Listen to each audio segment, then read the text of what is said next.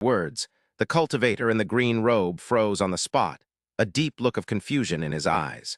After a long while, the monk in the blue robe finally came to his senses, as if waking from a dream. "Why did you help me?" Mu Yun straightened up and said righteously, "I am a person of pure love." Actually, nothing much happened. The person in front of him simply tossed a sword up and said some nonsensical things. But for some reason, the cultivator in the green robe found himself somewhat trusting of the person in front of him. Even though he doesn't have any cultivation level, this ordinary person with no cultivation had an unquestionable look in his eyes. So the monk in the green robe opened the rusty iron box in his heart again, which had been locked away.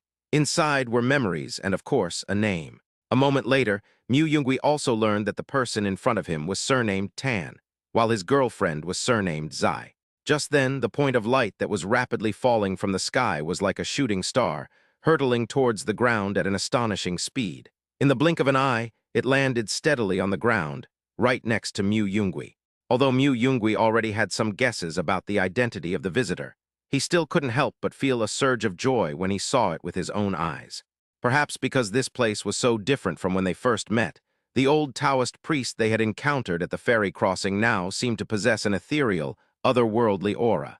His entire demeanor had changed, making him appear even more profound, mysterious, and unpredictable. The old Taoist priest was still wearing his black and white linen robe, which fluttered in the wind, giving him an air of otherworldly elegance. He gently stroked his long, silvery white beard, a slight smile playing on his lips, and said with a hint of mockery, "You just threw 13 up there like that? Aren't you worried at all that they won't give him back to you?" Mu Yungui blinked. The true men of Guandao Temple wouldn't do such things, would they?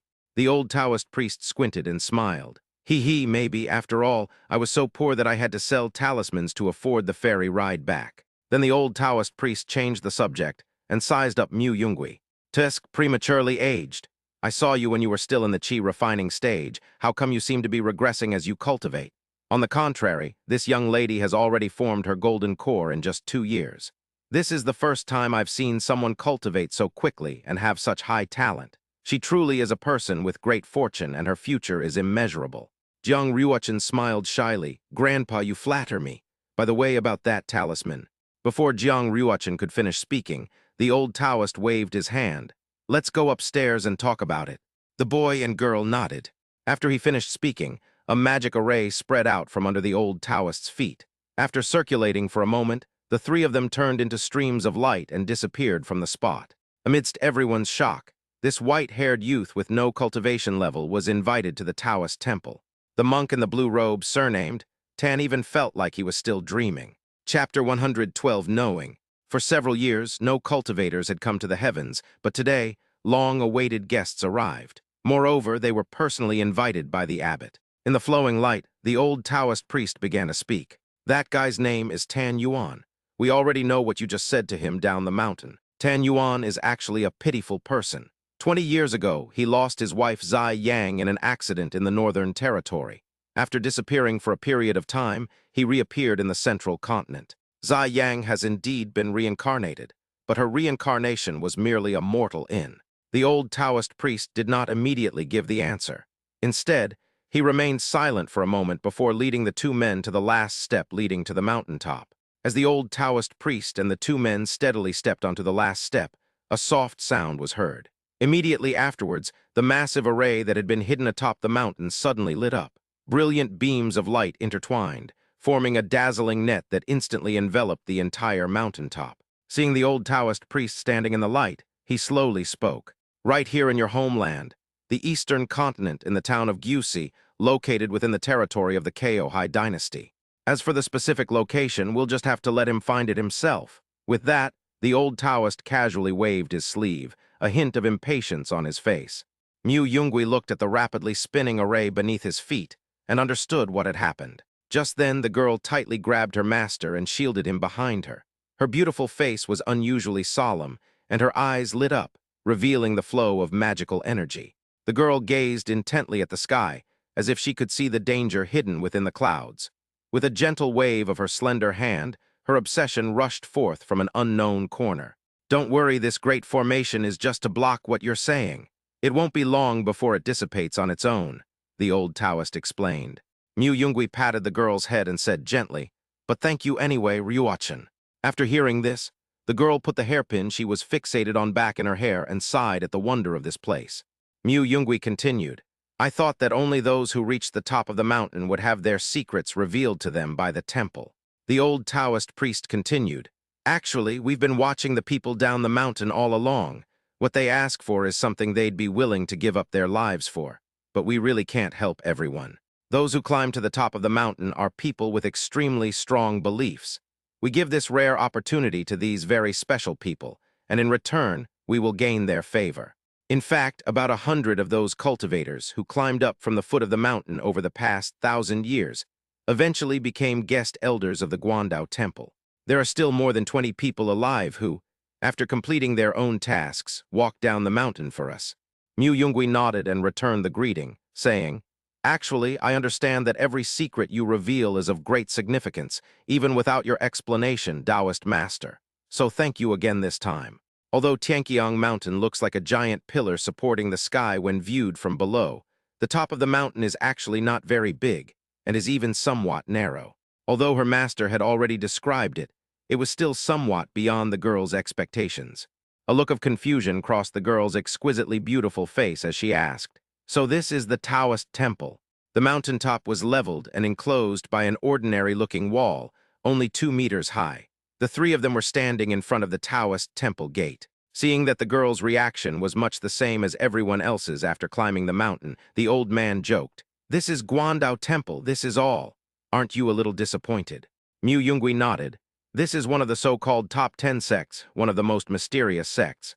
Jiang Ryuachin murmured, "It's just a little beyond Ryuachin's expectations." Standing at the entrance, Mu Yungui and Jiang Ryuachin noticed the building, which was also the tallest building in the area and hard to miss. The young abbot he was looking for should be inside at this moment.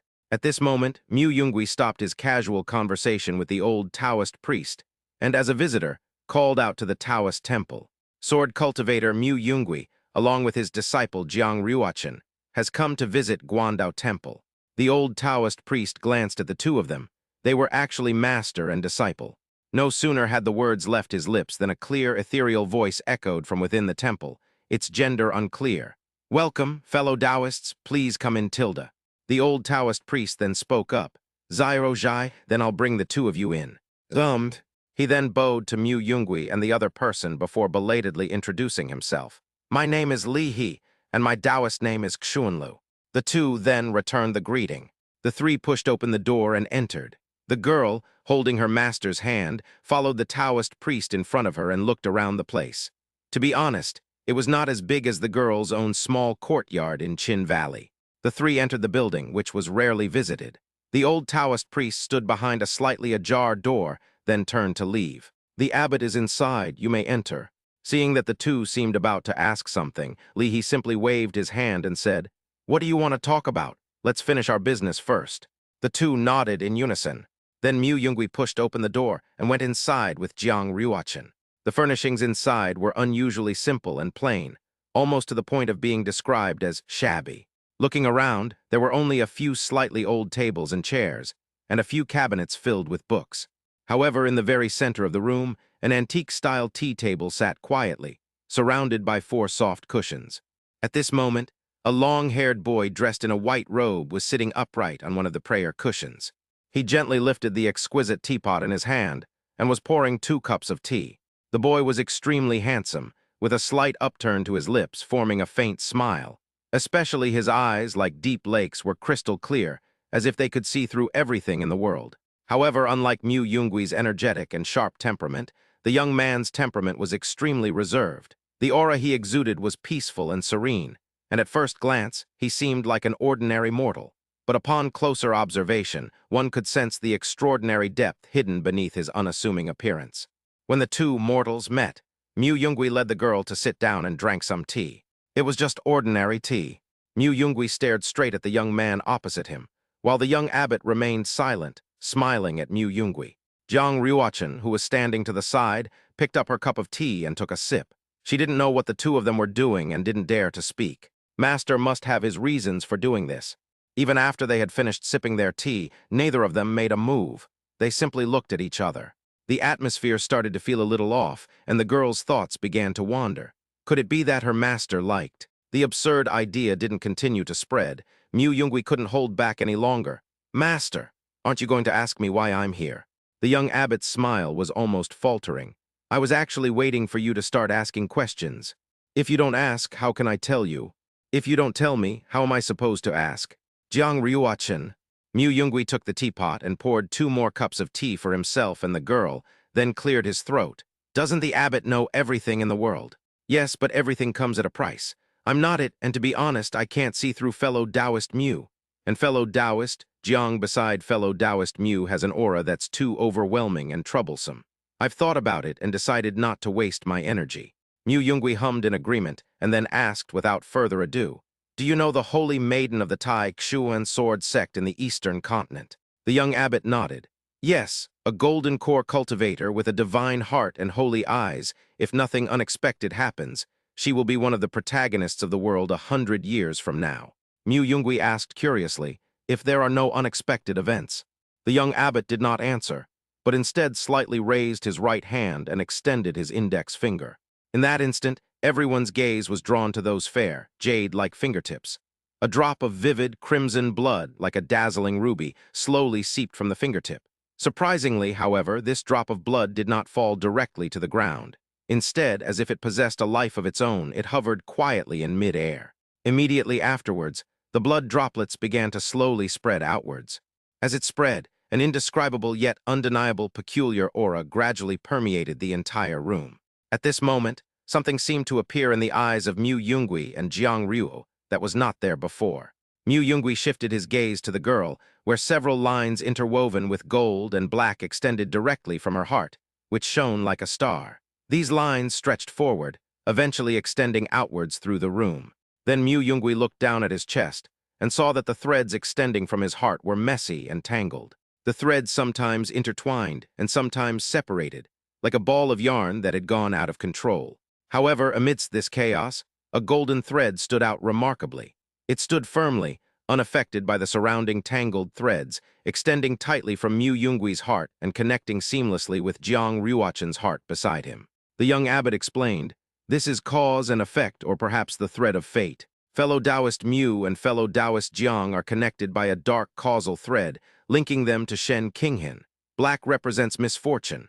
As for the implications, I need not elaborate." Mu Yungui and Jiang Ryuachin understood. The unexpected relationship was between them, master and disciple. The young abbot sighed.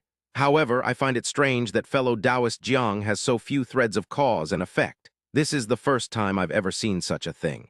And fellow Taoist Mu, yours is even stranger. Your threads of cause and effect are in a state of constant dissipation and reorganization." The young abbot frowned and repeated, "That's so strange." After a brief observation, the young abbot waved his sleeve and dispelled the spell. Although it wasn't obvious, the two of them still noticed that the person in front of them was heaving a little faster, clearly indicating that the spell just now wasn't cast casually. Mu Yungui didn't seem to care about the strangeness around him. Instead, he asked the young abbot in front of him, "Do you want to know why?" The young abbot, whose surname was not given and whose given name was Zhai, was one of the 50 people below him and the one who knew the most about the world. Ironically, he was the one who was questioned first. Chapter 113, River.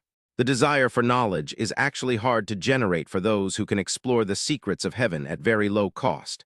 After all, as long as it does not affect the cause and effect of the other party, they can find a way to obtain things that interest them. But Mu Yungui was different, so he was indeed quite interested in Mu Yungui's matter. Then the young abbot's thin lips parted slightly. "I want to know." Mu Yungui did not answer directly, but looked at the other party and said, "No problem. But before that, I want to know what kind of sect Guandao Temple is. I've been here before. I don't think you're like Kaianiu Tower, just answering other people's questions and getting information about going up the mountain." Zhai didn't hide anything, stating directly, "Balance, what we pursue is balance. Do you know what happened 10,000 years ago? Civilization, life, all of it was wiped out after it awakened. Although it was an era of disorder that seems chaotic now, some people were terrified of its power. That power that is completely unreasonable. So they found that which exists in every era and sought the power to fight against it and to maintain a balance between good and evil in the world as much as possible. And exploring the secrets of heaven to help others is to build our authority. You know, the power of speech is very useful in this world. Jiang Ryuchen pondered for a moment, recalling a saying from the mountain, and asked curiously, "So, Abbot, you are that one?" Zhai pondered for a moment. But now I have some doubts about your master." Zhai looked at Jiang Ryuchen with doubt, and after receiving confirmation from the other party, "I now believe that your master is the Abbot one? Your master is one?" Mu Yungui listened to their conversation and became increasingly puzzled, so he quickly interrupted. "I didn't. Don't talk nonsense." The two then looked at Mu Yungui, somewhat puzzled. Mu Yungui had no choice but to explain, "I am a fish that swims upstream from the bottom of a certain river, and I don't belong here." As he spoke, Mu Yungui pointed to his head. "Fish, as far as I know, at the mouth of the Yuanjiang River and the Far East Sea, there seem to be some fish that swim back from their habitat to their original birthplace." The young abbot was arguably one of the most intelligent people in the world. He immediately understood the metaphor Mu Yungui used, but he still didn't quite grasp Mu Yungui's true meaning. Mu Yungui didn't know how to explain. Thinking that he had met the young abbot in his previous life, he stood up, stretched out a finger, and stepped forward to touch Zhai's forehead to try it out. A memory flooded into Zhai's mind, and everything was self-evident. Zhai's body trembled slightly, and immense fear spread through her mind. The common sense she knew began to crumble, and her thoughts became chaotic. At this moment, the great formation on the mountaintop began to tremble, and several streaks of light appeared, instantly revealing 5 or 6 people inside the hut. Several longswords were precisely pressed against the hearts of Mu Yungui and Jiang Ryuchen. "Hey, Zhai, wake up!" Mu Yungui shouted, and Zhai finally came to his senses from the chaos, his face covered in a fine sweat. "Uncles, I'm fine. Please release these 2 distinguished guests."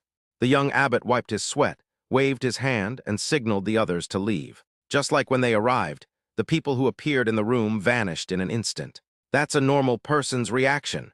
Mu Yungui gave Zhai some time to process the matter, then looked at his little apprentice and teased him. That night, Mu Yungui pondered for a long time before telling the girl about it, but she wasn't actually very surprised. The girl smiled gently. "Because Ryuchen believes in Master Tilda, I will believe him no matter what he does." After a quarter of an hour, Zhai Kai came to his senses. "So, what does fellow Taoist Mu need to do?" The young abbot finally returned to the main topic. Mu Yungui straightened his posture slightly and slowly began to speak. "Don't you think that? Apart from the few immortal seedlings cultivated by those few unwavering sects, with tens of thousands of precious resources, our generation of cultivators in the last 30 years doesn't have many exceptionally outstanding geniuses compared to cultivators in the past. Opportunity, perseverance, talent.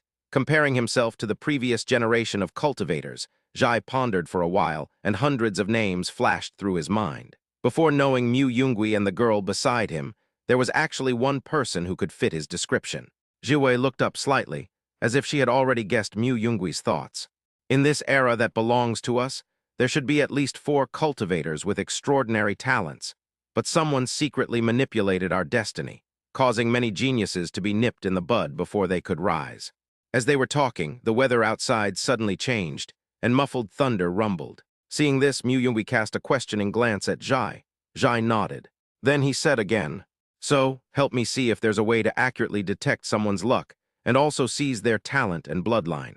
At this point, Zhai's expression became much more serious, because he roughly understood what Mu Yungui meant. "If that's the case, I'll handle this matter." Having received Zhai's reply, Mu Yungui exhaled a breath of stale air and stood up.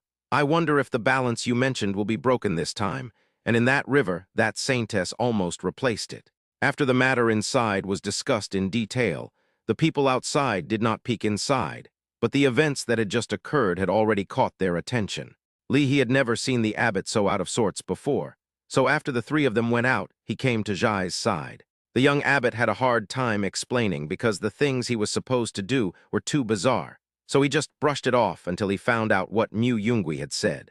Jiang Ryuchen looked at the old Taoist priest and remembered the pink talisman, so she reminded him, "Master, the talismans you gave us earlier saved our lives. Before coming up the mountain, my master and I really couldn't think of any way to thank you. So..."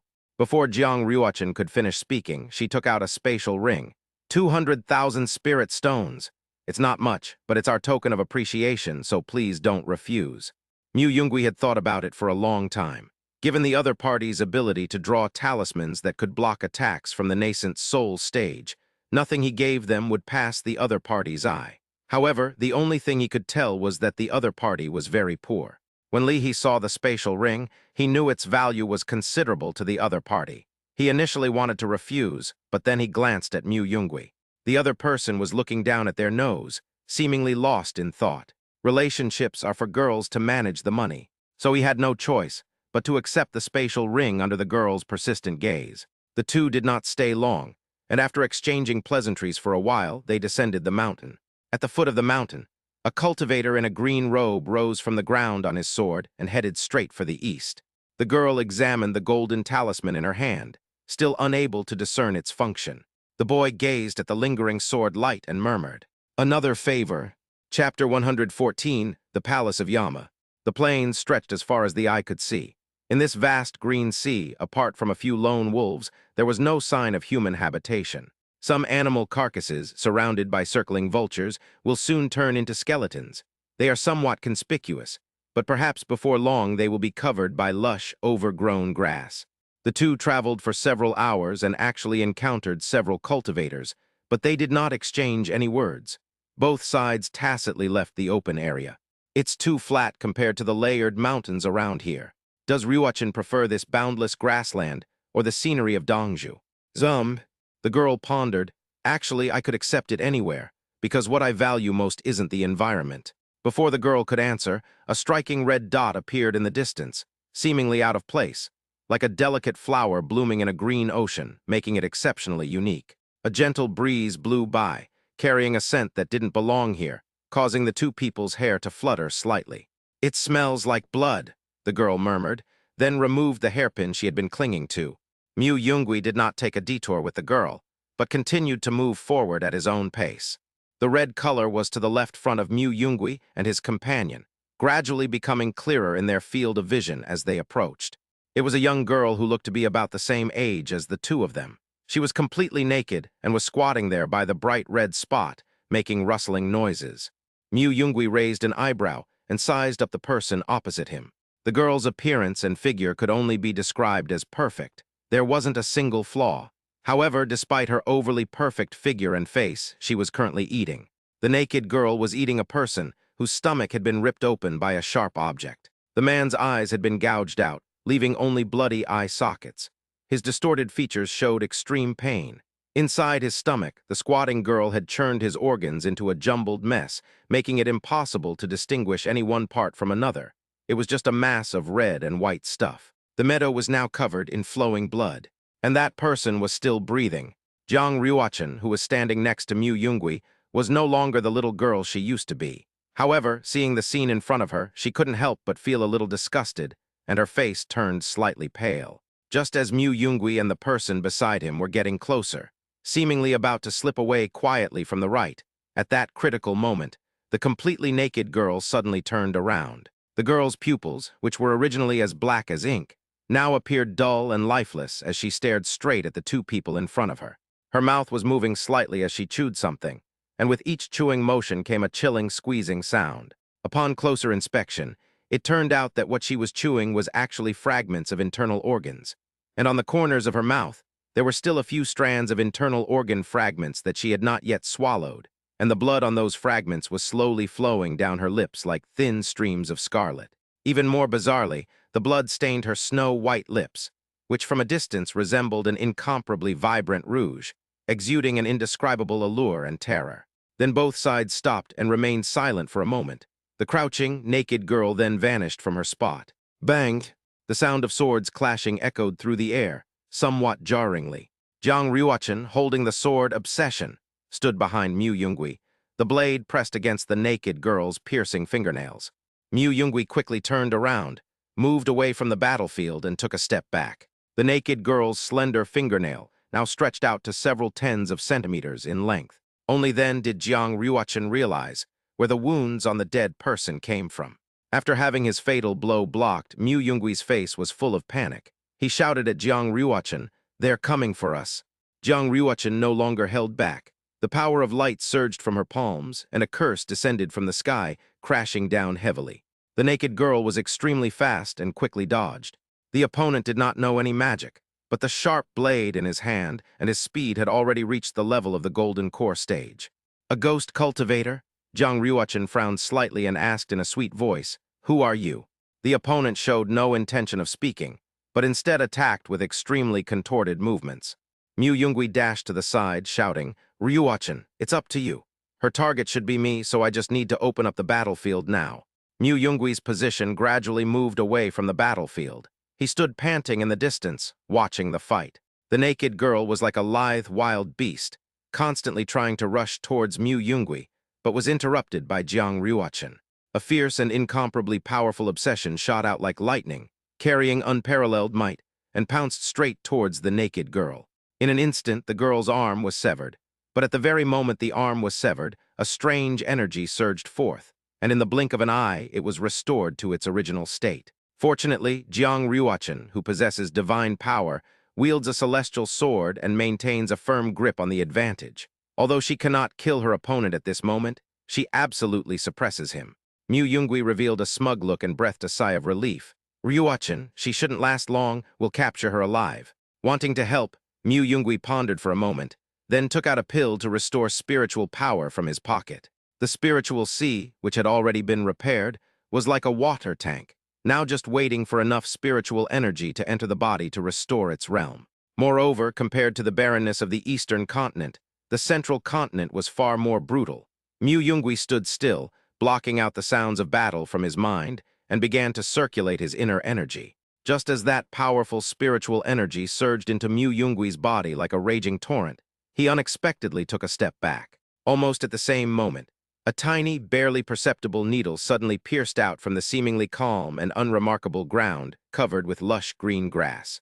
With astonishing precision, it hurtled straight toward Mu Yungui's chin, narrowly missing him and creating a soft whooshing sound. Just as Mu Yungui had barely dodged the needle that grazed her face and was still not on her feet, a dark shadow suddenly burst out from the ground beneath her feet. Seeing that the assassination attempt had failed, the dark figure prepared to deliver a follow-up blow. The dark figure gripped the dagger, and with a flash of silver light, slashed towards Mu Yungui's neck. Meanwhile, spiritual energy was rapidly circulating in Mu Yungui's acupoints and danshin. Early stage of foundation building. Mu Yungui used his breaking force to defend, but his body was sent flying several meters away. Mu Yungui's cultivation level continued to rise. Mid-stage foundation building. The dark figure was extremely thin. Seeing that Mu Yungui had already created some distance, even though Mu Yungui's cultivation level had not yet fully recovered, he immediately used a spell, and a mist spread out from the ground beneath his feet. Elsewhere, a young girl whose mind was focused on her master caught sight of this scene. With a determined heart, she thrust out her sword. A golden light exploded, and the naked girl scattered abruptly. Even the most advanced puppets could not withstand repeated destruction. And finally, the fourth battle reached a critical point. Then the battlefield fell silent. Jiang Ryuchen closed her beautiful eyes slightly and pointed in a certain direction. A giant sword, formed from golden light, appeared in mid-air and then crashed down heavily towards that spot. Grass and soil flew up, lifting an emaciated man. Obsession flew out, and a sword pierced the man's abdomen. The dark figure, with its monkey-like body, instantly went lifeless and fell in front of Mu Yungui. Mu Yungui said calmly, "Kill him." As he spoke, the corpse moved again. But how could it be faster than the girl who was casting a spell with all her might? Golden threads appeared, severing the head of the opponent who thought he could deceive everyone by faking his death. Mu Yungui walked to the corpse and kicked the man's withered, deformed, and ugly head.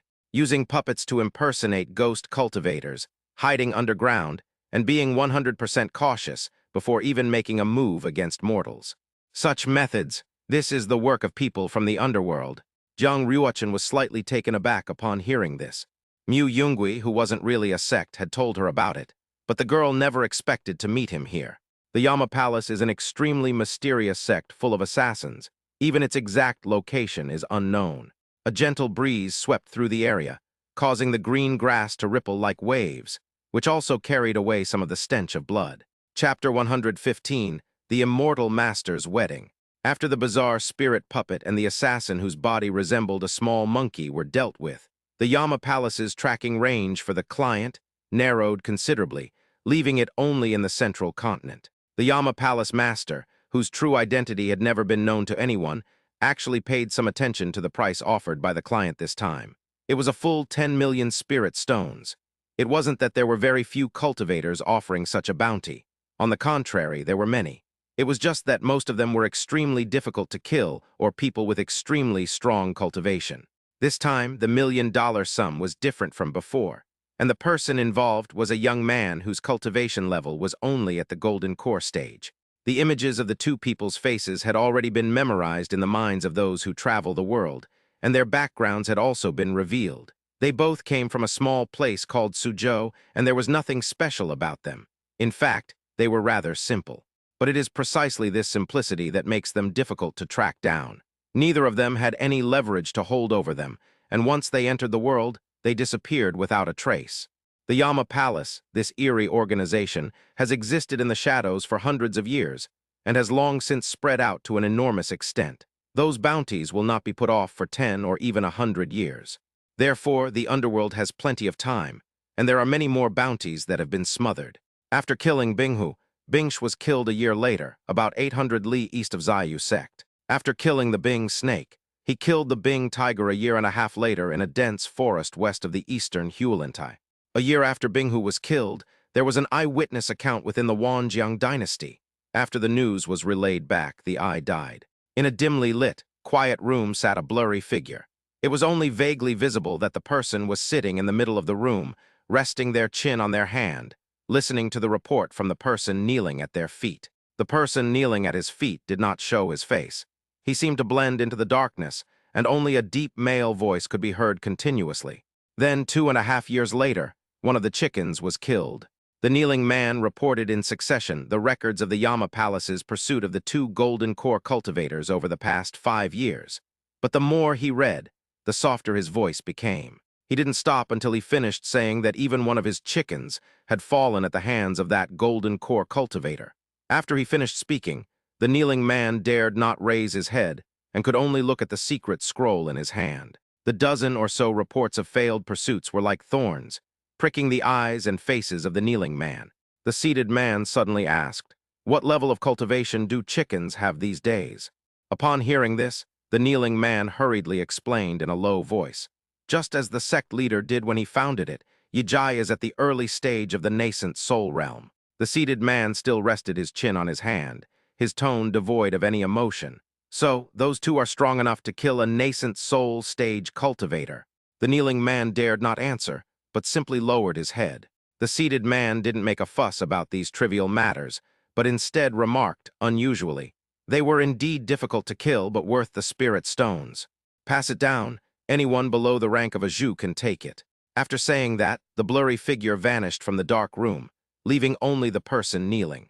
The man didn't dare to get up until much later. After confirming that his respected superior had left, he slowly stood up and muttered, "This money is really hard to earn." So, within the Chin Valley region, there is a nearby town called Shuramo, located within the territory of the Takamatsu dynasty. But rather than belonging to the emperor, White Jasmine Town is more like a small town sheltered by the Valley of Pianos. Beimo Town is famous because it is surrounded by jasmine flowers of excellent quality and rich fragrance. These jasmine flowers not only exude a captivating fragrance, but their superior quality is also truly remarkable. Besides their fondness for the famous teas revered as celestial treasures, the many cultivators in Chin Valley also have a great fondness for the jasmine tea made from the local flowers. Because of this special connection, almost every household in Beimo Town owns its own tea plantation. It is no exaggeration to say that the entire town's residents rely on these tea fields for their livelihood. It's currently May or June, the peak blooming season for jasmine. The snow-white blossoms are in full bloom, and a gentle breeze carries their rich fragrance, making one feel as if they are immersed in a sea of flowers. A light drizzle made picking difficult. So many people gathered around the wine shop chatting away. The complaints started as soon as the weather turned unfavorable, with people lamenting how hard it was to earn money and talking about how someone's tea had been bought by a celestial master for a higher price. Their tone was filled with extreme envy and resentment. When the topic turned to the immortal masters on the mountain, one of them casually asked, "Recently, the immortals on the mountain haven't come down to collect tea. I wonder what happened." Seeing this, another, younger tea farmer lowered his voice mysteriously. "As far as I know, I heard that our immortal master is going to marry a celestial being from another family. The conversation about these mysterious and esoteric matters became quite lively, with everyone contributing their own points. Yes, I overheard the immortal masters who came to our house to collect tea a year ago talking. They said that the son of the most esteemed immortal master is getting married this year, Tilda. Another person asked, "What do you think the immortal master's wedding was like? Was everything, even the carriage, made of gold?" Someone nearby scoffed, "Ha, Tilda, immortal masters can go to heaven and earth and are omnipotent. What's the point of having that gold? It must be a wedding banquet held in the clouds, inviting all the gods and immortals to sit on the celestial canopy and overlook this land." After saying this, the man took a sip of his drink and pointed to the sky, but the sky was covered with dark clouds, creating a somewhat oppressive atmosphere. Seemingly realizing the weather wasn't suitable, he silently fell silent again. Then someone else offered a different idea. "They don't know how immortals marry. They only let their imaginations run wild." In the tavern, at a table in a secluded corner, two people, their presence concealed, sat down again, ignored by everyone else as if they didn't exist. Her stunning profile was like a meticulously crafted work of art, gazing quietly out the window. Her deep, autumn water-like eyes seemed lost in thought, as if her mind had drifted far away. This dreamlike scene fell into the boy's clear eyes and instantly transformed into a breathtaking view. With a slight thought, the boy produced an exquisite wine pot in his hand and poured in peach blossom wine that he had brewed long ago at a tavern in the distant eastern continent. The young man picked up his wine glass, took a small sip, and let the rich aroma of the wine slowly spread on his tongue. He smacked his lips and couldn't help but feel a surge of emotion. At this moment, "It seems I understand why emperors who ruled the world were so fond of beautiful women and drinking." Just then, the stunningly beautiful young woman opposite her finally snapped out of her reverie. She pouted her pink lips slightly and frowned slightly. "Drink less." Upon hearing this, the boy sighed helplessly and replied with a hint of regret, "Okay." The girl didn't say anything more, but turned her head to the window again, gazing at the fine, silky rain. The surrounding noise went unnoticed by the two of them. Only the raindrops tapping against the window pane were heard. The boy also turned his head and looked in that direction. That's the direction of Chin Valley. At this moment, a protective formation has been deployed, shielding all the energy within Chin Valley. Chapter 116, The Matter of Breaking Off the Engagement.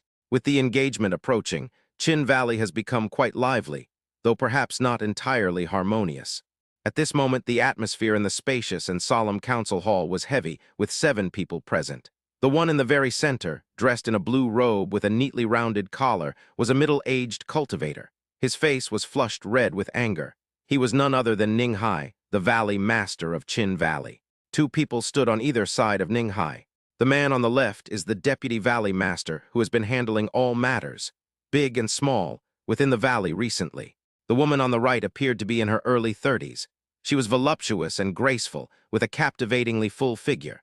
She wore a magnificent robe embroidered with exquisite gold thread patterns that shimmered with dazzling light. The robe perfectly accentuated her graceful curves, adding to her mature feminine charm and allure. At this moment, the Valley Master stood there, eyes downcast, seemingly in deep meditation, not daring to speak or eat anything. The woman looked at the center of the council hall with heartache. Sitting in the middle, Valley Master Ning Hai slammed his fist on the armrest and roared at those below. "You unfilial son! Do you know what you've done?" Ning Zhangqi was covered in injuries, with a trace of blood still wet at the corner of his mouth. He looked extremely disheveled, clearly having gone through a lot of torture. Even so, her slightly drooping right hand was already tightly gripping the person beside her. Kjai. Kjai looked panicked. Back when the sect leader returned, her young master had secretly inscribed some kind of magic on her body. As a maid, Kjai did not investigate, because at that time she only saw Ning Zhangqi's solemn expression and gave the order. It wasn't until the sect leader returned. Chin Valley was sealed off, and her young master was almost beaten to death that the girl realized that her young master seemed to have done something outrageous. Even though Kjai was emotionally obtuse, she gradually realized what was happening. This was a matter concerning the fate of Chin Valley. She didn't understand why the young master was doing this, so the girl wanted to end it all by committing suicide. But then she learned that her young master had bound his life to hers. At this point, Kjai was overwhelmed by a mix of emotions and didn't know what to do. After that, Ning Zhangqi held her hand tightly and never let go, not even when Ning Hai, the sect leader, was on trial. At this moment, in front of the holy maiden of the Maoyan immortal sect and her own sect leader, Xai wanted to let go, but she couldn't even do that, because Ning Xianqi was holding on too tightly, too tightly. The events that happened in such a short time left her at a loss. The woman, who was usually calm and collected, was now trembling with panic. Ning Xianqi lowered his head and murmured, "I know exactly what I've done. Now that things have come to this, I'll let you decide how to deal with me." As soon as he finished speaking, he pressed his lips tightly together, trying his best to suppress the blood that was about to gush out from deep in his throat. Then, he slowly turned around and looked at the two cultivators standing behind him. One of them was a young woman, about the same age as Ning Xianqi, probably around 21 or 22 years old. She wore a light pink long dress, the hem of which swayed gently in the wind, as delicate and beautiful as peach blossoms in spring. On her feet were a pair of exquisite embroidered shoes, small and unique, as if they had been carefully crafted by an artisan. Her long black hair, cascading down her shoulders like a waterfall, added to her gentle and graceful appearance. What was particularly striking were the girl's large, bright eyes, like twinkling stars in the night sky, clear and dazzling. It was a pity that a veil covered most of her face, preventing anyone from seeing her true features, but one could imagine she must be incredibly beautiful. Ning Xianqi turned his neck with difficulty, his gaze falling on the elegant young woman in the light pink dress. A faint hint of apology appeared on his already pale face, already clouded by his injuries. "I'm so sorry, but I already have someone I love in my heart." However, in response to Ning Xianqi's words, the elegant young woman simply blinked her eyes. Due to the veil covering her face, no one could know what her expression was at that moment. An elderly man with white hair stood next to the girl. The old man spoke angrily.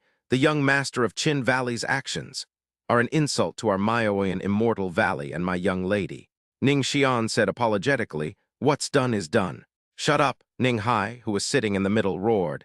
And then Ning Xianqi was instantly severely injured, covered in blood. Upon seeing this, the woman sitting next to Ning Hai couldn't hold back any longer and quickly spoke up to stop her, saying, "He is your child." But Ning Hai became even angrier after the woman finished speaking. "HMPH? Yes. Just because he is our child, the heir of Qin Valley, he thinks I wouldn't dare take his life, so he dares to do such a thing. A secret technique, I don't know where I got it from. A contract change, a pact, linking my life with that of a maid to die together. To die together." Ning Hai couldn't help but repeat the phrase, "to die together," again. "I refuse to believe there's no way to break a mere golden core or nascent soul contract." Ning Xian stood up unsteadily but still continued to speak. "You'd better not waste your time. Didn't you try for a few days before, but it was useless. Once this contract is formed, the two of us will only have one life left." Ning Xianqi chuckled softly after speaking, and continued, "From the very beginning, didn't Jir and I only have one life?" Ning Hai hesitated, but then stopped. In order to understand the secret method, he revealed the connection between Qin Shixai and Ning Xian Qi. Everyone from Miao Yin Immortal Valley already knew about it, and even if both sides tried to find a way, they still couldn't break the contract. It's unclear who Ning Xianqi has come into contact with in the past few years, but even Ning Hai was surprised when he found those materials and techniques in that secret room.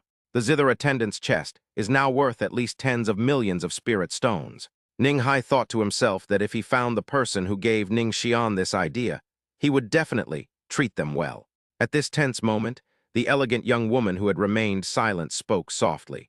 "Since brother Ning already has someone he loves, let's leave this matter at that." Meanwhile, the young lady of Maoyan Immortal Valley, known as Ziyuki, turned her gaze to the tightly clasped hands of the man and woman before her. Her beautiful eyes flickered with uncertainty, as if she were pondering some unknown thought. Upon seeing this, the white-haired old man couldn't help but say, "How can this be allowed? Miss is exceptionally intelligent and talented, possessing the potential of an immortal. She was betrothed to him in Qin Valley a long time ago. How can we let a mere maid interfere? It's utterly absurd." Xai dared not move, only lowered her head and trembled slightly. Ziyuki said calmly, "This young lady is not bad either. She is Ning Jija's childhood sweetheart, and her cultivation level is not much lower than mine. Besides, Qin Gu's zither attendant. Is that really this young lady's fault? As for the marriage between Qin Valley and Maoyan Immortal Valley, it won't really help much. The dilemma facing both sects is insufficient strength. Marriage alone cannot magically provide a dozen or so additional cultivators at the Mahayana or tribulation transcending stages. It might even plunge us into a worse situation. Ziyuki spoke slowly, and Ninghai raised an eyebrow. Having regained some strength, Ning Zionki spoke again. Do you think the sects haven't considered forming alliances with other sects? The 10 major sects are meant to check and balance each other, so forming alliances. Basically, every sect would think of that, but why don't they do it? That's because everyone is maintaining this unspoken balance.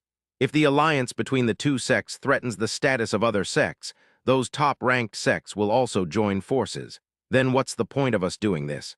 If we do that, those sects that have reservations will also take action, which will lead to both conflict and cooperation.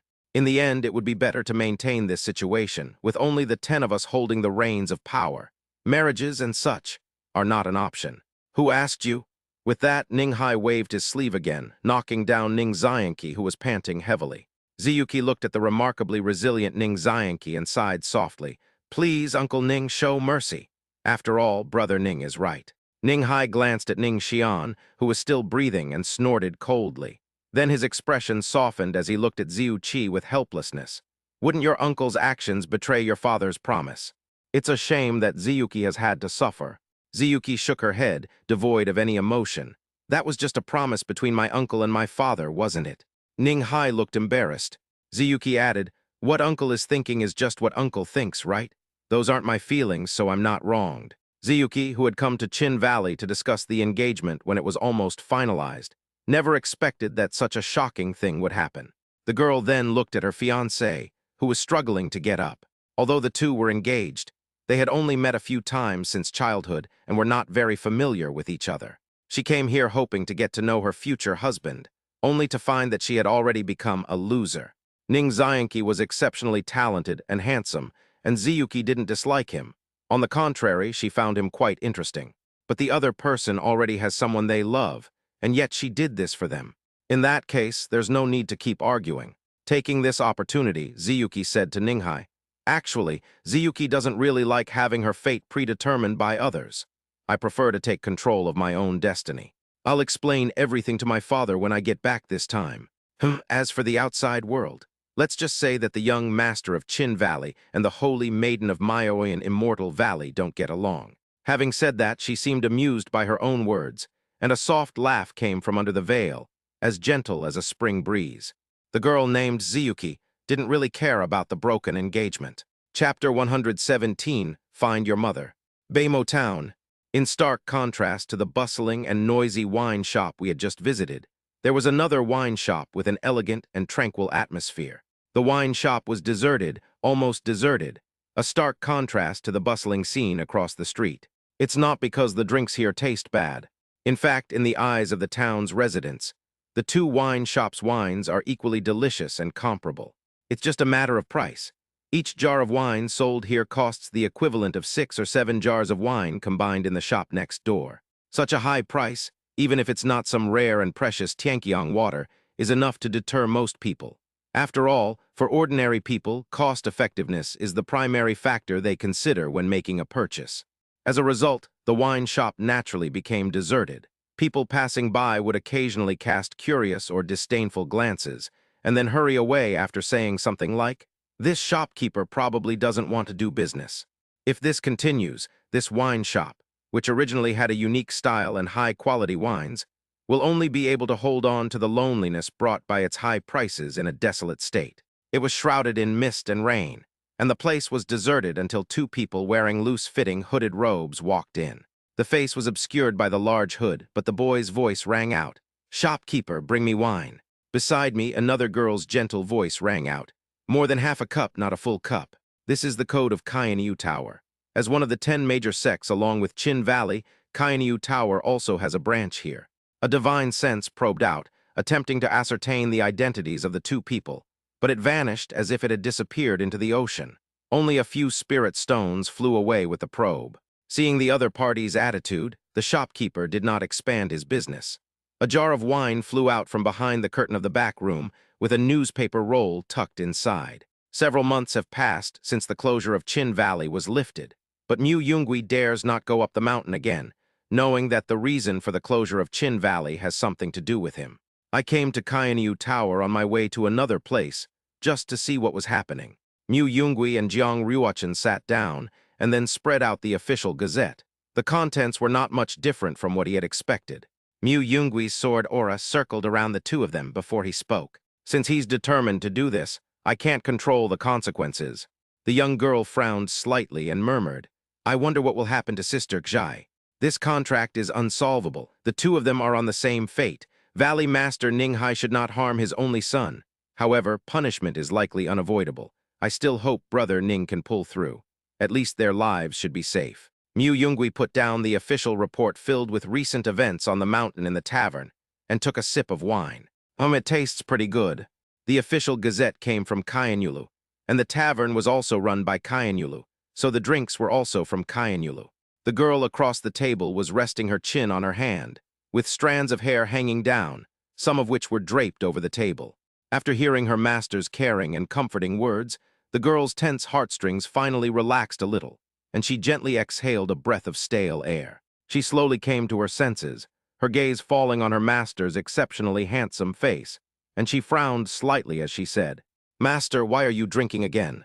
Mu Yungui nodded and replied, It's not really appropriate to not drink at a tavern, is it? Seeing this, the girl couldn't help but turn her head away, muttering to herself, You haven't even become a sword immortal yet. You can't just let yourself go like this. The voice was soft, but it still clearly reached Mu Yungui's ears.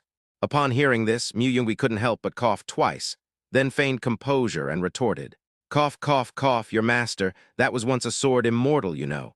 This is a piece of cake for me. It's just a temporary restoration of my former glory. However, the girl was clearly not buying it. A meaningful smile appeared on her lips as she ruthlessly exposed Mu Yungui's lie. Master, you weren't always such a heavy drinker. After she finished speaking, she stared intently at Mu Yungui with her bright, lively eyes, as if trying to catch some clues from the changes in his expression. Mu Yungui feigned shock. What sword immortal doesn't drink? The girl shook her head. Having spent 7 or 8 years with him, how could she not know the expression on her master's face when he lied? So she leaned on the table and reached for the wine pot, while Mu Yungui used his fingers to block the girl's face from approaching. Hey, hey, hey, don't flirt in my tavern. At that moment, the curtain connecting the tavern to the back room was pulled open, and a young girl wearing an apron walked out, cursing and swearing. Is this kind of fine of 20 spirit stones? The shopkeeper girl took off her apron as she walked out. She wore a light red dress and a bright red gold hair ornament, which made her look lively. The shopkeeper girl looked up at the two people in front of her who had taken off their hoods and paused for a moment. Then the three of them said in unison, You. Mu Yungui glanced at the girl in red and was also taken aback. Jiang Ryuachin also felt that she had seen this girl somewhere before, so she asked curiously, I have seen this girl before. A moment later, Mu Yungui's lips curled into a wicked smile, and he said, Oh, isn't this Miss Sheila, the daughter of Kaianyu Tower? You, how do you know me? I haven't revealed my name. Mu Yungui raised an eyebrow and looked at the person beside him. Ryuachin, have you learned anything? Jiang Ryuachin chuckled at this sight. You tricked me. Sheila's eyes widened, her slender, slightly curved eyebrows furrowing. She clenched her pearly white canine teeth tightly, her cheeks puffed out in anger like a raging little beast. It's him again. I've gotten humiliated by him once more. Mu Yungui didn't continue teasing the other party, but instead asked, So you also came here to investigate the marriage alliance between Chin Valley and Maoyan Immortal Valley? Sheila pursed her lips but still replied, Well, such a major event, something that might change the landscape of the mountain. Of course it's coming. It's just that in the end, it seems the two sects figured things out, which was both reasonable and unexpected. Mu Yungui didn't continue the conversation, but instead teased, Are you a war correspondent? How come I see you everywhere? Sheila, hands on hips, said, As a potential successor to the Lord of the Tower, of course I need to accumulate experience everywhere. I'm not some expert who can sit there and know everything in the world. Mu Yungui was taken aback. Oh, you know Zhai. Sheila seemed quite satisfied with Mu Yungui's reaction. I know both of you, Mu Yungui and Jiang Ryuachin. Of course, I know your names even if he doesn't tell me. A big shot with a bounty on your head by the King of Hell. So why are you here? Mu Yungui waved his hand. We're just bystanders here to watch the show.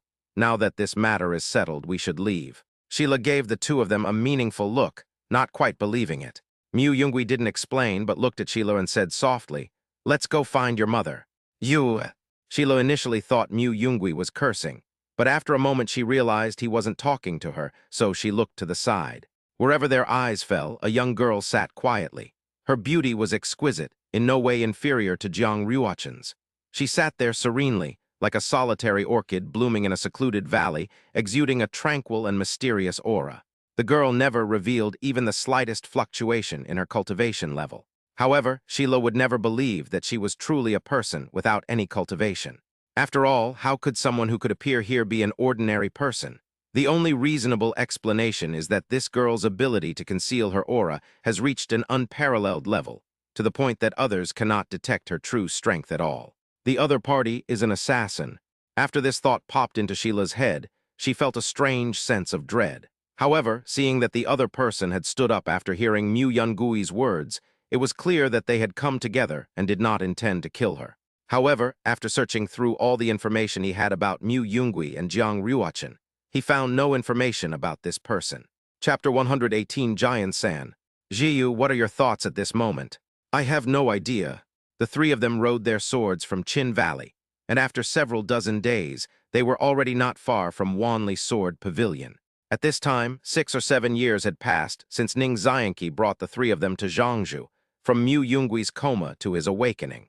The three of them had gradually grown from their late teens to their prime. For cultivators, 6 or 7 years is just a blink of an eye. However, Mu Yungui and Jiang Ruochen did not bury themselves in cultivation. Instead, they were extremely busy and lived a very fulfilling life. Gu Zhiyu's education was not neglected, and she gradually let go of the past and slowly became more like a person.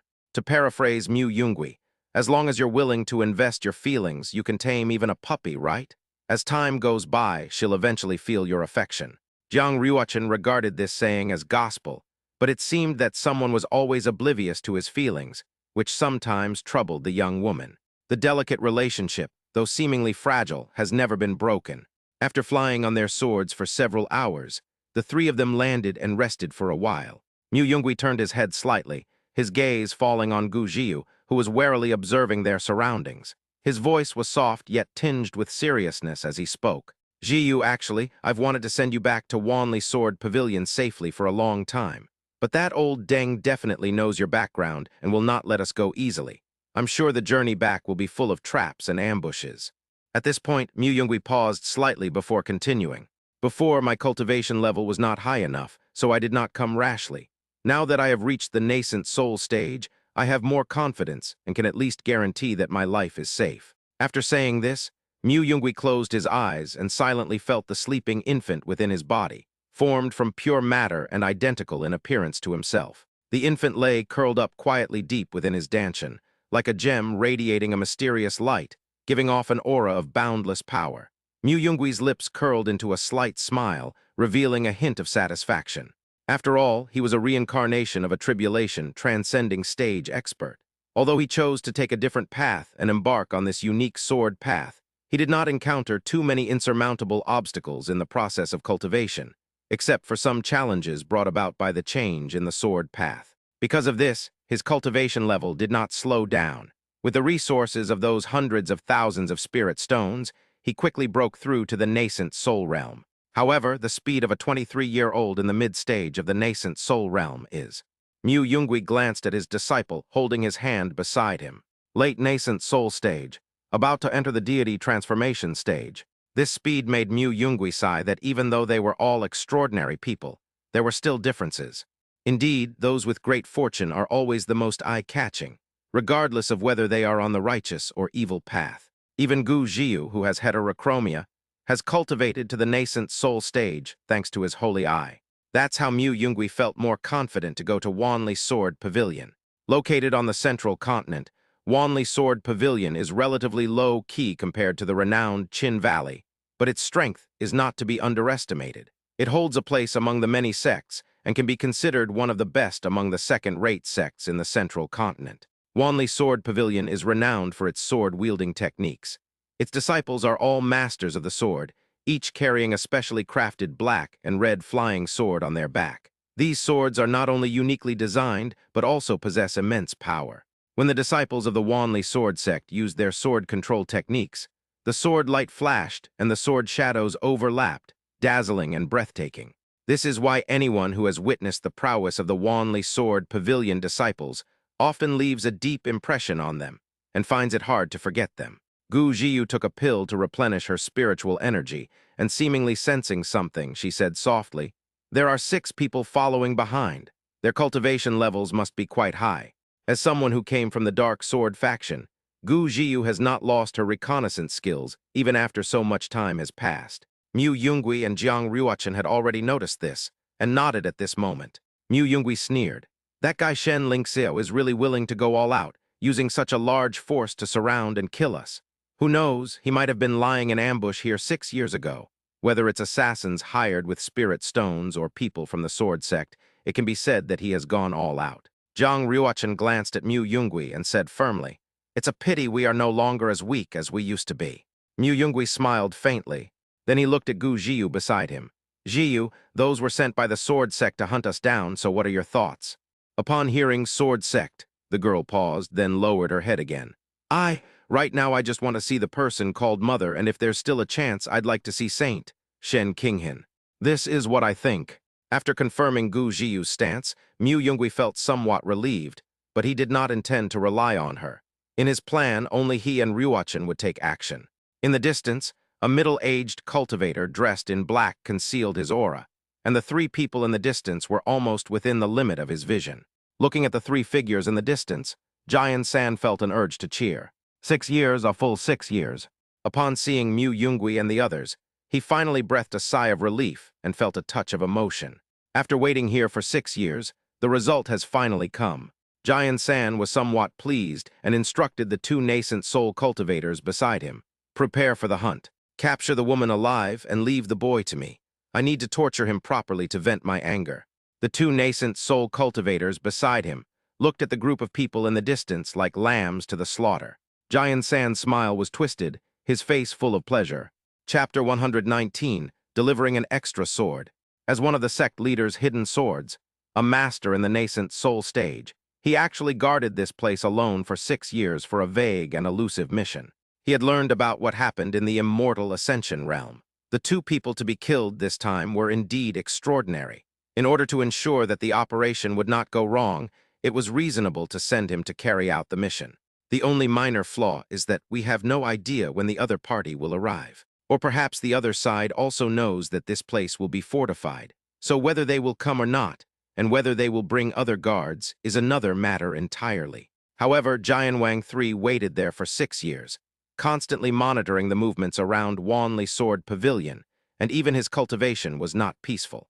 Previously, the other side had not made a single move. Fortunately, the other half of the operation, the Yama Palace, occasionally sent back news of the other side's assassins' deaths, which confirmed that the other side had not left Zhangzhou. "We can't see the faces of the 3 people ahead, but they are most likely our target.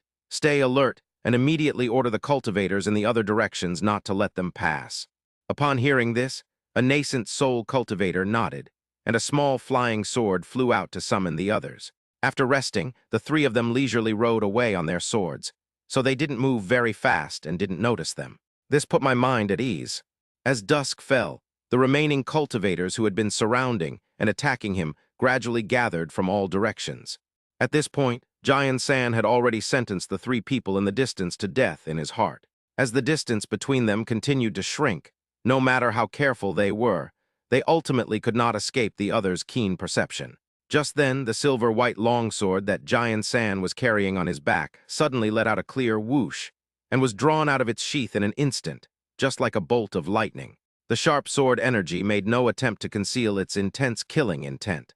Like a shooting star streaking across the night sky, it drew an arc in the air and hurtled towards the 3 people in front of it with overwhelming force. Mu Yungui reacted extremely quickly. He turned around abruptly and handed over the broken energy in his hand without hesitation. In an instant, the 2 flying swords collided with a deafening clang, like a thunderclap from a clear sky. Immediately afterwards, an incredibly powerful impact suddenly erupted, like a surging torrent, slamming heavily into Mu Yungui's body. Poor Mu Yungui, despite his considerable strength, was unable to withstand such terrifying power. He was like a kite with a broken string, forced back hundreds of meters. They've actually reached the nascent soul realm. Jian San's heart jolted, and an expression of disbelief appeared on his face. He stared wide-eyed at the figure in front of him, as if trying to see right through it. You should know that the sect leader himself said that this person had only broken through to the Foundation establishment stage 6 years ago. He just disappeared into the world and is hard to find. However, only 6 years have passed, and the other party has already successfully entered the nascent soul realm. This is simply unbelievable. It seems that killing them now will be quite difficult. Jian San's face was somewhat grim, but he calmed down. After some thought, he realized that he was at the nascent soul stage, and his killing power was no longer on the same level as his opponents. At worst, it'll just mean delivering one more sword. Seeing this, the two people beside Mu Yungui fled to the sides, but they were stopped by other cultivators.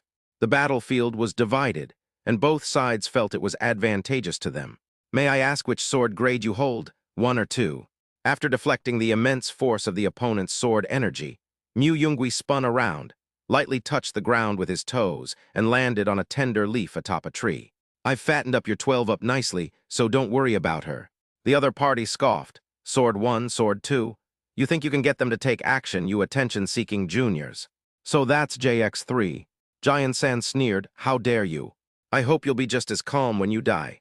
I agree with that. Dead men tell no tales. Mu Yungui raised his hand and flicked 2 fingers downwards. Jian San instantly became alert, keenly sensing that the aura of the person in front of him had suddenly undergone a dramatic change. The seemingly ordinary opponent has suddenly displayed astonishing strength, clearly having been deliberately concealing his true cultivation level all along. Immediately afterwards, Jian San looked up and saw an enormous sword shadow appear in the sky. The giant sword seemed to bring with it a massive, overwhelming wave, crashing down upon him with tremendous force. A strong sense of fear of death surged into Jian Wang III's heart like a tidal wave. He knew perfectly well that with his current strength, he absolutely could not withstand such a terrifying attack head-on. Without the slightest hesitation, Jian San's figure flashed, and he instantly darted to the side like a ghost. Just then, a loud boom was heard, and the giant sword crashed heavily to the ground, shattering instantly into dozens of extremely sharp sword energies. These sword energies stood upright all around like lightning, flashing with a chilling light that sent shivers down one's spine. As the sword energy landed, a faint fluorescent glow suddenly appeared in the surrounding space. In the blink of an eye, these fluorescent lights intertwined to form a huge curtain, like an inverted bowl, completely enveloping an area within a radius of 1,000 meters. Whether it's airflow or any form of energy fluctuation, everything is firmly sealed within this curtain, with not even a trace able to enter or leave. The entire area was thus completely enveloped, forming a closed and dangerous battle space. Before they've even made a move, the other side is trying to conceal the atmosphere of battle. Seeing this, Jian San couldn't help but marvel at the strangeness of the opponent's magic, but he still didn't think that a boy who was a whole realm lower than him could kill him. HMPH? Is the purpose of covering this place to prevent the two people outside from being affected? Mu Yungui did not answer. Holding the broken formation, he stood in mid-air, his sword energy beginning to condense. Don't misunderstand, it's just that the people in the underworld are too annoying. They have some hidden tricks that are not easy to be seen. It has nothing to do with you. Night. The campfire was burning brightly, and the 3 men collected the severed limbs of the dozens of attackers and burned them. As Jian San's head, still showing a terrified expression, was gradually engulfed by the flames, Mu Yungui felt somewhat exhausted. Ultimately, there was a gap in skill level, so winning was somewhat difficult. Fortunately, the 2 girls beside him finished off their opponent in about half an hour. Mu Yungui roused himself, produced a handkerchief in his hand, and carefully wiped away the bloodstains from Jiang Ruochen's face. Chapter 120, Wanli Sword Pavilion. In a certain area of central continent, at the intersection of 3 enormous continuous mountain ranges, a strange terrain resembling the Chinese character Chinese letter, Gate, is formed. And in this valley with only one exit, stands a magnificent building that is tens of thousands of feet tall. From a distance, the building resembled a giant honeycomb composed of countless exquisite rooms and passageways, with sharp sword lights occasionally shooting out from it. Wanli Sword Pavilion is acting strangely today. In front of the sect, the closed-door disciple, who served as the first line of defense, stared blankly at the three cultivators who had come to visit. Only after the white-haired youth handed over a token did the sword pavilion disciple examine it for a moment before flying off on his sword towards the towering building within the sect to find his senior uncle to verify the other party's identity. However, Wanley Sword Pavilion did not have the three people who were likely distinguished guests wait outside the door. Instead, they invited the three into a training ground in front of the building. As a result, the Sword Pavilion disciples practicing swordsmanship within the sect also noticed the group. Among the three, the girl in the snow-white dress shone like a dazzling pearl. Her beauty was breathtaking, as if the statue of a goddess enshrined in a temple had suddenly been given life and descended from the altar to the mortal world. If the scene before us were a painting, then the painter who created it must be an unparalleled master, reaching the pinnacle of artistic achievement. Many disciples were somewhat distracted by what they saw. The girl who caused all this remained unperturbed, merely glancing over the terrain and the opponent's cultivation level. Among the gazes cast were several nascent soul stage cultivators, and this was only what had been discovered. Jiang Ruochen had already planned her retreat should the negotiations fail. Over the years, the girl has not changed this habit. She always thinks of the worst-case scenario before accepting things with this mindset. When the intense gazes around them became too much to ignore, the girl suddenly took the hand of the person next to her. Then the girl took Mu Yunggui's arm, leaned slightly against his shoulder, and whispered in his ear, "Master Tilda." Mu Yungui, who was still mentally rehearsing the conversation lines for the upcoming negotiations, finally realized what was wrong. "What's wrong, Ryu-chan?" He saw his little apprentice looking at him with bright, pleading eyes. Then Mu Yungui looked around, understood, sighed softly, and teased. The phrase, "beauty is a curse," is quite apt here. That should dissuade them from their plans. Mu Yungui kept his eyes slightly closed, seemingly calm as still water, but in reality his heart was already rippled with emotion. The main problem was that someone's actions were too unfair. That face, just looking at me, seemed to be casting a bewitching spell. The Wanley Sword Pavilion disciples who were about to approach and strike up a conversation were just about to step forward when they saw the two already holding hands, their fingers intertwined. Meanwhile, the Wanley Sword Pavilion disciples, who had been filled with excitement, were now shaken. They hadn't even prepared for love before they were already heartbroken. As expected, the other party already had someone else in their heart. The heartbroken Sword Pavilion disciple glared resentfully at the young man with the girl in the white dress. Aside from his distinctive white hair, he didn't seem particularly outstanding. Having already concealed his aura, Mu Yungui felt the somewhat unfriendly gazes directed at him from around him, and decided to pretend to be in meditation. Then some unwilling Wanley Sword Pavilion disciples turned their gaze to Gu Jiu standing to the side. The girl was actually just as beautiful as the girl in the white dress with her ponytail tied with a red ribbon, but she gave off a very special feeling. It's not exactly quiet and elegant, it's more like a bit dull. Gu Jiu frowned. "Mu Yungui, so many people are looking at me." Once a member of the Dark Sword 12, she always walked in the shadows. Even after becoming Gu Jiu, she only ever interacted with Mu Yungui and Jiang Ruochen, and at most Ning. The gaze she was being given made the girl uncomfortable. Before Mu Yungui could even think of what to do, Gu Jiu imitated Jiang Ruochen's earlier action and tried to take Mu Yungui's arm. Almost the instant Gu Jiu acted, a slender hand pinched her cheek. Jiang Ruochen frowned slightly. "You? No way." "Gu Jiu, why?" Jiang Ruochen said proudly, "Because this is my master." "Oh." Gu Jiu lowered her head, neither arguing with Jiang Ruochen nor doing anything else. Mu Yungui gave a wry smile, unsure of what to do. Fortunately, the disciple who had the Chin Valley secret order returned at that moment, accompanied by a middle-aged man who looked to be around 40 years old. The disciple handed the Chin Valley secret order to Mu Yungui with both hands and then left, leaving only the middle-aged man behind. "Have you fellow Taoists come from Chin Valley?" Mu Yungui and Jiang Ruochen exchanged greetings and then introduced themselves. Mu Yungui smiled and said, "I can only be considered a half-hearted cultivator from Chin Valley. We are close friends of young Master Ning and have long admired Wanley Sword Pavilion. We borrowed that token hoping to take this opportunity to visit your esteemed place." "Fellow Taoist is also a sword cultivator."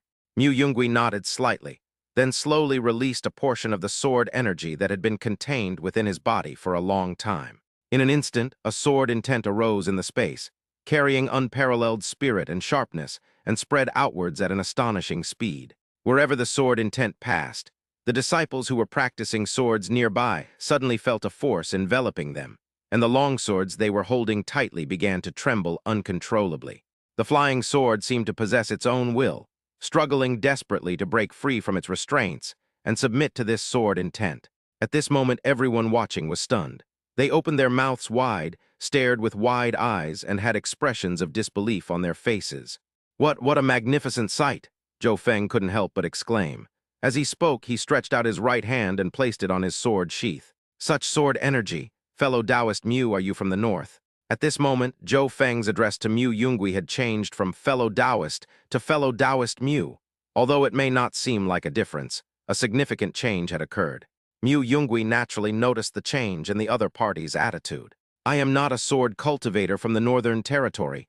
As for my master, he dislikes dealing with people. I'm afraid I cannot disclose that information. A hint of embarrassment appeared on Mu Yungui's face. Upon seeing this, Zhou Feng felt reassured. The other person's master must be a sword immortal. Disliking to interact with people, are all sword immortals like this? It seems the other party's identity is not simple. At this point, the matter of the other party coming with the Chin Valley secret order was not investigated further, since the token was indeed genuine. Mu Yungui said, Uncle Master Zhou, my master was acquainted with two seniors from Wanli Sword Pavilion. I have come here on behalf of my master to pay them a visit. Zhou Feng had a question. Did someone in Wanli Sword Pavilion actually know the sword immortal? Zhou Feng asked, May I ask who these two are? Mu Yungui said earnestly, the immortal couple. At this point, a hint of surprise flashed across Zhou Feng's face before he calmed down. Mu Yungui noticed the other person's strange expression. Then Mu Yungui continued, I also heard about the deeds of the Mandarin Duck immortals from my master. But my master had his own difficulties at the time and could not help them, which was truly regrettable. Upon hearing this, Zhou Feng made no attempt to cover up the scandal. Instead, his face was filled with remorse. Alas! The sect wronged junior sister Gu and senior brother Mo back then. Seeing the other party's appearance, Mu Yungui felt reassured, but still stated his purpose and continued to probe. Is that sword immortal Gu still alive? Hearing the seemingly presumptuous question from the young man in front of him, Zhou Feng became wary and frowned slightly. What does fellow Taoist Mu want to do? As expected, the people of Wanli Sword Sect still hadn't accepted what had happened before. While some people might feel regret and guilt over such a scandal, others simply treated the insane Gu Huanian as a sect scandal and wanted to suppress it without further concern. Fortunately, the Zhou Feng in front of him leans towards the former. Uncle Master Zhou, to be honest, my master and the two of you were from the past, and I had met Gu Jiangxian once before. So the reason I've come here is actually to see if I can awaken Gu Jiangxian. Zhou Feng frowned slightly, his eyes fixed on the person opposite him, a hint of suspicion involuntarily showing on his face. It's important to know that even within the sect, the intricate relationships between those two individuals after their hasty escape remain a mystery, difficult to unravel. That's why Zhou Feng was staring intently into the other person's eyes, trying to find even the slightest flaw or anomaly. However, no matter how carefully he observed, those eyes seemed to hold no secrets. Zhou Feng couldn't help but wonder, could everything the other party said be true? Just then, Jiang Ruochen, who had been quietly observing everything from the side, shifted her gaze from the two of them, but couldn't help but sigh inwardly. She truly admired her master's masterful acting skills. Recalling the various moments she spent with her master, Jiang Ruochen couldn't help but wonder if her master had ever put on such a subtle act in front of her. Thinking of this, a complex and indescribable emotion welled up in the girl's heart. Upon hearing the young man reveal his true purpose, Zhou Feng shook his head. Since you say so, then you also know that she has gone mad. If you, a nascent soul cultivator, go in, you might get killed. Although junior sister Gu has been driven mad by her obsession, her cultivation, as a cultivator, hasn't actually fallen far behind. More than 20 years have passed, and I have broken through from the nascent soul stage to the void refinement stage. Mu Yungui did not back down, but instead looked directly at Zhou Feng. Uncle Master Zhou, you must understand that from the moment a person absorbs spiritual energy and embarks on cultivation, they have already transcended the realm of mortals. The tempered body and spirit, without external interference, are actually unlikely to cause true madness. Mu Yungui pointed to his head.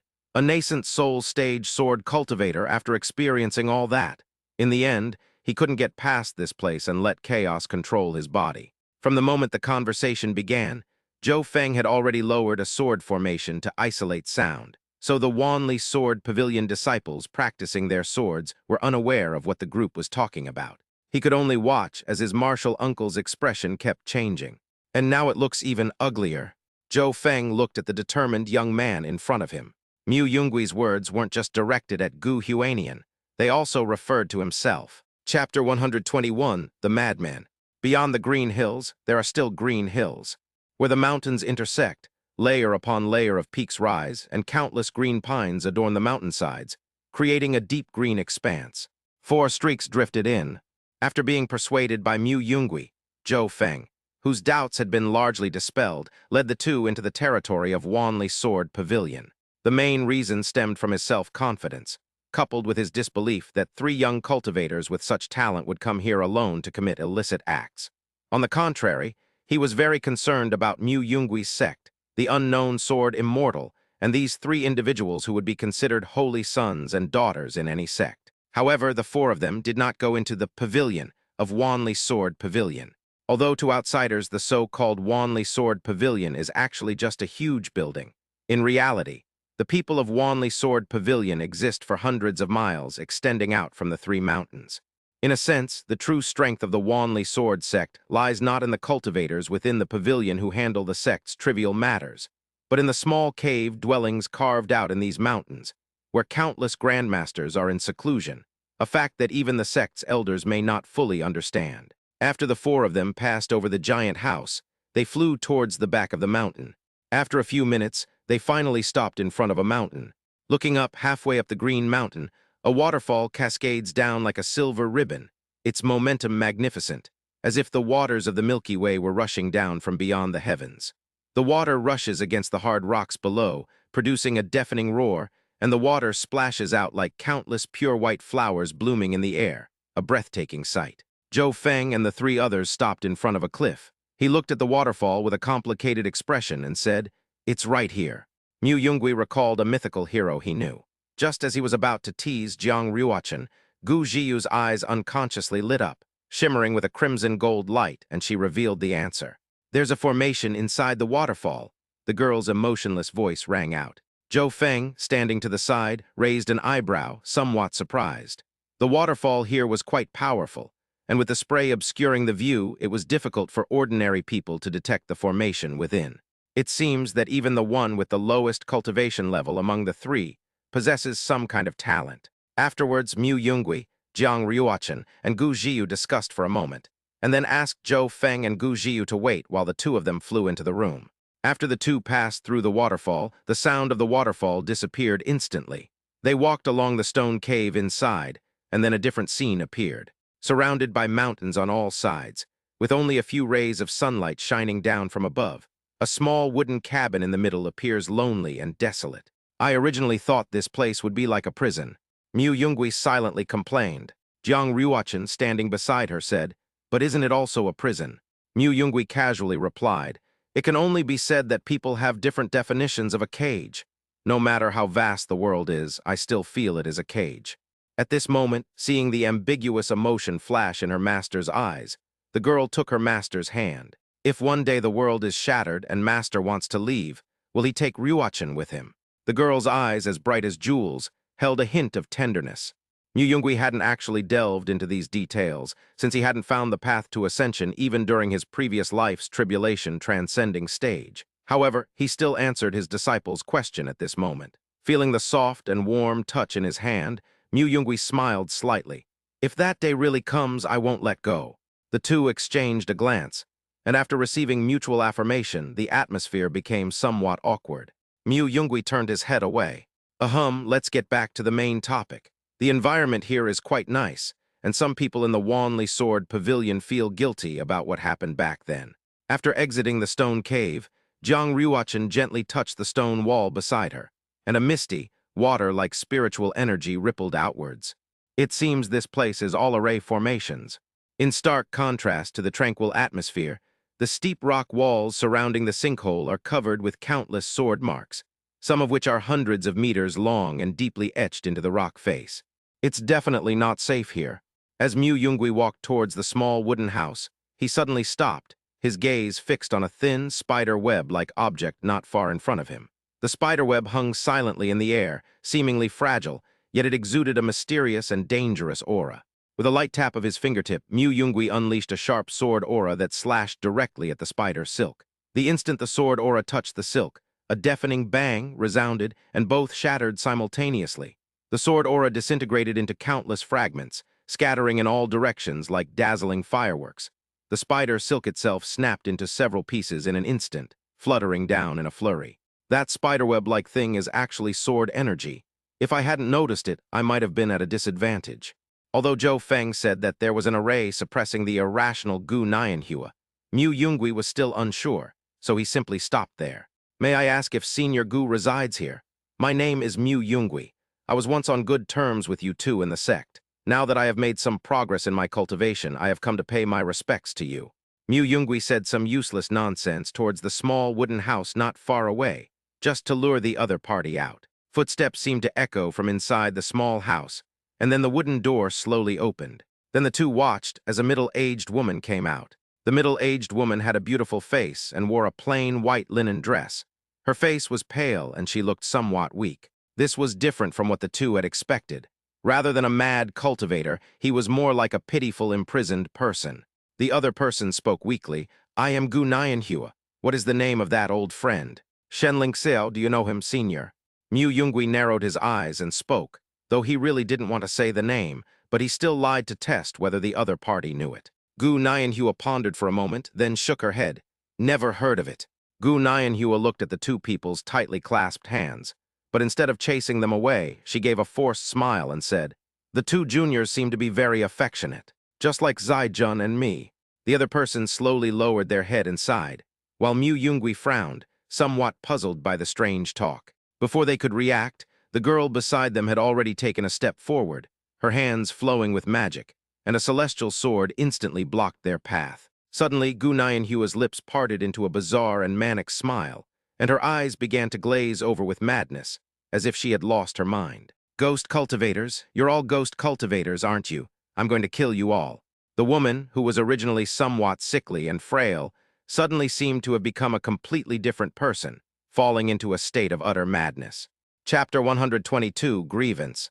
The sword marks on the stone walls in the valley had long foreshadowed something amiss, but Mu Yungui and the other person had not expected the other party to change so quickly. The sword energy roared out, carrying endless killing intent, and charged straight towards the two people opposite. Suddenly, the heavy shackles on Gu Nianhua's feet emitted a dazzling light, forcefully pulling Gu Nianhua back from her charge. The sword energy from the Void Refinement Stage expert, although its destructive power was reduced by more than half because it was not released through the sword itself, was still incredibly powerful. However, the formation beneath her feet seemed to exert a strong suppressive effect on Gu Nianhua, preventing her from unleashing her full power. In the end, the menacing sword energy could no longer advance an inch after touching the obsession of the immortal sword in front of it, and was forcibly blocked. Jiang Ruochen withdrew her obsession. This senior hasn't fully regained consciousness. Even so, it's still not easy. I will kill you all to avenge him. Gu Nianhua's sneak attack failed, and he was now completely suppressed by the formation and unable to move, but he was still roaring. The two people in front of them looked at the scene with different expressions. Seeing her like this, Jiang Ruochen felt a pang of heartache, while Mu Yungui pondered how to awaken her. After thinking for a moment, I still couldn't come up with a good solution. So Mu Yungui took a few steps forward and came to stand in front of Gu Nianhua. Zhou Feng stood before the cave, not stepping inside, but instead using his divine sense to perceive everything within. He had already anticipated Mu Yungui and Jiang Ruochen's disheveled state earlier, and simply sighed and shook his head gently. Although the result was still the same, just as Zhou Feng's thoughts were flowing, his consciousness suddenly fell into darkness for a moment. Zhou Feng frowned. In just a moment, his divine sense had returned to normal, as if nothing had happened in the valley and everything remained unchanged. Mu Yungui withdrew his sword technique. At the moment he severed Zhou Feng's divine consciousness, Mu Yungui simply uttered 3 words. In that instant, Gu Nianhua's cloudy eyes became much clearer. It was just a simple sentence, but the female sword immortal in the Void Refinement stage trembled uncontrollably upon hearing it. This is my child's name. This is my child's name. They don't know, they say she's dead too. They don't know, where did you find out? Hearing this name that he could never forget, Gu Nianhua resisted the suppression of the great formation. Even though her feet were bound by shackles until they were bleeding and the bone was visible, she still crawled forward, wanting to reach Mu Yungui. Mu Yungui squatted down and said gently, "You can talk slowly, but now I need your answer. Can Zhou Feng outside be trusted?" Although Mu Yungui wanted to ease the pain of the person before him, he still explained, "I don't know much about Wanli Sword Pavilion. If I bring your daughter back, wouldn't someone who could inherit the position of sect leader be in danger?" Zhou Feng, overwhelmed with excitement, Gu Nianhua's mind was in complete disarray, and she couldn't recall the name for a moment. The woman in front of me, trembling with pain, reached out, and while trying her best to remain rational, pulled a thin silver needle from her forehead. With a clang, a silver needle about the length of a palm was pulled out of the woman's head. A hint of horror flashed in Mu Yungui's eyes.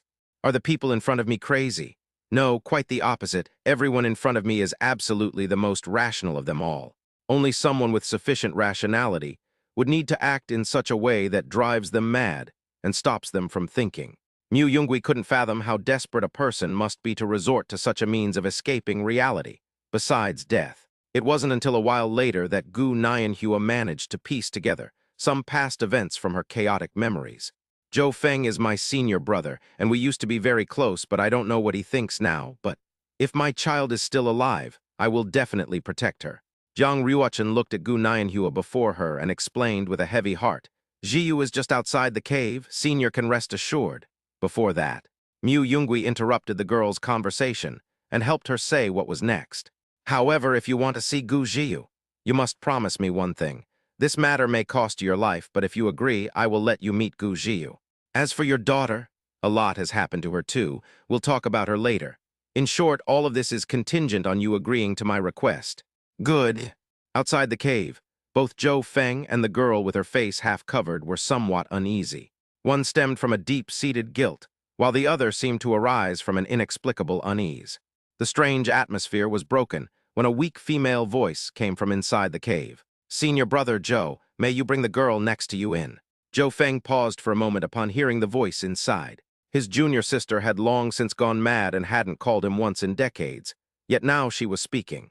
Could it be that those two young men really woke up their junior sister? Or perhaps she has only temporarily regained consciousness, but we'll have to go and find out for ourselves. Zhou Feng gritted his teeth, made up his mind, and transformed into a stream of light with the girl beside him, and went inside together. In front of the hut, the great array seemed to breathe, shimmering. His junior sister, now thin and frail, already a woman, was kneeling on the ground. Upon arriving at this place, Zhou Feng immediately noticed the blood-stained silver needle.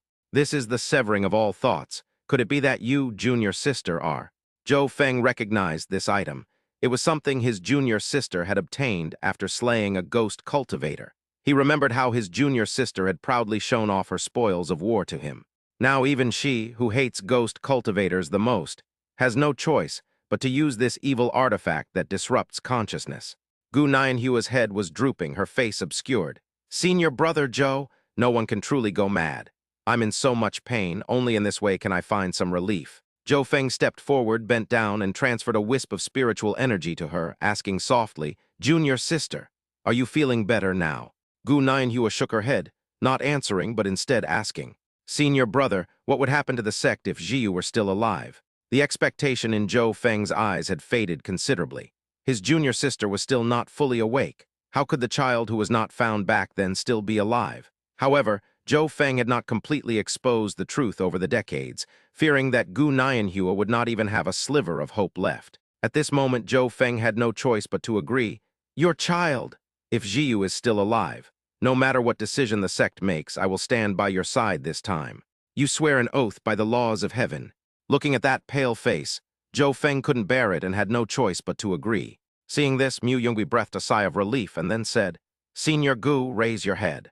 Gu Jiyu, who had been silent all along, looked at the figure in front of her, walked forward, and then squatted down. The girl clutched her heart, the sense of closeness stemming from blood ties making her unable to resist wanting to get closer to the person in front of her. "This feeling is so strange," the girl murmured to herself, then squatted down in front of the woman, and Gu Nianhua also looked up. The girl, whose face was half covered, lit up her crimson gold eyes, reflecting the pale face opposite her. Without saying a word, both of them shed a tear at the same time. Mu Yungui actually had a lot more to say to Gu Nianhua. About himself, about the sword sect, about the holy eye, about Jiyu. At this moment, Mu Yungui and Jiang Ruochen tacitly stepped back, deciding not to disturb the two of them. Seeing this scene, Jiang Ruochen inexplicably recalled her past, the past before she met Mu Yungui, those scenes that she had deliberately avoided for a long time afterward. Thinking about all this, the girl, who resembled a goddess of light, felt a lump in her throat. However, the girl, who had already grown up, suppressed her grievances. At the same time, a warm touch came from my head. Just as Mu Yungui rubbed Jiang Ruochen's head, the tears that the girl had been trying to hold back instantly flowed down her cheeks. As he grew older, Mu Yungui, who deliberately kept a certain distance, rarely comforted his disciple in this way as he used to. The girl wept silently against her master's chest. Mu Yungui simply patted his disciple's back gently. Chapter 123, From Eating Melon to Becoming Melon. The sky was cloudless and still dark when a ferryboat heading southeast made steady progress. Inside a side room, the young girl leaned on her master's shoulder for a short rest. Therefore, Mu Yungui was very careful, and at this moment, it was so quiet that the girl's faint breathing could be heard. Looking at her from the side, her curved eyelashes fluttered slightly, making her look extremely beautiful. This face is so magnificent. Even though the two have been together for almost 10 years, Mu Yungui never gets tired of looking at his disciple. The matter at Wanli Sword Pavilion has come to a temporary end, and Mu Yungui has settled Gu Jiyu there. As for her background and experiences, Mu Yungui explained everything to Gu Nianhua, who has regained her senses. After learning the whole truth, and realizing that her daughter and one of her eyes were still missing, Gu Nianhua agreed to take on the task. After nearly 20 years of living in a daze, even a void refinement stage expert would need several months to rest. Therefore, after the other party agreed, Mu Yungui did not stay long, as he still had to return to the eastern continent according to his plan. Mu Yungui recalled Zhai's actions 3 years ago, severing certain causal threads and learning from Zhai that he had interrupted Shen Lingxiao's breakthrough. Therefore, Shen Lingxiao, now at the peak of the void refinement stage, should not have time to pay attention to their movements. After all, the other party had more important things to do. Mu Yungui looked at the gazette in his hand and saw no new news about the Tai Chuan sword sect. The reports were mostly about which sect had recently recruited a gifted disciple, which sect's expert had broken through to a higher realm, or where a secret realm containing both opportunities and dangers had been discovered. Mu Yungui glanced at it and was about to put it down when he noticed something interesting, and his eyes lit up. Just then, the little apprentice, who had been quietly leaning to the side, slowly opened his slightly sleepy eyes. The girl groggily nuzzled against Mu Yungui's shoulder a few times before murmuring in her soft, sweet voice, "Master, I'm awake." Mu Yungui turned around upon hearing the sound, his gaze gently falling on Jiang Ruochen's delicate and lovely face. Her slightly flushed cheeks were as delicate and beautiful as peach blossoms in early spring, with a few strands of hair playfully falling across her forehead. The ferry is still moving forward. If you feel tired, you may want to rest a little longer. However, Mu Yungui then remembered the news he had just seen, so he raised the corners of his mouth slightly, revealing a mysterious smile, and deliberately kept Jiang Ruochen in suspense, saying, but Mu Yungui remembered the interesting news he had just seen in the official gazette, and said to the girl beside him, "Ruochen, why don't you guess what we'll encounter next?" A hint of curiosity flickered in the girl's eyes as she asked, "What?" "Perhaps it's a surprise." At dawn in Zhegui town, the sky was just beginning to lighten, and a thin layer of mist enveloped the quiet town. The two sword lights landed silently on an open space outside the town. Immediately afterwards, the two people who disembarked from the ferry slowly walked into the town. At this moment, the entire town has awakened, and the shops on both sides of the street have put up their awnings and begun their busy day. The two stopped in front of a shop. There weren't many people there, so they sat down on the street. The stalls here sell wontons or dumplings. There doesn't seem to be a precise definition. Not far away, shouts and the sound of wheels rolling could be heard, and the streets and alleys were bustling with people. Across the street, a man carrying straw bundles walked by. The moment Jiang Ruochen glanced at the candied hawthorns, Mu Yungui grabbed her. "I'll go buy it." The girl's cheeks flushed slightly, and she simply said, "Thank you, Master Tilda." The man's angry voice rang out. "You brat, you want to dine and dash. Do you think we're easy to bully?" 10 whole baskets of Zaya longbow, you'd better find a way to pay up. Then a soft, childlike voice rang out. Didn't you write that refills are free? What kind of skill is it to bully a child? The man laughed angrily and cursed. That's the signboard of the tea shop next door. What does it have to do with us? The soft, sweet voice suddenly turned angry. Then move it a little bit. You didn't even tell me. The discordant noise still caught Mu Yungwee's attention. Taking the string of candied hawthorns from his hand, Mu Yungwee, driven by his curiosity, walked over to the source of the noise. 4 burly men were seen standing around angrily, while a small figure in the middle was covered in fur. At first glance, Mu Yungwee thought it was some strange little beast, but upon closer inspection, it turned out to be a girl who looked about 12 or 13 years old wearing a fluffy animal coat. The little girl was surrounded by 3 or 4 big men, but she wasn't too scared. As Mu Yungwee held the candied hawthorn, wondering whether he should lend a hand, he saw the girl also raise her head, looking at him with longing. It was an adorable face, still with a bit of baby fat, with a pair of round, clear eyes, and a pair of light eyebrows that were slightly furrowed, probably because of the argument just now. The girl, draped in animal skin, blinked her large, watery eyes. Suddenly, as if struck by something, her delicate body trembled slightly and she froze completely.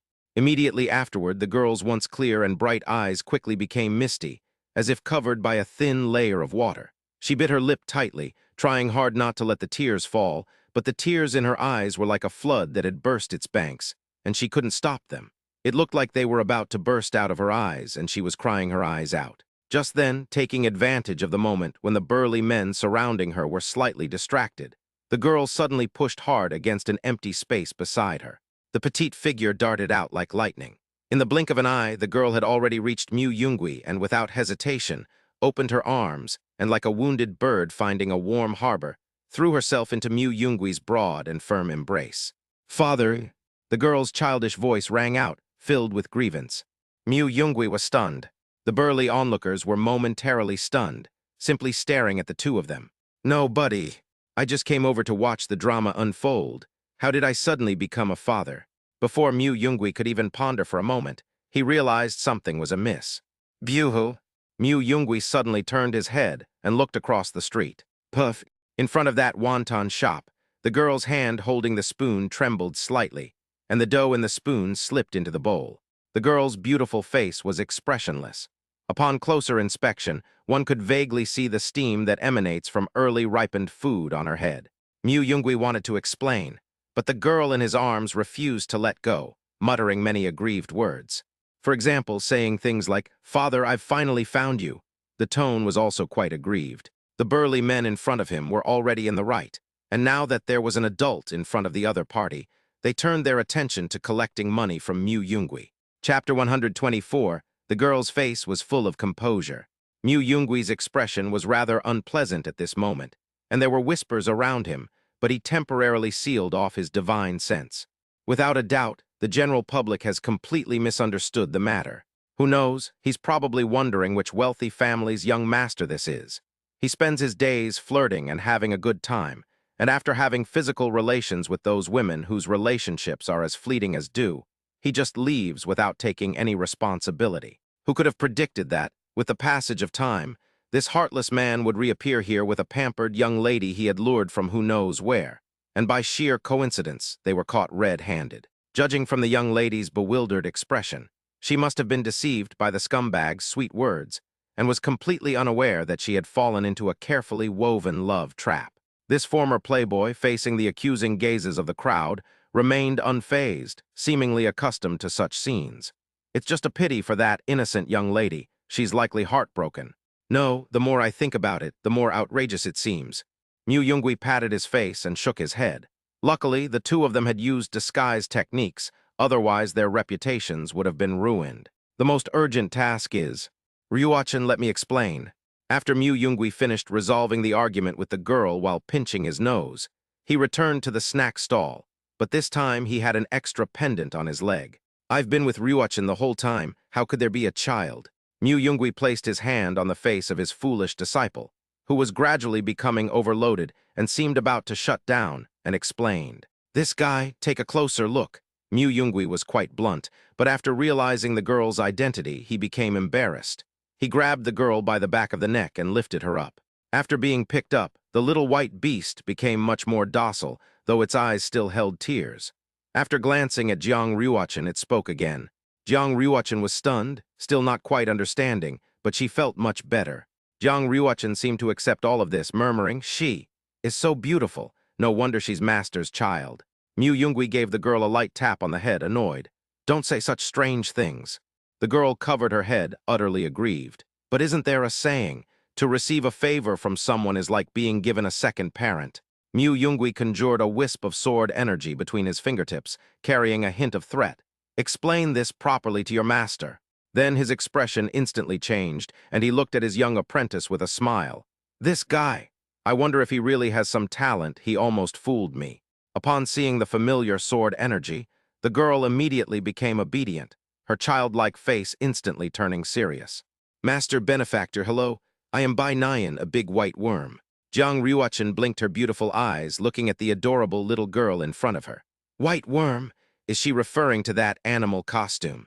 Seeing that her owner seemed not to have reacted yet, the girl gently touched the girl's chest with her chubby little hand. Then the white pearl necklace on Jiang Ryuachin's chest, which had become quite dull, lit up. "A spirit-binding goo worm?" Jiang Ryuachin realized what was happening and subconsciously touched the necklace around her neck. When Bai Nyan saw that his master recognized him, he nodded vigorously. "SHH, master, keep your voice down. If your identity is discovered, you might get caught, dressed up, and eaten." In our southern Xinjiang, some ancient dynasties had a very terrifying custom. They especially loved to eat all kinds of insects, especially little ones like me, who were considered a rare delicacy by them.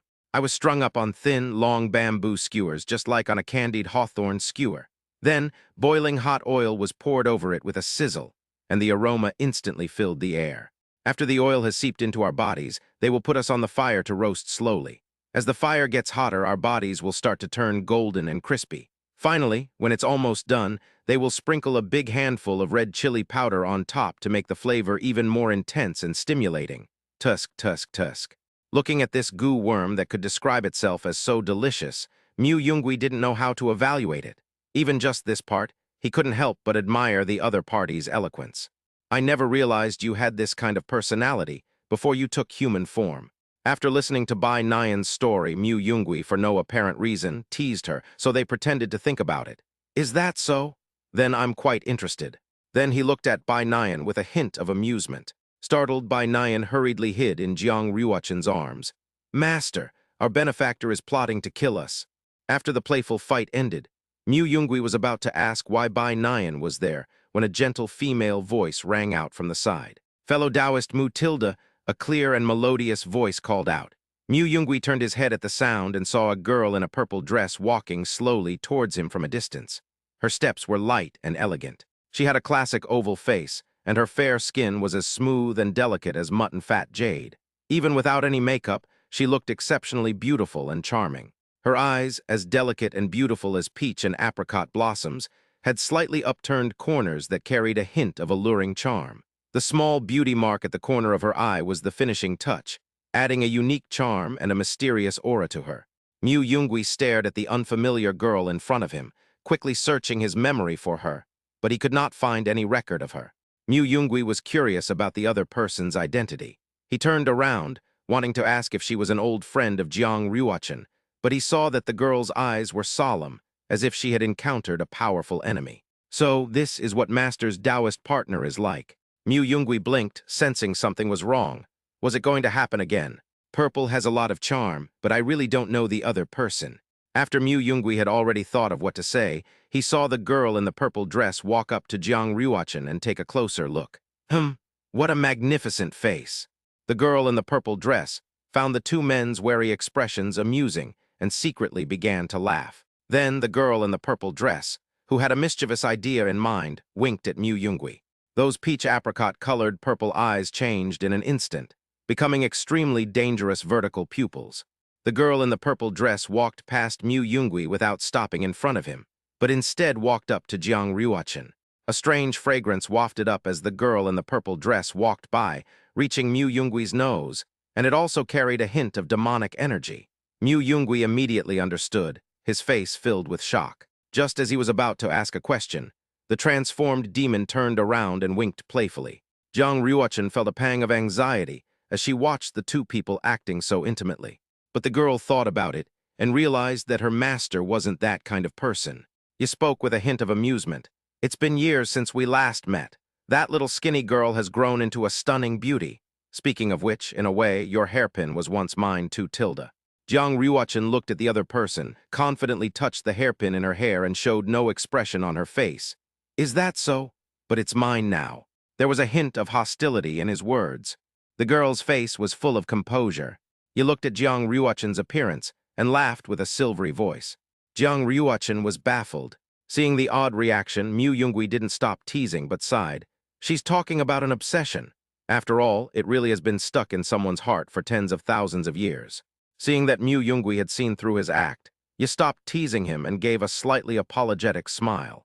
Let me introduce myself. My name is Hibiscus, and I am also a demon. Chapter 125, Reunion.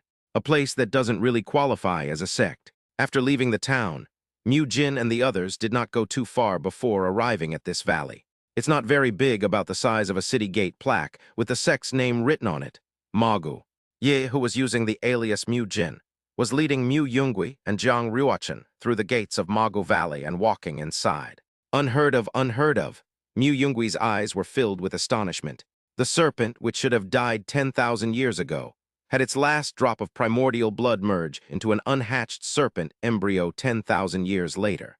Mu Jin smiled and sighed. I suppose this is what they call a miracle. Mu Yungui walked side by side with Mu Jin, listening to the other tell the stories of what happened after he and Jiang Ryuchen left the Meteor Dragon mountain range. Everyone's story is fascinating.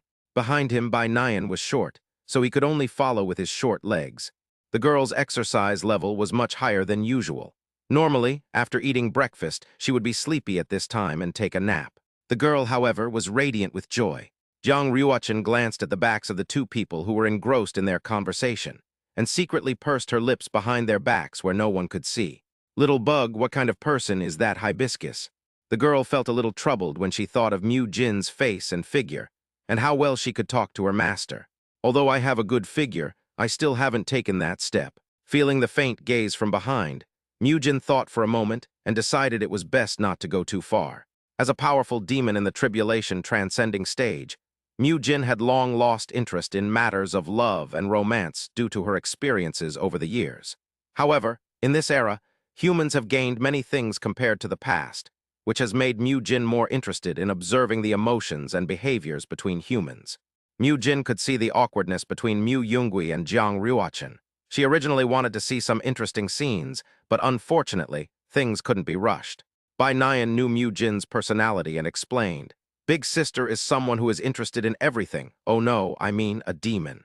Inside the Magu sect, the cultivators dressed in dark green robes looked up at the four of them, then went back to their own business. Several people even took the initiative to greet her when they saw that she was Mu Jin. Looking at this sect that was completely unguarded, Mu Yungui couldn't help but secretly give them a thumbs up. They really have a big heart. The cultivators in Magu are not very powerful, so I used some kind of secret technique to cover up my demonic aura, and they couldn't detect it. When I first came here, I casually threw a few demon cores at them, and that's how I became familiar with them. Mu Yungui complained, Aren't you afraid there might be someone with ill intentions? After thinking for a moment, Mu Jin gave her explanation. Mogu is a poor place.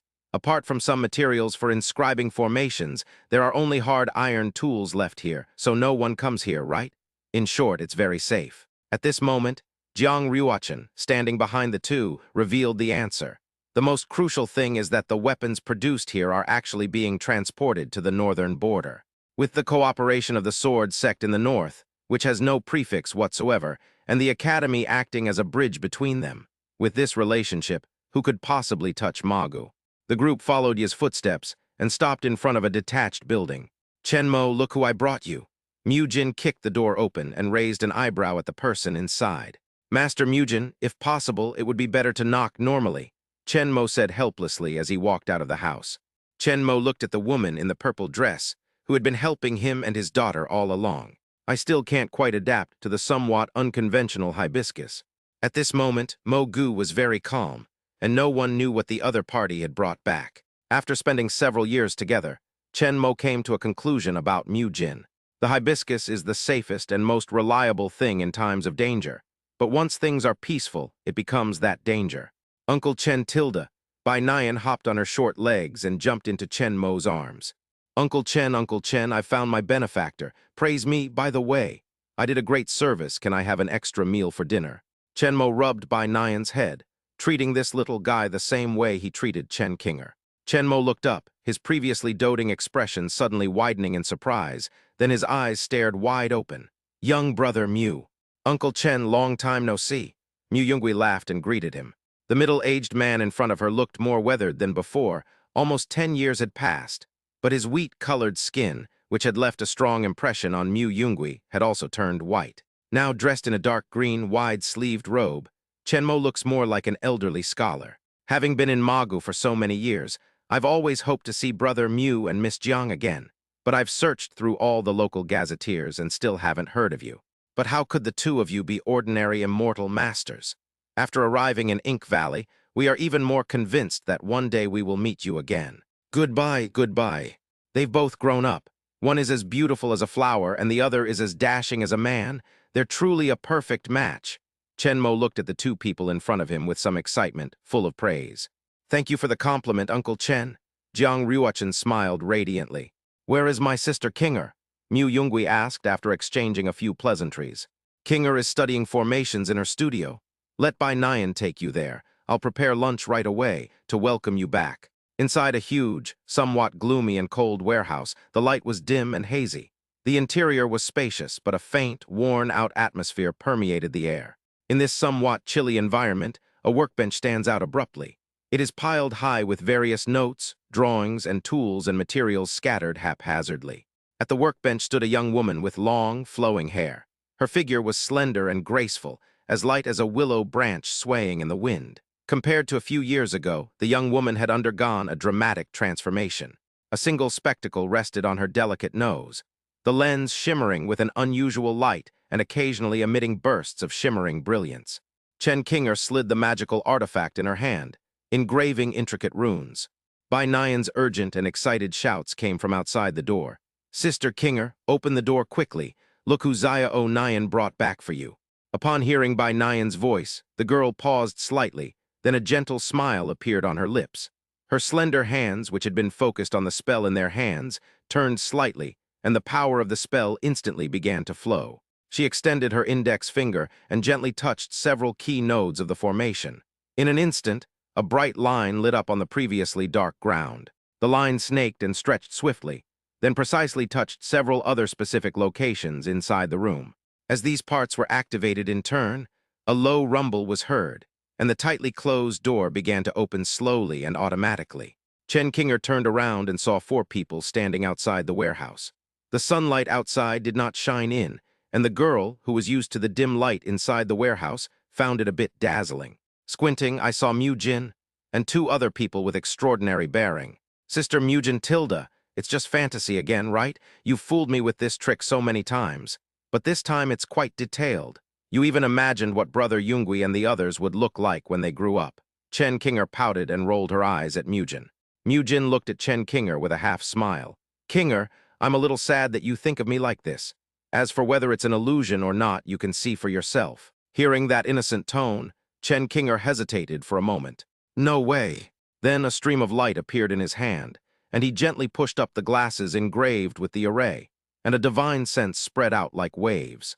This magical artifact is quite ingenious. It can shatter high-level illusions with the spiritual power of a Foundation establishment cultivator.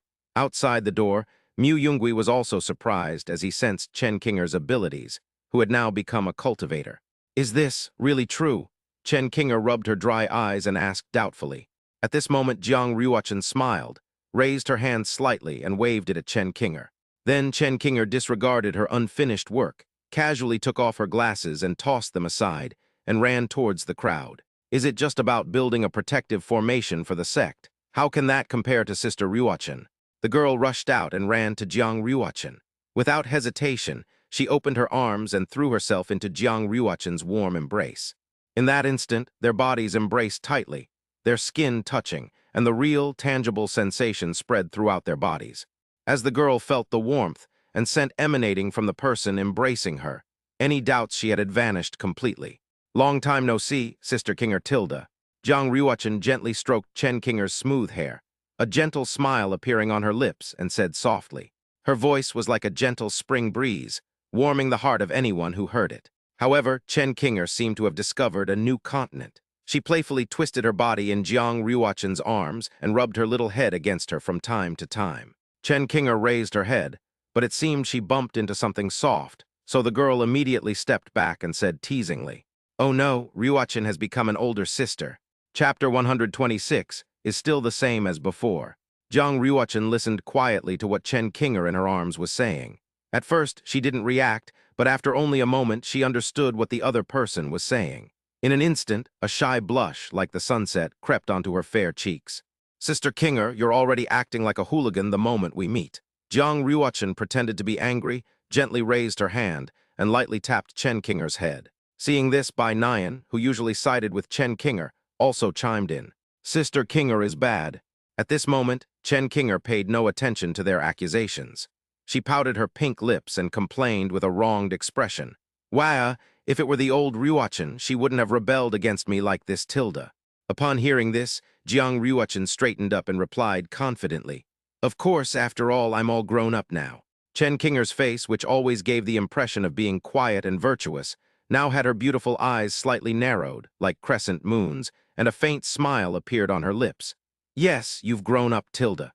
The smile seemed gentle and tender, but in Jiang Ryuachin's eyes, she could clearly sense a hint of indescribable lewdness hidden within it. At this moment, Chen Mo walked over from a distance, indicating that the rooms had been arranged and the banquet was ready. Seeing that Jiang Ryuachin couldn't control Chen Kinger, Bai Nian called out to Chen Mo, "Uncle Chen, Sister Kinger, she." Before she could finish speaking, Chen Kinger panicked and quickly covered the mouth of the little white beast that was calling for its parents. Chen Mo asked in confusion, "What's wrong?" Chen Kinger chuckled. "It's all right, father, you're still young, you shouldn't listen to this kind of thing, haha." Mu Jin took a sip of the peach blossom wine that Mu Yungui had brought, a smile appearing on her face, looking extremely satisfied. She then spoke. "They were the first people we met after leaving the Meteor Dragon Mountains. Later, we learned that they all knew a boy named Mu Yungui and a girl named Jiang Ryuachin. It must have been fate, so the little guy and I left with them." Chen Mo said, "Brother Mu, do you still remember the map on the talisman you drew?" Actually, Kinger's mother was once a cultivator from Mo Valley. After uncovering that talisman, she wanted to bring Kinger to Mo Valley. Chen Mo took a swig of his drink, saying, "It was so naive of me to decide to come to Mo Valley back then. If it weren't for Master Mu Jin, we would never have made it to Mo Valley." Mu Jin said, "Those two, father and daughter, are really unlucky." Chen Mo looked embarrassed, but nodded in agreement. He then began to recount his experiences during the journey. "We encountered bandits shortly after leaving the Longyuan dynasty, and then encountered 3 or 4 more instances of demonic possession on our journey. Later, through a series of fortuitous events, we boarded a celestial ferry, thinking we were safe, but unexpectedly we were struck by lightning, causing the ferry to crash. Just before reaching Magu, we were inexplicably drawn into a war between 2 sects. Fortunately, thankfully, we finally arrived at Magu. Actually, after we got here, Zaya Abai and I originally wanted to leave, but humans are too fragile, so I decided to stay for a few more years." After listening to what Mu Jin said, Mu Yungui pondered for a moment and asked Mu Jin some questions in his mind. Mu Jin replied directly, "I am a snake demon. Chen Mo and Kinger know these things. A great demon in the nascent soul stage." After Mu Jin finished speaking, her originally clear eyes suddenly changed, and 2 vertical pupils that gleamed with a cold light, as if carrying some kind of deadly danger, suddenly lit up. At the same time, a powerful and terrifying aura emanated from her, enveloping the entire space and sending chills down one's spine. However, Chen Kinger and Chen Mo were not surprised at all. Chen Kinger chuckled and leaned on Mu Jin's shoulder, saying with emotion, "We don't care about identities. The most important thing is that Sister Mu Jin is our savior, and that's enough." Mu Jin ruffled Chen Kinger's hair.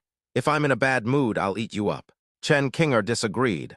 Mu Yungui and Jiang Ryuachin listened quietly to the story of the people they had reunited with. At this moment, Mu Yungui felt that if he had the talent, writing the story of Yi and Chen Kinger would definitely be very exciting. "Then what about you, Brother Mu? 7 or 8 years have passed and we haven't heard from you at all." Chen Qinger blinked her bright, lively eyes and cautiously asked, "Are you doing something dangerous?" A hint of curiosity and worry appeared on her beautiful face. After learning about what happened on the mountain, she gained a certain understanding of the mysteries of the cultivation world, especially regarding the cultivation system. According to what Mu Jin just said, at this moment, the two of them have actually reached the mid to late stage of the nascent soul realm. You should know that when they first met, they were both only at the qi refining stage. Starting from qi refining, he successively went through foundation establishment, golden core, and now nascent soul, crossing so many major realms in just 7 or 8 years. Among the many mountain geniuses Chen Qinger had heard of, no one had yet reached such a cultivation speed. "If there's anything we can do to help, please don't keep it from us, brother Mu." Mu Yungui shook his head and smiled. "I came to Magu this time just on the way. I also stumbled upon an interesting story by chance, so I came to try my luck." Sure enough, I was right. Mu Yungui opened the landscape gazette he had been reading on the ferry. In a corner, in tiny print, it mentioned a girl who had appeared in Magu at some unknown time. She was only in her early 20s and had already been designated as the next sect leader. Although it only occupies one corner of the official gazette filled with text, its inclusion in the Kainyu Tower's collection of major events from all over the world is still quite significant. Chen Qinger glanced at the official gazette, scratched her head somewhat embarrassedly, and laughed. "Hee hee. I've been looking for Brother Mu and Sister Ryuachin in the official gazette for so long, but I'm the one who ended up in this newspaper. Qinger is so much more amazing than us. I remember when we first met, I said that Kinger's unrestrained imagination is not a bad thing at all," Mu Yungui said with a smile, subtly changing the subject. Upon hearing this, Jiang Ryuachin, who was standing next to him, relaxed a little and breathed a sigh of relief. After all, neither Mu Yungui nor Jiang Ryuachin wanted to see the girl who had once helped them, or anyone around her, encounter any danger. Seeing Mu Yungui and Jiang Ryuachin's behavior, the meticulous Chen Mo and Mu Jin did not press the matter further. The table was laden with a dazzling array of dishes, far more abundant than when we were in the tea village, and there were many more people there. Mu Yungui clapped his hands. "Since things have come to this, let's eat first."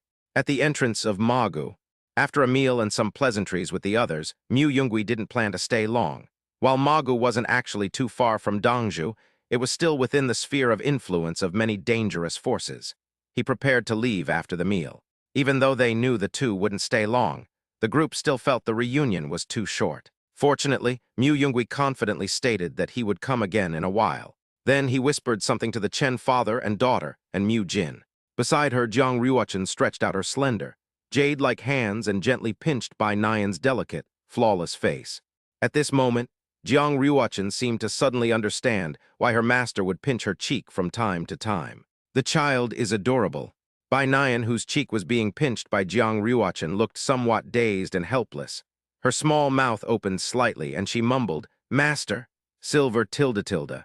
When Bai Nian spoke, Jiang Ryuachin finally came to her senses and reluctantly let go of him. Then he turned around and wanted to go to Mu Yungui's side. But as soon as she turned around, she felt her white dress being pulled back. Bai Nian raised her head and looked at Jiang Ryuachin. Jiang Ryuachin shook her head. "You don't need to follow me. Actually, although I am your master, I have no intention of controlling your power."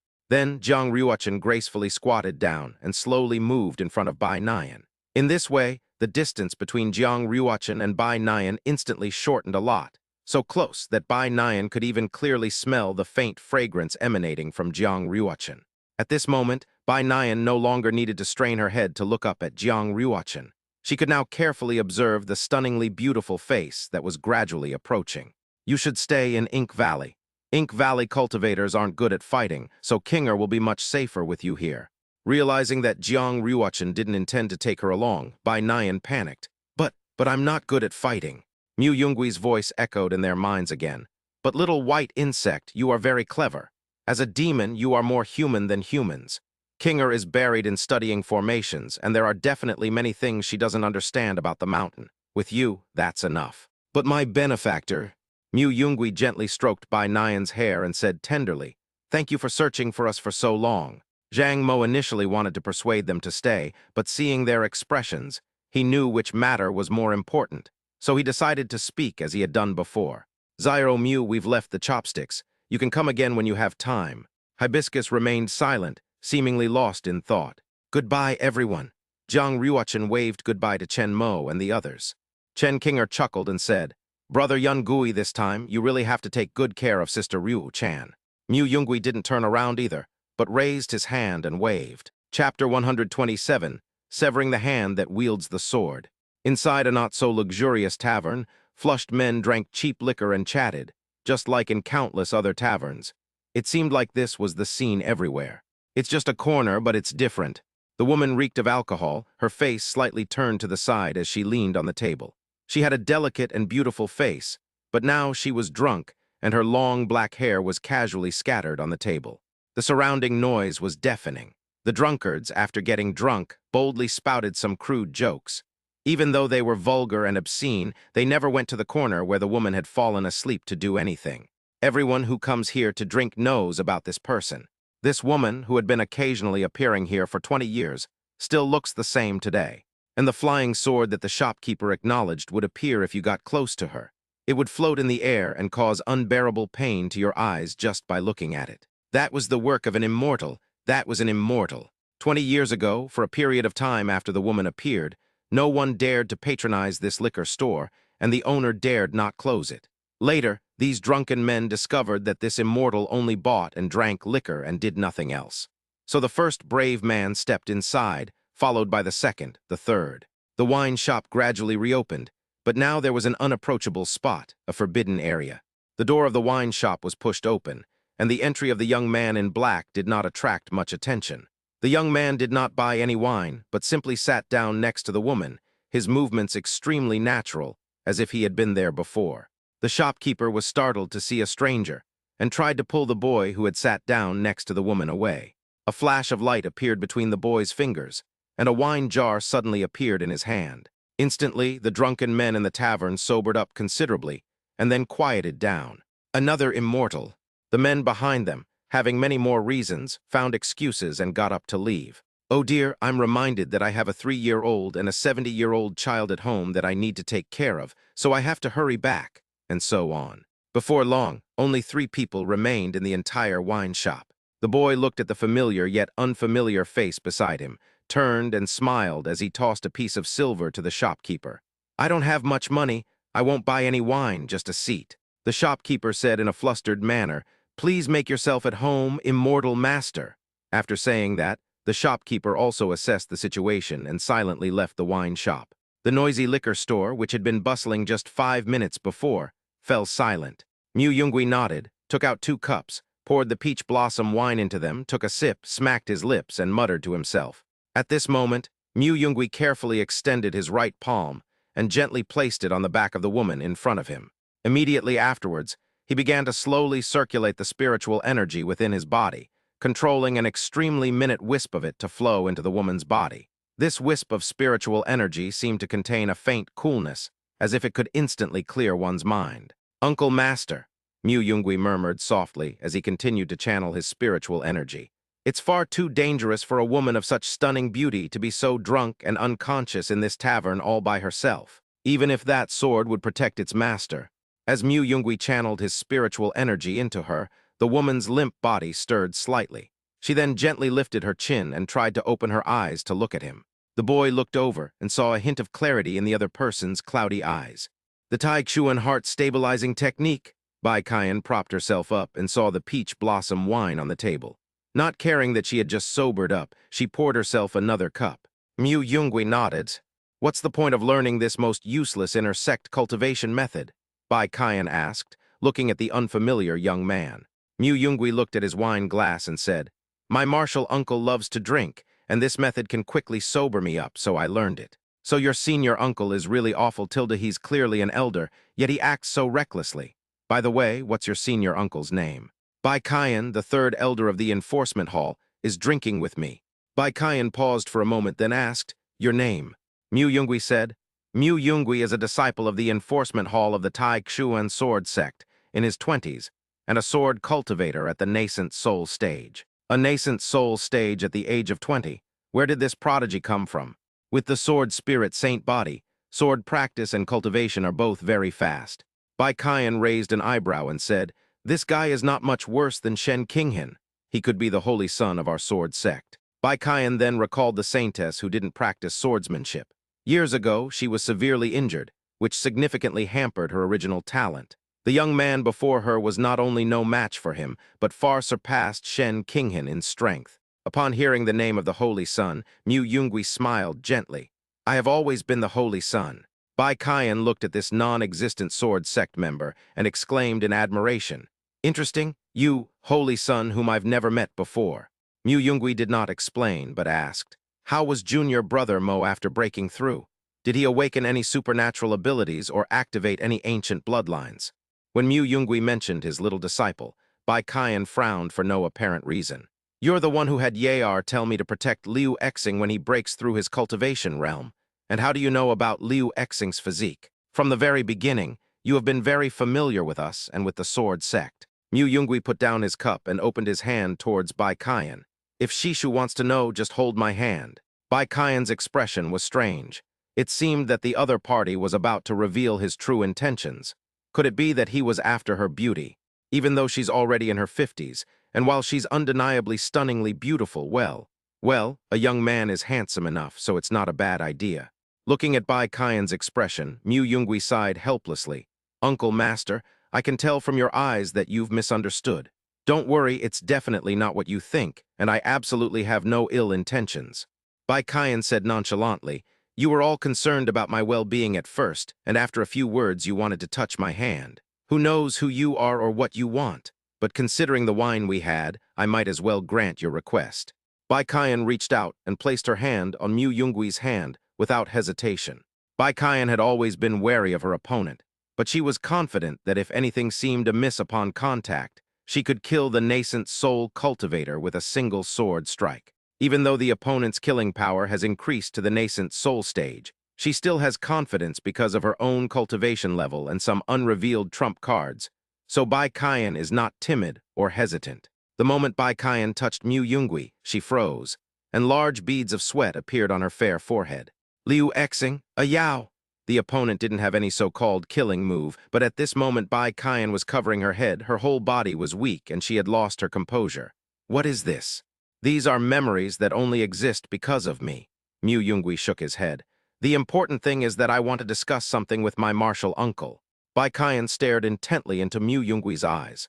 Mu Yungui said, I want to cut off the hand that wields the sharp sword of the Tai Xuan sword sect. Bai Qian considered this possibility, but her heart was still filled with countless waves of emotion.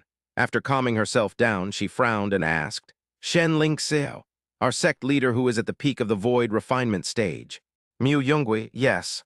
Chapter 128, see you tomorrow. Late at night in an ordinary inn, candlelight illuminated the room, and it was rather quiet. The guest room door opened quietly, and Mu Yungui entered from outside. Inside the room, Jiang Ruochen sat cross-legged on the bed. Specks of starlight like the Milky Way scattered around the girl. As the girl's aura changed, the starlight gradually shifted, then disappeared back into her body. After all the starlight disappeared, there was no grand or awe-inspiring scene. Everything simply returned to calm. The girl opened her eyes, her pupils carrying a hint of indifferent divinity, but she quickly regained her usual liveliness. You've reached the nascent soul stage? Mu Yungui asked softly. Although I was always worried that I wouldn't be as good as my student and would lose face, when the moment actually came, I felt mostly happy. This means the girl has the ability to protect herself. The girl nodded, then looked at Mu Yungui, frowned, and asked with some concern, Master, you look a little tired. This place is not far from the Tai Xuan sword sect. After settling down here more than 10 days ago, the girl has been staying in her room. However, when she looks at Mu Yungui, who comes back from time to time, there is a hint of weariness in her eyes. It's finally coming to an end, it should be tomorrow. Mu Yungui tried to muster some spirit, patted the girl's head, and explained. After being interrupted in his breakthrough, Shen Ling Xiao did not choose to continue trying to break through. Instead, after recovering from his injuries, he took advantage of the critical moment when Zhang Moshan was still breaking through to do something. Interrupting his breakthrough should have severely injured him, but instead it gave him a sliver of an opportunity. So we should seize this opportunity as well. Mu Yungui frowned and continued.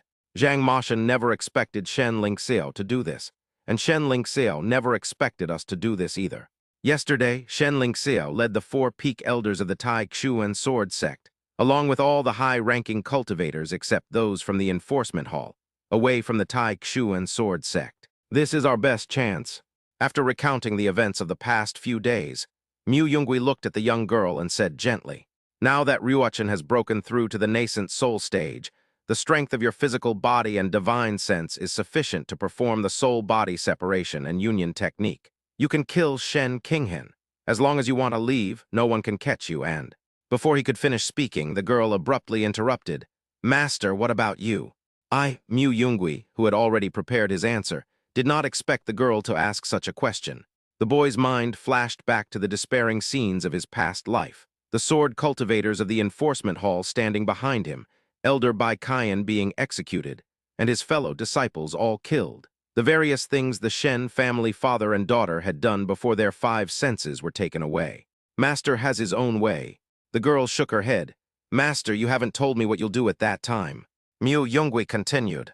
After the battle, Shen Lingxiao's strength was definitely not as good as before, and he also had Senior Gu with him. Just like I said, this is the last, or perhaps the best, opportunity. Are we going to let the Tai Xuan sword sect absorb all the resources of the Sha Ling sect before challenging them to a duel, or wait for Shen Lingxiao to recover his strength after this incident and settle scores? The girl, still unconvinced, asked eagerly, "What about the sword sect's protective formation? Dark Sword, those elders, and—" Senior Gu has only just entered the void refinement stage. Hearing what the girl said, Mu Yongui frowned and shook his head, his tone becoming more serious as he said, "You don't even believe your master anymore." The girl clenched her fists. The joy she felt when she broke through the realm was gone, replaced by worry. Moreover, this was the only time she had ever heard her master start to act irrationally. "Before that, I still need to clear some obstacles." Mu Yongui exhaled a breath of stale air and was about to leave. Jiang Ryuachin remained silent with her head down, offering no response. The flickering candlelight illuminated half of the girl's profile. Mu Yongui slowly turned his head, and his gaze fell on Jiang Ryuachin. The girl seemed to have returned to the way she was when they first met, her eyes filled with helplessness and vulnerability, even though she had just broken through her realm and reached the nascent soul stage, which even he had not yet achieved. Time seemed to stand still, as the two stared at each other without saying a word. The silence lasted for a moment, and a strange sense of defeat welled up in Mu Yonggui's heart. His feet seemed to be nailed to the spot, and no matter how hard he tried, he could not take that crucial step.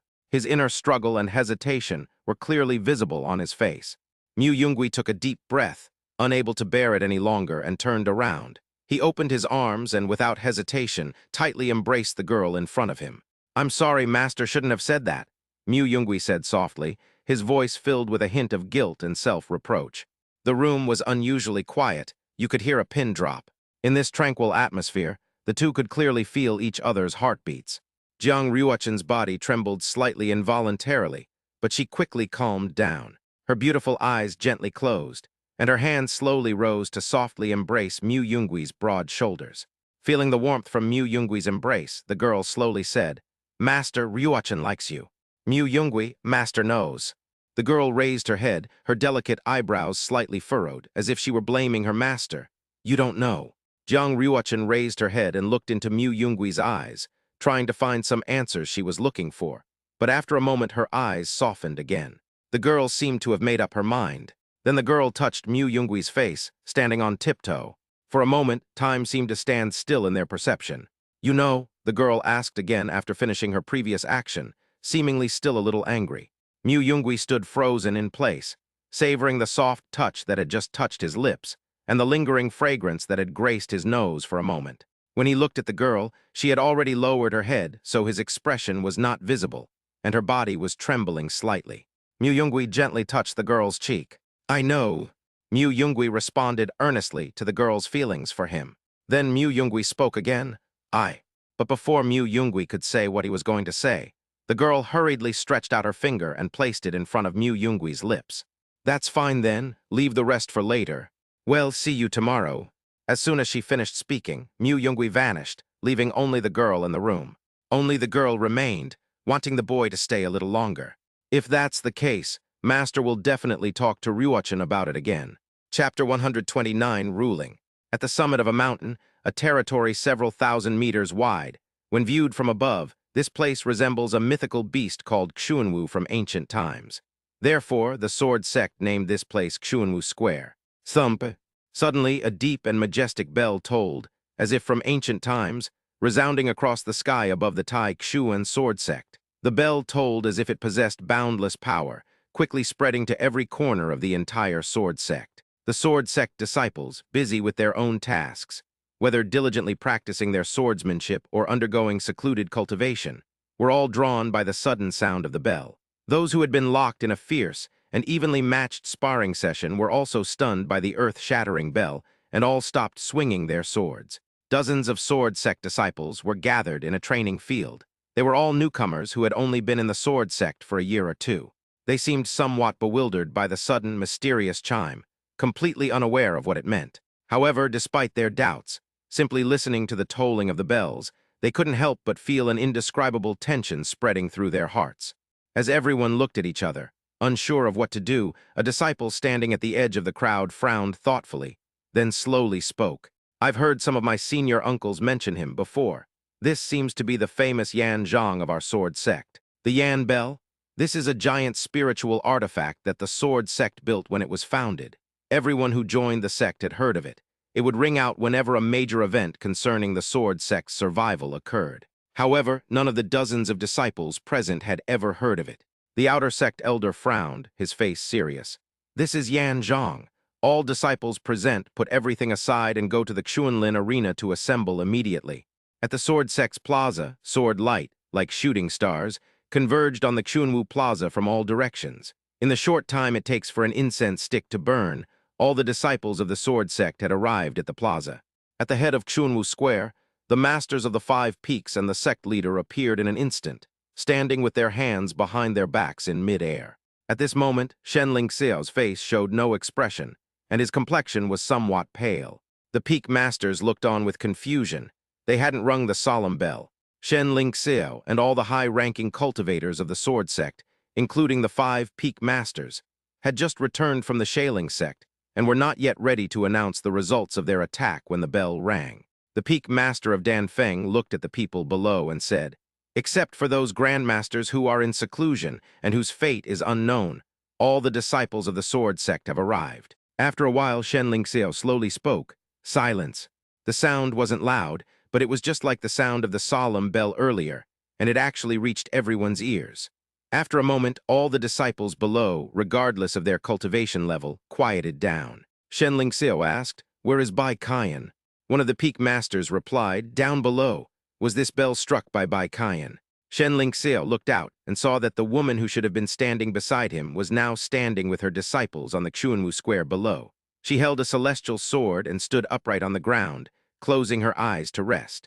Behind her were all the disciples of the Law Enforcement Hall. Bai Kaiyan and the disciples of the Enforcement Hall seemed to be deliberately keeping a slight distance from everyone else. Shen Lingxiao found Bai Kaiyan's appearance below extremely offensive, and a murderous thought flashed in his eyes, but he quickly dismissed the idea.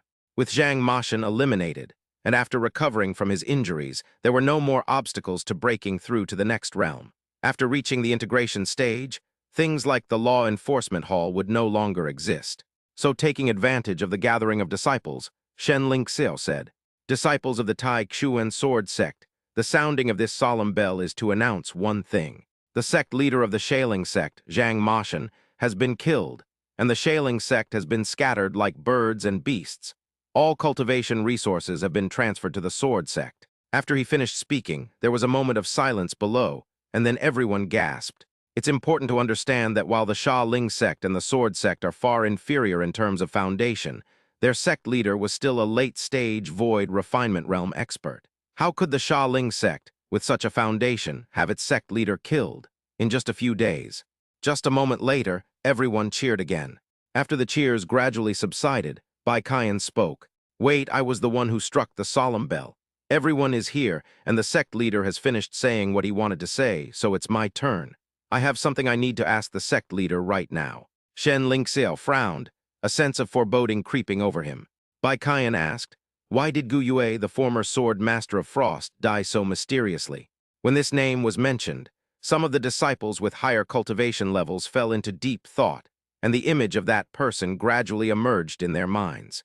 Once upon a time, that person was an outstanding disciple of the sword sect, possessing exceptional talent and talent. However, he unfortunately died, and his personal sword eventually passed into the hands of Shen Qinghan. Shen Lingxiao's expression remained unchanged, and he coldly snorted.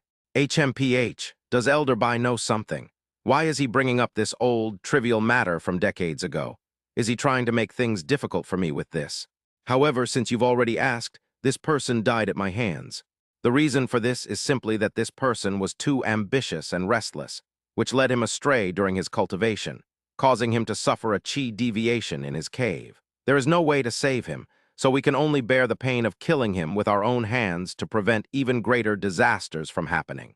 After hearing this, Bai Qian slowly shook her head, indicating that she did not agree with such a statement. She then replied with a solemn expression. Recently, I have come across some other information related to this matter, so I remain skeptical of your explanation, even though decades have passed since Gu Yue's incident. As a member of the Enforcement Hall, I will always strive to bring her justice should I discover any injustice. So, I want to reflect your sword heart. With that, Bai Qian raised the scabbard of Zhen Fangyuan and was about to slowly draw the shimmering silver sword. Everyone present, seeing the current scene, was at a loss for what to do. The immortal Sword Town is a place where divine powers can reflect the good and evil in people's hearts. Good is pure white, and evil is chaotic ashes. Meanwhile, the elders of the Enforcement Hall suspected that the sect leader had committed murder and wanted to examine the sect leader's sword heart. Shen Lingxiao, his face cold and suppressing his killing intent, directly unleashed his void refinement stage cultivation, saying, HMPH, Elder Bai, do you know what you're doing? Drawing your sword against your own sect leader, taking advantage of my injury, does your Enforcement Hall intend to overthrow me? After saying that, Shen Lingxiao looked down at Elder Kai, who was a very high seniority in the Enforcement Hall. The old man just lowered his eyes, as if he couldn't hear what was being said outside, and was already asleep standing up. As for the Zhen Fangyuan supernatural power, it would be almost impossible for someone with the nascent soul stage cultivation to draw their sword and reflect the hearts of someone at the peak of the void refinement stage. It was as if the Zhen Fangyuan in Bai Qian's hand was being pressed down by 10,000 mountains, and she couldn't pull it out. If Yingxin is all right, I, Bai Qian, will resign from my position as elder. Seeing that Bai Qian still refused to give up, Shen Lingxiao angrily shouted, Does the Enforcement Hall even dare to insult the sect master? Even your sect leader can't control the Enforcement Hall, Bai Qian roared, and despite a trickle of blood seeping from the corner of her mouth, she still didn't give up and managed to pull the sword out of her hand with difficulty. Just as Bai Qian drew Zhen Fangyuan, the side that was originally facing her remained silvery, while the side facing Shen Lingxiao suddenly emitted thick black smoke, turning the sword's surface pitch black. The disciples below looked at the surrounding area of Immortal Sword Town with varying expressions. Even the disciples of the Tai Xuan sword sect know that the immortal sword of the Enforcement Hall can subdue hearts within its radius. But this is the first time they've seen such a black sword surface, and the sword's heart reflected is none other than their own sect leader. Could there be more to Gu Yue's story? Some unsettling speculations began to surface in everyone's minds. Just then, a voice rang out. That was because the frost had a spirit and the potential to advance to the level of a celestial sword. The Holy Maiden wanted to possess it for herself, so the sect master killed Gu Yue. Gu Yue is just a sword cultivator at the Golden Core stage. Since it's for the sake of the Holy Maiden with unparalleled talent, this sacrifice is worthwhile, isn't it? A young man stepped out from the crowd, holding some tattered scrolls in his hand, which contained some obscured details. Using these clues, the boy deduced the truth behind what happened back then. A life for a life, does the sect master understand? Chapter 130, Stone Sword. Sword Sect Chunwu Square. Several powerful figures stood in mid-air, but the crowd in the square did not look up at them. Instead, their gazes were all focused on the lone figure not far away beside them. At this moment, Bai Qian's beautiful face appeared somewhat pale as paper due to the forced judgment of Shen Lingxiao, whose realm was far superior to her own. She clenched her teeth, cold sweat beating on her forehead, but the immortal sword she gripped tightly in her hand did not loosen its grip in the slightest. The sword she was facing was now radiating a dazzling light, illuminating her beautiful and refined face. On the other side of the sword, facing Shen Lingxiao, Clumps of eerie black matter were continuously gushing out from the blade, spreading and dispersing in the air like smoke, giving off a sinister and terrifying feeling. This bizarre scene, along with the gleaming white light, actually originated from the same immortal sword. Mu Yungui stared intently at Shen Lingxiao and slowly stated the conclusions he had deduced from the previous records. The answer to Mu Yungui and the others was the pitch-black blade of the Zhen Fangyuan sword. The answer is obvious. So, Elder Bai went to such lengths to stage this whole thing just to try and unite with a mere ant who hasn't even reached the nascent soul stage to overthrow me, the dignified sect leader. And what's next? Are you going to kill me instead? Shen Lingxiao stared coldly at Zhen Fangyuan. Although there was no obvious anger on his face, his calmness was like the calm before a storm, which sent chills down one's spine. Bai Qian firmly stated, "I'm just doing what I believe is right." Shen Lingxiao sneered inwardly. Even if he could rely on Zhen Fangyuan's supernatural power to prove that the disciple's death was indeed related to him, so what? Even if he personally admitted to killing the disciple named Gu Yue in front of everyone, would that shake his position and authority as the sect leader? His gaze shifted from Bai Qian to the calm face of the boy holding the scroll, but he could no longer suppress his anger and killing intent at the boy's presence. The person who should have died 8 years ago is still alive, and his cultivation has not even been hindered. "Lowly weeds," Shen Lingxiao said with a somber face. Shen Lingxiao's anger was mixed with disappointment. He couldn't understand why this boy was still alive. Not only that, but he actually dared to appear before him again, and Bai Qian, as an elder of the enforcement hall, actually joined forces with this young man to die. Mu Yungui said, "Shen Lingxiao, 10 years ago, in order to allow Shen Qinghan's heavenly evolution divine heart to advance further, you did not hesitate to slaughter dozens of people in the Jiang family, who also possessed the heavenly evolution divine demon heart, so that she would fall into the demonic path. Today, I am here to make you pay with your life. There are more than just these dozens of people." Mu Yungui had already stepped out from the crowd, his white robes fluttering without wind, his sword intent sharp and cold, and his eyes made no attempt to conceal his killing intent towards Shen Lingxiao. Everyone present looked at the young man and felt a strange sense of familiarity. However, they couldn't believe what he said. As one of the major righteous sects in the Eastern continent, would the sect leader of the Sword sect act in this way? What was going on? And that young man? Everyone looked at him, and he looked to be only in his early 20s, yet his cultivation had already reached the late stage of the nascent soul realm. The other disciples of the Sword sect were filled with disbelief, knowing that most of them had only barely reached the golden core stage.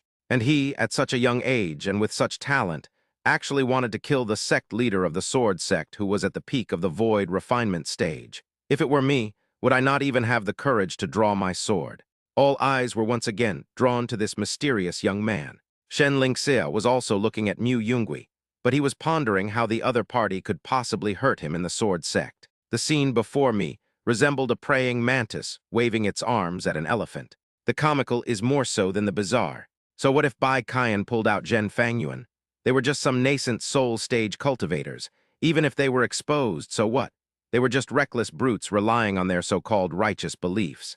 Just as the crowd below was staring at the enforcement hall's immortal sword, and the two facing off, still confused about what was happening, Shen Lingxiao's voice rang out. "Anyone who trespasses on my Tai Chuan sword sect will be killed without exception." Shen Lingxiao's words rang out at this moment. So Shen Lingxiao drew his immortal sword Tai Chuan and unleashed a sword aura that told everyone that it was refined from the void refining stage. On the other side, Mu Yungui was also startled by this scene, but he did not hesitate at all. Almost at the same instant that Shen Lingxiao made his move, Mu Yungui also moved. With a crisp sound of being drawn from its sheath, the breaking force transformed into a dazzling sword light that shot into the sky, like a dragon rushing straight towards Shen Lingxiao's incoming sword energy. In the blink of an eye, the two sword energies collided with a deafening roar. A deafening bang resounded, as if the entire world trembled. At the point of impact, light and sparks flew in all directions. The previously formless and colorless sword energy suddenly became almost tangible. Countless fragments of sword energy scattered and flew in all directions, like meteors streaking across the sky, a truly magnificent sight. However, after only a moment of stalemate, the sword light formed by the broken force sword began to bend slightly after coming into contact with Shen Lingxiao's sword energy, just like a huge bowstring that had been drawn taut. Then, without any suspense, it shattered. The broken energy was already shattered, and although this slightly weakened the power of Shen Lingxiao's sword energy, the remaining sword energy showed no sign of stopping. Like the waters of the Milky Way pouring down from the heavens, it crashed diagonally towards Mu Yungui with overwhelming force. Wherever the sword energy passed, the ground and everything around it were left with deep and shallow, crisscrossing sword marks, as if the world had been torn apart. Mu Yungui could only be thrown backward by the surging force of the sword energy. His body traced an arc in the air before crashing heavily onto a solitary peak in the distance. The sword sect disciples recognized that solitary peak. It was an unnamed peak with only a sword pavilion on it. Mu Yungui's body collided violently with the solitary pavilion. In an instant, billowing smoke and dust filled the air, and the once relatively intact pavilion was smashed to pieces, reduced to ruins. Mu Yungui's body was embedded deep within the debris, remaining motionless for a long time. After a while, Mu Yungui struggled to get up from the pile of rubble. The boy had a fist-sized hole in his left shoulder, and the overflowing blood stained his already faded white clothes with a large red flower. Shen Lingxiao raised an eyebrow, somewhat surprised that he needed to deliver another blow since Mu Yungui was still alive. So Shen Lingxiao brought up Tai Xuan again. In the blink of an eye, the sect leader of the Tai Xuan sword sect was filled with rage, his eyes blazing with fury, showing no sign of calm. Mu Yungui stood up somewhat disheveled, spitting out a mouthful of blood. "I've thought about it for who knows how long, but I couldn't find a way to get here under your nose. But last night I figured it out. Because you're too arrogant, I shouldn't have thought so much." Mu Yungui's left shoulder slumped, and the horrifying bloody hole began to heal at a visible speed, while at the same time his internal energy began to rise. Because Mu Yungui was holding a stone sword in his hand. Like the pavilion, all the disciples of the sword sect have seen this stone sword after joining the sect. It seems to be the pavilion itself, just like the sword sect. No one knows where the stone sword came from. The stone sword, casually perched on that nameless, solitary peak, has always been there. Only when the stone sword began to tremble and emit a sword-like sound did everyone realize that it was no ordinary stone sword. Feeling the joy emanating from his hand, Mu Yungui grinned, revealing a bright smile on his bloodied lips. Chapter 130, A girl in a white dress went up the mountain. The term immortal sword refers to the highest grade of sword-type spiritual weapons in the world. The three long swords of the Tai Xuan sword sect, Zhen Fangyuan in Bai Qian's hand and Tai Xuan in Shen Lingxiao's hand, are among the symbols of the sword sect. The third one is something almost no one has ever seen. They only know that it exists in a place that is crucial to the absolute safety of the sect. Apart from a few people, no one knows its exact location. But now that mysterious entity is in Mu Yungui's hands. King Feng, a celestial sword, is connected to the sword sect's protective formation. Apart from the sect leader and some senior sect elders, no one in the sword sect knew that the core of the sword sect's protective formation was actually an inconspicuous stone sword found by the roadside. Shen Lingxiao couldn't figure out how the other party knew about this secret, which was known to only a handful of people in the entire sect. Moreover, the immortal sword King Feng is different from Tai Xuan. Tai Xuan was once the sword of the founder of the sect, Tai Xuan Zhenren. However, after Tai Xuan Zhenren passed away, the intelligence that had been born in this immortal sword also disappeared. It can only be used as a sword of extremely high grade and does not have the special supernatural power of Zhen Fangyuan. However, Tai Xuan symbolizes more the power of the sect leader. King Feng is a celestial sword with sentience. Its sword spirit is fused with the sect's protective formation and has not been recognized. No matter how high one's cultivation level, it cannot be damaged in the slightest. This is why such a crucial sword as King Feng is located in such an inconspicuous place. On the contrary, if one controls King Feng, it is equivalent to controlling the entire Taixuan sword sect. Therefore, at this moment, Shen Lingxiao did not want to hold back, did not want to know the truth, and only wanted to take advantage of the opponent's serious injury to kill him immediately. Seeing that Mu Yungui was still alive, Shen Lingxiao disappeared from the spot in the blink of an eye, and when he reappeared in front of Mu Yungui, he once again delivered a powerful sword strike. However, this time the tip of the sword was blocked by an inexplicable force. Mu Yungui reacted quickly, bracing his hands against King Feng. The long sword in his hand trembled. "You're quite excited. You're going to kill your own sect leader, aren't you?" Mu Yungui coughed, then chuckled and teased the longsword in his hand that had come to life. In that instant, everyone's eyes were focused on Mu Yungui. Mu Yungui held his sword horizontally in front of his chest, his fingers slightly bent, gently tapping the blade to produce a crisp, melodious sound. However, this seemingly insignificant action triggered an earth-shattering change. The sword sect members first heard a slight sound, like porcelain breaking. Immediately afterwards, the protective array above the sword sect, which had been like an inverted, transparent glass bowl, suddenly began to tremble. With a loud crack, the entire protective formation exploded like a bubble. In an instant, the protective array that had seemed like an impregnable fortress was completely shattered. Countless fragments rained down like raindrops, crystal clear like exquisite glazed tiles, reflecting a dazzling array of colors under the sunlight. These fragments varied in size, some as large as a palm, others as small as a fingernail, but without exception, they all exuded a chilling aura. At that very moment, from an unimaginably distant direction, a deafening roar, seemingly capable of tearing the sky apart, suddenly resounded.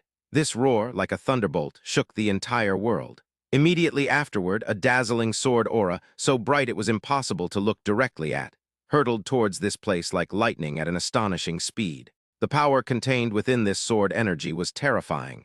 Its might was enough to make anyone tremble. Without a doubt, this was a fierce sword energy emanating from a void refinement stage expert. The one who killed you, Shen Lingxiao, is Zai Yu's wife, Gu Nianhua. As the sword energy approached, a clear and cold female voice suddenly rang out. Although the voice was not loud, it clearly reached the ears of everyone present. Everyone looked in the direction of the sound, and saw that the direction from which the sword light had attacked seemed to have been premeditated. Just as the sword energy that was about to kill Mu Yungui was about to fall, the sword light rushed in from the side like a shooting star. The sword energy that was originally meant to kill Mu Yungui was instantly dispersed, turning into countless fragments and dissipating into the void. The sword light that appeared later continued its momentum, heading straight for Shen Lingxiao. Shen Lingxiao had no time to react before being violently struck away by this powerful force. The sword light carried Shen Lingxiao backward at an astonishing speed, flying straight for thousands of meters. Along its path, towering mountains crumbled and collapsed, sending rocks flying and billowing dust billowing everywhere. On the plaza, thousands of sword sect disciples watched what was happening, unsure of what to do. Among the crowd, those hidden swords reacted instantly, and all of them transformed into sword light and flew towards the battlefield of the two void refinement stage sword cultivators. The Tai Xuan sword sect, which had already become a battlefield, had its remaining peak masters understand the current situation. Enemy attack. The situation that Hao Reifeng and Qing Yuefeng thought they could still control suddenly became extremely dangerous once the great formation was broken. The peak masters of Haori Peak and Qingyu Peak exchanged a knowing glance, thinking to themselves, there's actually a void refinement stage expert lying in ambush. Although his aura isn't as strong as Shen Lingxiao's, he's injured right now, so he might be in danger. We've already staked everything on him. We can't afford any mistakes now. The sword sect was secretly divided into two factions, the Law Enforcement Hall and the Sect Master. The two peak masters, who had long since sided with Shen Lingxiao, were ready to help without hesitation. When the combat strength is roughly equal, the combined attack of two nascent soul stage cultivators is enough to turn the tide of battle. Most importantly, if Shen Lingxiao falls, the situation might revert to a 5-peak balance of power. This is not what they expected. Just then, Mu Yungui, whose cultivation was steadily increasing, stood firmly in place.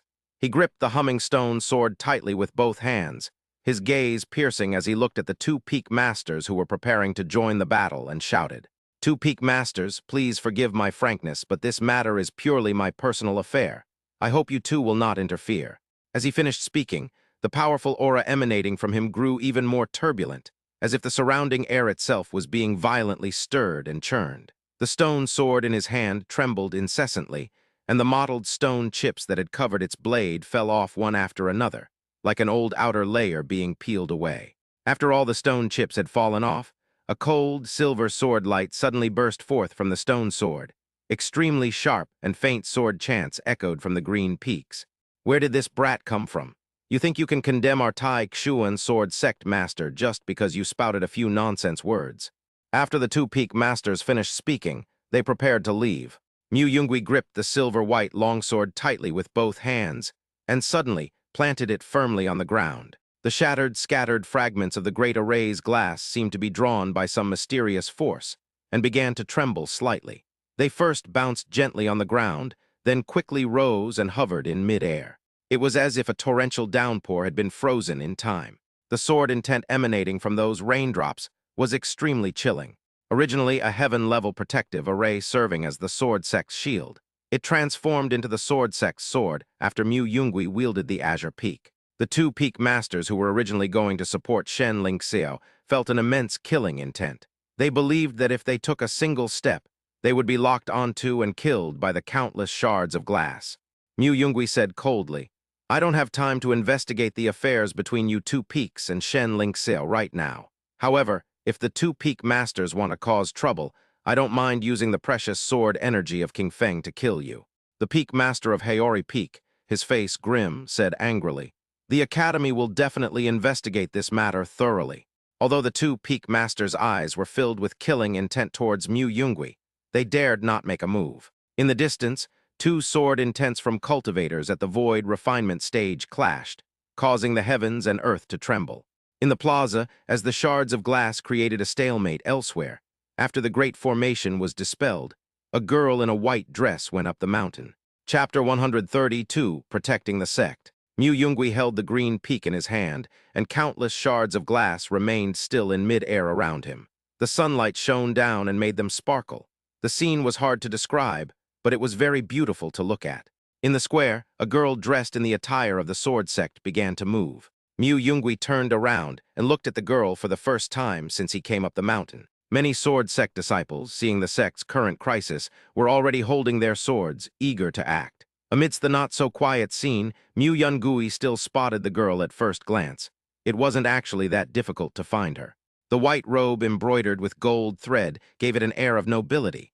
His face and aloof, refined demeanor set him apart from the crowd. Shen Qinghen stepped forward at this moment. Although Mu Yungui's words just now implied that the crime was directed at her, the girl remained unfazed. "All sword sect disciples, listen to my command. Draw your swords." The girl spoke, her words tinged with a sense of sorrow, which moved almost all the disciples present. "This person is a traitor to the sword sect, attempting to join forces with the myriad sword pavilion of the central continent to invade the sword sect while it is vulnerable. In such a critical moment, how can we, as disciples of the sword sect, remain indifferent?" Shen Qinghen drew his frost sword and pointed it directly at Mu Yungui.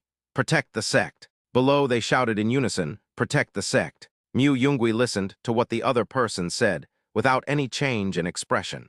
He probably realized that he dared not draw his sword easily, nor did he dare to kill indiscriminately. So he brought along the unsuspecting sword sect disciples to break the deadlock. The peak masters on the platform were restrained by the shards of glass and could not move an inch. Most of the disciples below drew their swords after hearing what Shen Qinghen said. Only a very few disciples from the sword lineage were instructed by their elders and masters to continue to observe quietly. What do we do?" In the clearly defined plaza, in front of 100 disciples of the enforcement hall, stood the leader of one faction, also a young girl. At this moment, a question came from behind her. The girl, who originally had short hair, grew it back into pigtails at someone's suggestion. At this moment, she said to the person behind her, "Master said to listen to that boy. If the sword sect disciples riot, do everything in your power to stop them, but don't harm your fellow disciples." They were just spouting some incomprehensible words when they threatened to kill the sect's holy maiden and sect leader. Jiang Yao chuckled softly.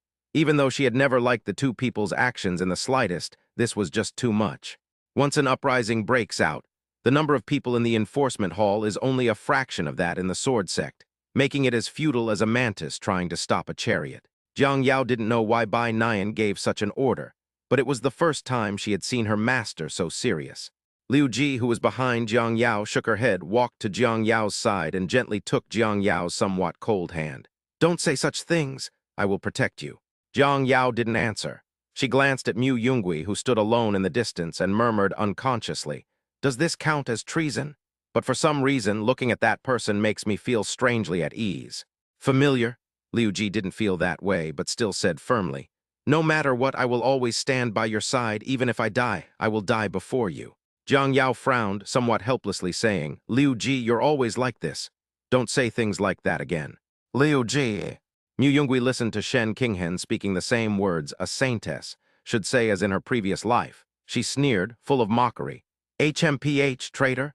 Your Shen family father and daughter are the least qualified to say those two words in the sword sect. Then he turned to look at all the disciples below and said in a solemn voice, "This sword challenge is merely for revenge. As long as you fellow disciples remain calm, it will not involve you." As they were talking, two beautiful figures flew over from the distance of the square.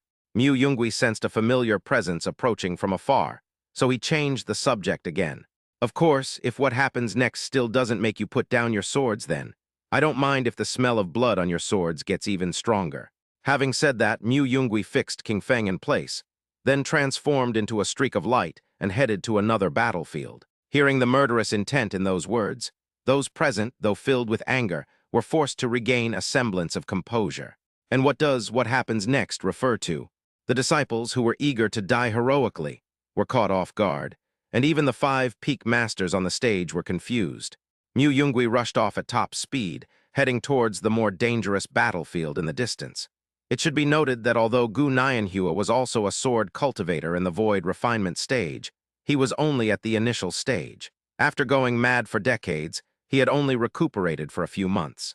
As for his opponent, even though Shen Lingxiao had just fought a life or death battle and was still seriously injured, his perfected void refinement stage realm was still there. The square was in chaos, but that wasn't the most important thing. The key to victory lay in the battle between Gu and Shen, so Mu Yungui had to go. As for Shen Qinghan, everyone has their own way of dying. The right person should die at the hands of the right person. That's what makes a good story. At this moment, the mountains crumbled, and sword marks and sword intent filled the space. The female swordswoman in green robes unleashed another sword strike, the powerful sword energy slashing through the air towards her opponent, only to shatter once more. Previously, Gu Nianhua had managed to put Shen Lingxiao in a somewhat sorry state with that unexpected sword energy, but she was unable to kill him. The two void refinement stage experts had exchanged hundreds of blows, and the situation, which had initially been one-sided, was gradually being reversed by Shen Lingxiao, even as his face grew paler. Compared to a few months ago, the female swordswoman's entire demeanor had undergone a dramatic change. Her originally pale face had become rosy and fair after recuperation, and more importantly, her eyes were no longer empty and chaotic, but now filled with emotion. Facing the culprit who took away her daughter and cruelly transformed her into a machine, Gu Nianhua was filled with murderous intent. At that moment, Gu Nianhua exhaled a breath of stale air, dodging an attack from the shadows. Both sides tacitly agreed to a brief pause. Shen Lingxiao looked at Gu Nianhua, who had rushed up to fight without explanation. A madman, cured, neither seemed quite right. "You are a sword immortal of the Wanli Sword Pavilion.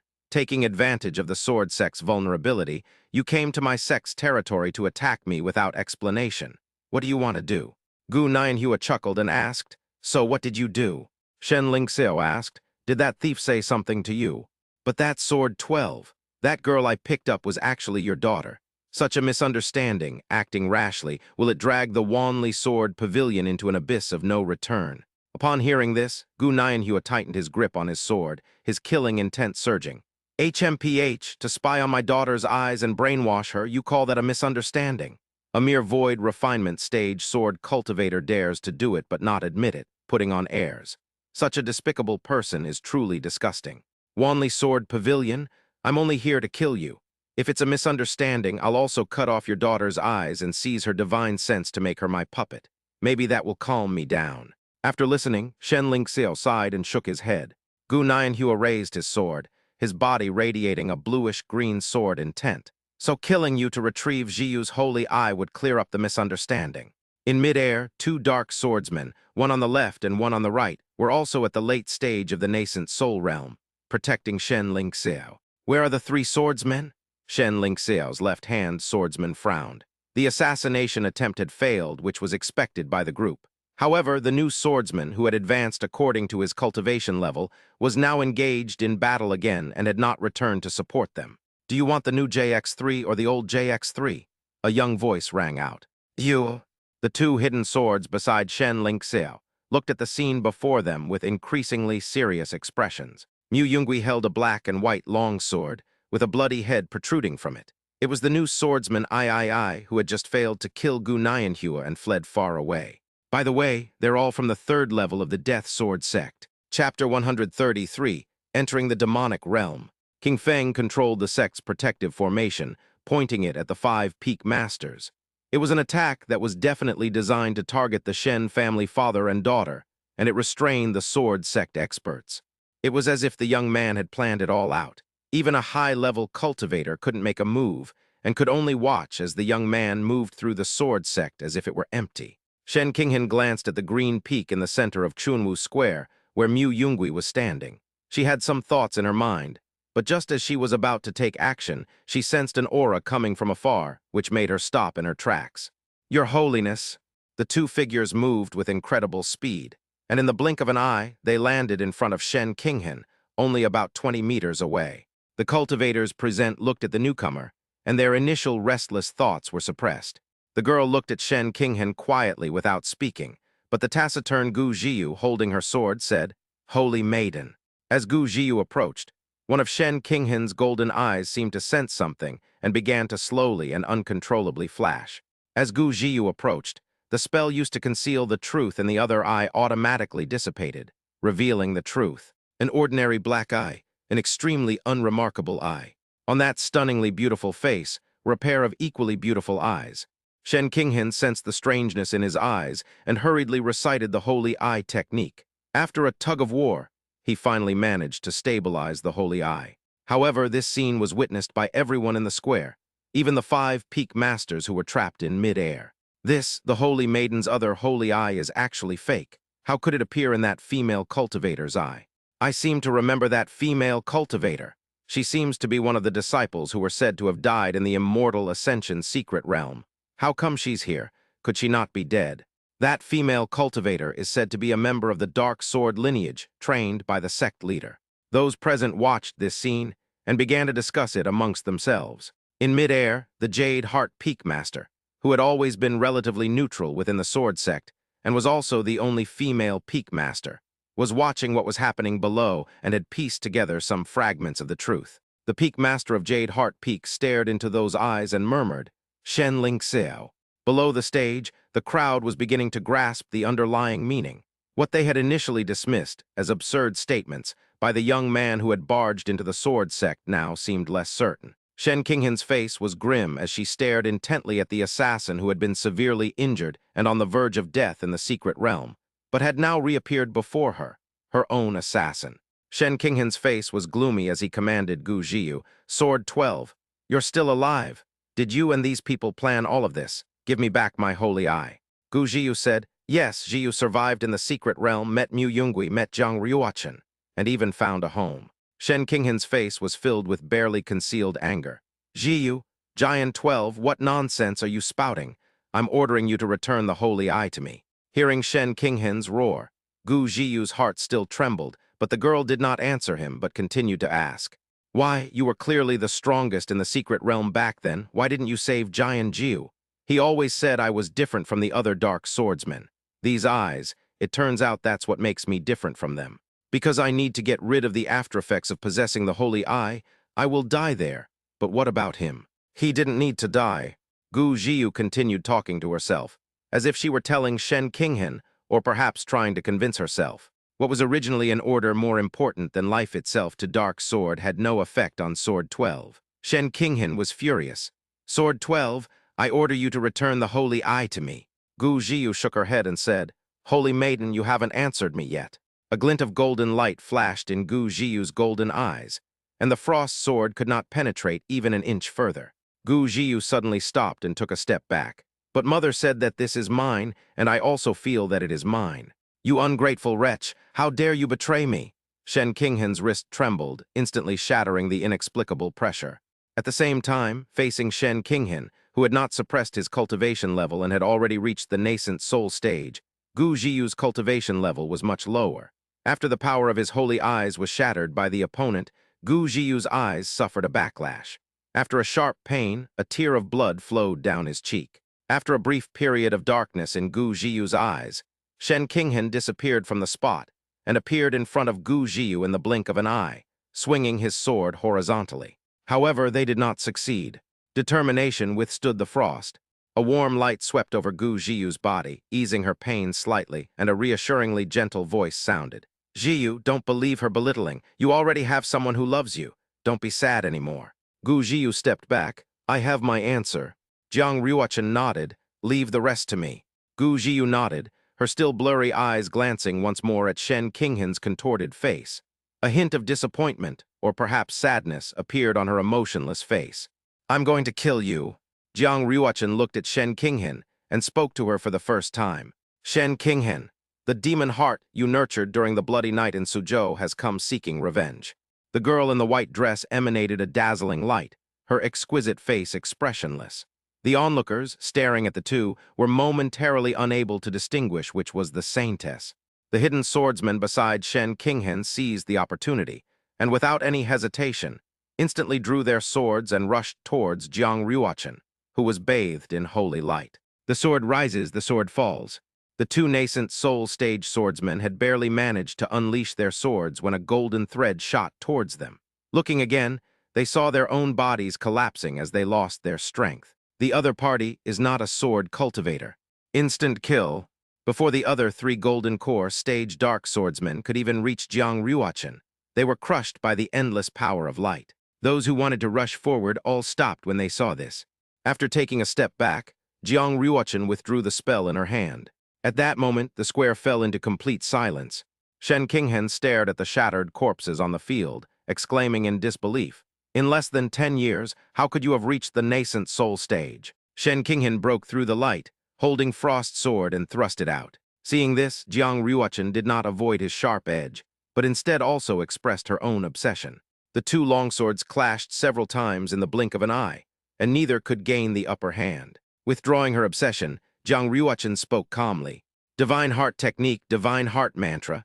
I have all the things you dream of. But what about you? You're nothing but a self-important, arrogant fellow. On the surface, you pretend to be a so-called righteous saintess, but in secret, you've harmed countless innocent lives, using their blood and wronged souls to build your so-called talent. The girl paused for a moment, then continued. You, with your mere 7th grade Golden Core aptitude, dare to ask such a question. The girl's words were piercing to the heart. Chapter 134, Forced into Demonic Possession. Of all the weapons in the world, words can be just as hurtful. The girl recalled the words her master had once said to her, and realized it was true. The rhetoric taught by Mu Yungui, deliberately uttered by the girl, was remarkably effective against Shen Qinghan, whose inner world was too extreme. Enraged by the words, Shen Qinghan trembled, and a powerful and violent aura erupted from her body. The ancient phoenix bloodline that had been dormant within him for a long time seemed to be summoned by some kind of force, and began to surge wildly. Phoenix fire. With a clear and loud shout, her long, jet-black hair, which cascaded down her shoulders like a waterfall, gradually turned into a bright and dazzling crimson color at a speed visible to the naked eye, dancing wildly in the air like a burning flame. At the same time, the abundant spiritual energy around him was quickly burned away, but the surrounding temperature not only did not rise, but in the blink of an eye, it suddenly dropped to a chilling level. Shen Qinghan made a hand seal, and a deafening phoenix cry rang out. A gigantic, sky-covering phantom of an ancient phoenix appeared behind her. The ancient phoenix flapped its wings, and in an instant, countless fire snakes formed from scorching flames shot towards Jiang Ryuachin, who was not far away, like arrows released from a bow. Heavenly evolution, trapped by heaven and earth. A glint of light flashed in Jiang Ryuachin's eyes, and she too unleashed her strongest attack. Countless golden rays appeared and intertwined, like a cage capable of imprisoning and annihilating everything, strangling the charging fire phoenix. As both sides exerted their full strength, golden light crushed the ancient phoenix. The entire space was trembling. Jiang Ryuachin continued walking towards Shen Qinghan, holding the will in her hand. Shen Qinghan stared at the scene before him in disbelief. How can this be? They are all people with divine hearts. My ancient phoenix blood, my holy eye power. Why? Shen Qinghan said angrily. She couldn't understand why she was so lacking in the Tao fruit that she could have killed with a single strike, despite having so many opportunities. Images of her past cultivation days flashed through Jiang Ryuachin's mind, scenes of fighting demons and battling to the death. The girl then shook her head. You don't know anything. Jiang Ryuachin continued, mimicking what her master would say during battle. Shen Qinghan gritted his teeth, looking at Jiang Ruochen, who was still closing in, and sneered. "Do you think you can definitely kill me?" Jiang Ruochen remained silent, merely shaking off her obsession, and continued walking. "Speak up." As Shen Qinghan watched Jiang Ruochen approach, anger mingled with murderous intent, and the dark aura that had been buried deep in her heart for many years was finally detected by the girl. Suddenly, Shen Qinghan's aura changed. Jiang Ruochen frowned, and then an aura of death descended upon her. The girl sensed something was wrong and held her sword horizontally in front of her. A strange spell, barely visible in its darkness but faintly tinged with crimson, struck Obsession, shattering before slicing across Jiang Ruochen's cheek. Fresh blood gushed out immediately, but before the blood droplets even hit the ground, they turned as black as ink. The wound on his face seemed to be wriggling as if it were alive, and it actually began to rot. "You think you can kill me? Ha! The Tai Chuan sword sect has given birth to a demon." Everyone present became serious, whether they were those who wanted to make a move or those who adhered to the principle of revenge. Jiang Ruochen frowned, sensing the aura of death and destruction emanating from the wound. It was an aura that was extremely incompatible with the power of light within her body, like fire and water. The sky above the clouds, a middle-aged man in a scholar's robe was frowning as he looked down at the ominous, death-laden black mist. Demonic energy. It permeates the continent with the various races, humans, demons, spirits, monsters. In the Academy's assessment of danger, demons are even considered more dangerous than monsters. Although demons are ferocious and bloodthirsty, there are also peace-loving races with whom they can communicate. However, demons are people who have fallen from grace, people who are consumed by desire and violence, and who have no reason. The demonic energy they cultivate can only be improved by absorbing life force. Therefore, wherever ghost cultivators and demon cultivators appear, there are floating corpses for miles around. Just as the azure sword light rose from the ground and rushed towards the sword sect, the middle-aged man, one of the 3 great Confucian scholars of the Eastern Continent Academy, had already noticed the strangeness of the sword sect, just as Mu Yungui had said. At first, the middle-aged man was also unsure of what to do, but after watching the 2 nascent soul stage cultivators fight, he made a decision after thinking for a moment. The only thing we can do is suppress both sides and get them to stop fighting. Then we can go back to the academy to investigate. Although it might seem like he was trying to smooth things over, he had never seen such a scene before, even though he had lived for hundreds of years.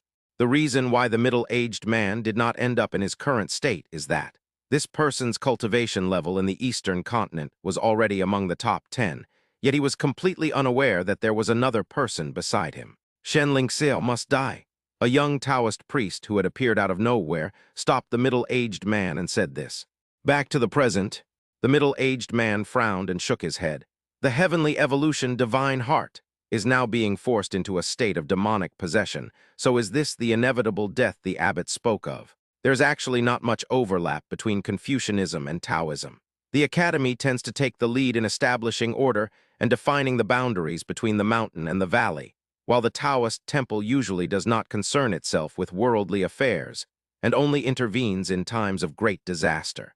However, even when disasters occurred before, the abbot of Guandao Temple was never seen to come down the mountain. But once the other party comes down the mountain, things must be complicated, so the middle-aged man followed the advice of the expert. Let's wait and see.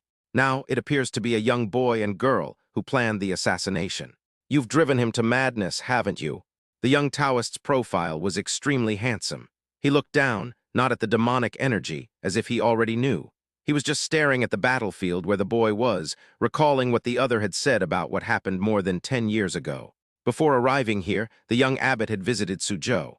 Although the rebuilt area had covered up the past events, it was not difficult for those in the know not to know.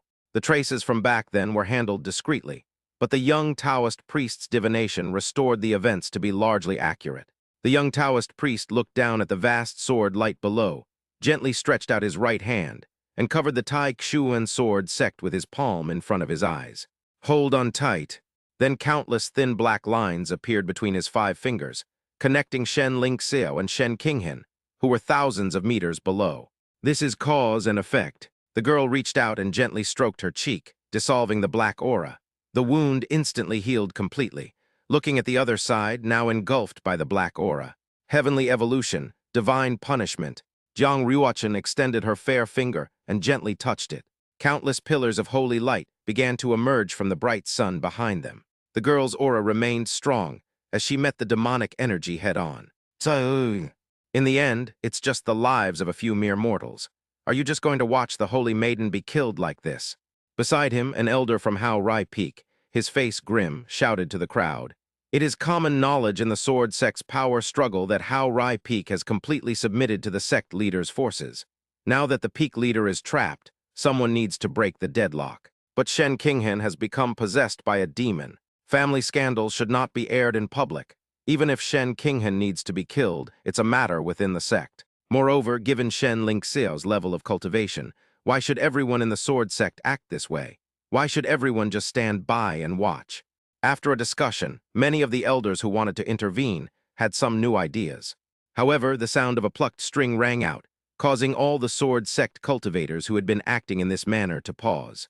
The life of a mere mortal, a young man then shouted angrily. Then I'll kill your parents, and you better not move. End of chapter 135. The sword sect was bustling with activity, now joined by two more individuals who weren't the main protagonists of this battle. The two who arrived kept those who wanted to take action in check. Facing the black mist, Jiang Ruochen didn't notice that from the beginning she only had eyes for the person in front of her. Shen Qinghen made a clenched fist, and the blood from the corpses of the 5 dark swordsmen who had been killed by Jiang Ruochen gathered and flowed towards Shen Qinghen, transforming into a golden thread-like spell similar to the one Jiang Ruochen used. The girl remained unusually calm, not letting hatred control her emotions, and simply regarded what was in front of her as a demon. He drew his sword, leaving a 3-inch wound on his arm. Then a sword wound, burning with the power of light, remained at his waist. Then one of the golden pupils was pierced out by that transparent glass sword. He had fallen into demonic possession, but Shen Qinghen realized that he was still no match for Jiang Ruochen. They were completely powerless to resist. The heavily injured sword sect saintess unleashed a barrage of high-level magical artifacts and talismans at Jiang Ruochen as if they were free. The opponent's sword flashed, followed by explosions of spiritual energy that shook the earth. The scene was like an unarmed mortal facing a tiger that was constantly approaching. If he could keep his composure, he might be able to hold out for a while. But the moment he felt cowardice and wanted to turn and run away, the outcome was already decided. Both are invincible, but the difference is that the opponent will never give her a chance to escape. Shen Qinghen backed away, grinned, and said with a sinister smile, I haven't completely fallen into demonic possession yet, so you wouldn't dare kill me now. Only when I am completely consumed by demonic possession will this heart. Before Shen Qinghen could finish speaking, Jiang Ruochen stepped forward, stood in front of her, and thrust her sword towards Shen Qinghen's chest. Shen Qinghen had not expected the other party to act this way. In the instant she lost her strength and fell, she could only grab the sword to stop the obsession that was about to pierce her. The black energy in her body instantly enveloped the obsession that was carrying a faint light. Shen Qinghen gripped his obsession tightly, his hands oozing dark red blood, and cried out in alarm, You can't kill me. Ruochen remained silent, only channeling the power of light into her obsession. As her obsession threatened to touch her heart, Shen Qinghen's expression changed drastically. Even the violent black aura around her weakened, and she became utterly panicked. Don't kill me. Just as the obsession pierced Shen Qinghen's chest, about to reach his heart shrouded in black energy. Suddenly, the entire sword sect began to tremble, and then a discordant element suddenly appeared in mid-air. As everyone watched in horror, the once calm sky suddenly seemed to have been struck by a massive impact, emitting a chilling cracking sound. Immediately afterwards, a long and deep rift appeared in the sky without warning, as if it had been forcibly torn open by some mysterious and powerful force. From this crack, an extremely dense demonic aura continuously surged forth. The demonic aura was ancient and distant, seemingly originating from the abyss of antiquity, carrying a suffocating, forbidden power.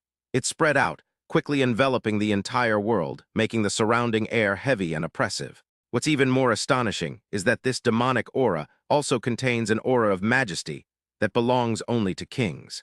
Everyone present felt that aura. Their spiritual energy stagnated, and a primal fear descended upon them. In Xunwu Square, everyone couldn't help but want to lower their heads. Only one person looked up, their eyes filled with terror, but the boy had never seen this scene before. Senior sister, the sky is leaking. Jiang Yao, her face covered in sweat, barely managed to lift her head to look at the scene. Someone tore through space. Jiang Yao and Liu Ji, who were present, had seen this scene before. It was the same scene when the secret realm shattered in the immortal Ascension realm. But back then it was just a secret realm, but now, this is the real world. Only a peak tribulation transcending stage expert could create such a scene. Jiang Yao was curious to see that Mo Liuxing was unaffected by that aura, but she didn't have time to dwell on such trivial matters. From within that space, a giant black and gold claw emerged. The three claws, flowing with an ancient aura, seemed invincible, tearing through the cracks in the sky and extending out. The overwhelming power crushed towards Jiang Ruochen. At the same time, the oppressive aura that had enveloped everyone vanished instantly, and everyone's world suddenly fell silent. A bright white light appeared in the north, a light that resembled stars, a blazing moon, a radiant sun. In the blink of an eye, only white remained between heaven and earth. The sword light, as bright as the sun, swept towards the far north, traversing several continents. As the giant claw slashed down, it began to shrink as it got closer, until it became a sword light of ordinary size. The sword light swept away everything in its path, carving a sword mark into the colossal claw, which then collapsed towards the spatial rift. The giant claw attempted to strike again, but the spatial rift began to slowly heal. "Li Yoren, I'm going to kill you." A furious voice, unlike any human voice, came from the spatial rift. After that, another middle-aged man's voice rang out from the horizon, carrying a hearty and forthright tone. "If your highness can do it, ha ha ha." Then the spatial rift gradually closed, and both destructive forces disappeared together. At the same time, Jiang Ruochen held onto her obsession with both hands, maintaining that posture. The obsession continued to pierce deeper, bit by bit. Sizzle! Swords pierced through the body. The fallen saintess, her exquisite face now showing signs of life fading as the pupils of her black eyes began to dilate. Shen Qinghan is dead. The black aura surrounding the heart that had pierced it dissipated as its owner lost life. The dramatic change in the battlefield caused the battle between the two void refinement stage experts to shift from a distance back to the present. Qinghan came a heart-wrenching cry of grief. Upon witnessing his daughter's death, Shen Lingxiao's already deep-seated wounds finally broke free, and he coughed up a mouthful of blood. Mu Yungui's eyes lit up, and he rode his sword into the air. King Feng, the glass shards that had been binding the 5 peak masters, finally released their restraints and poured into the Azure Peak sword. Exterminate evil. It was a sword aura, much weaker than the one the sword immortal had unleashed earlier, but it was still a sword aura from the void refinement stage. Under everyone's gaze, the sword light sliced Shen Lingxiao in half at the waist. The sword-sect master's body collapsed on the ground, his vital energy beginning to dissipate uncontrollably. Seeing Shen Lingxiao's life force fading, Mu Yungui didn't stop. He thrust his sword down from the sky again, smashing it into Shen Lingxiao's body and creating a large crater. The corpses were all killed. Just as Gu Nianhua was about to breathe a sigh of relief, a barely perceptible aura quietly flew out from the deep pit. Soul annihilation, extreme sword technique, Azure cloud slash.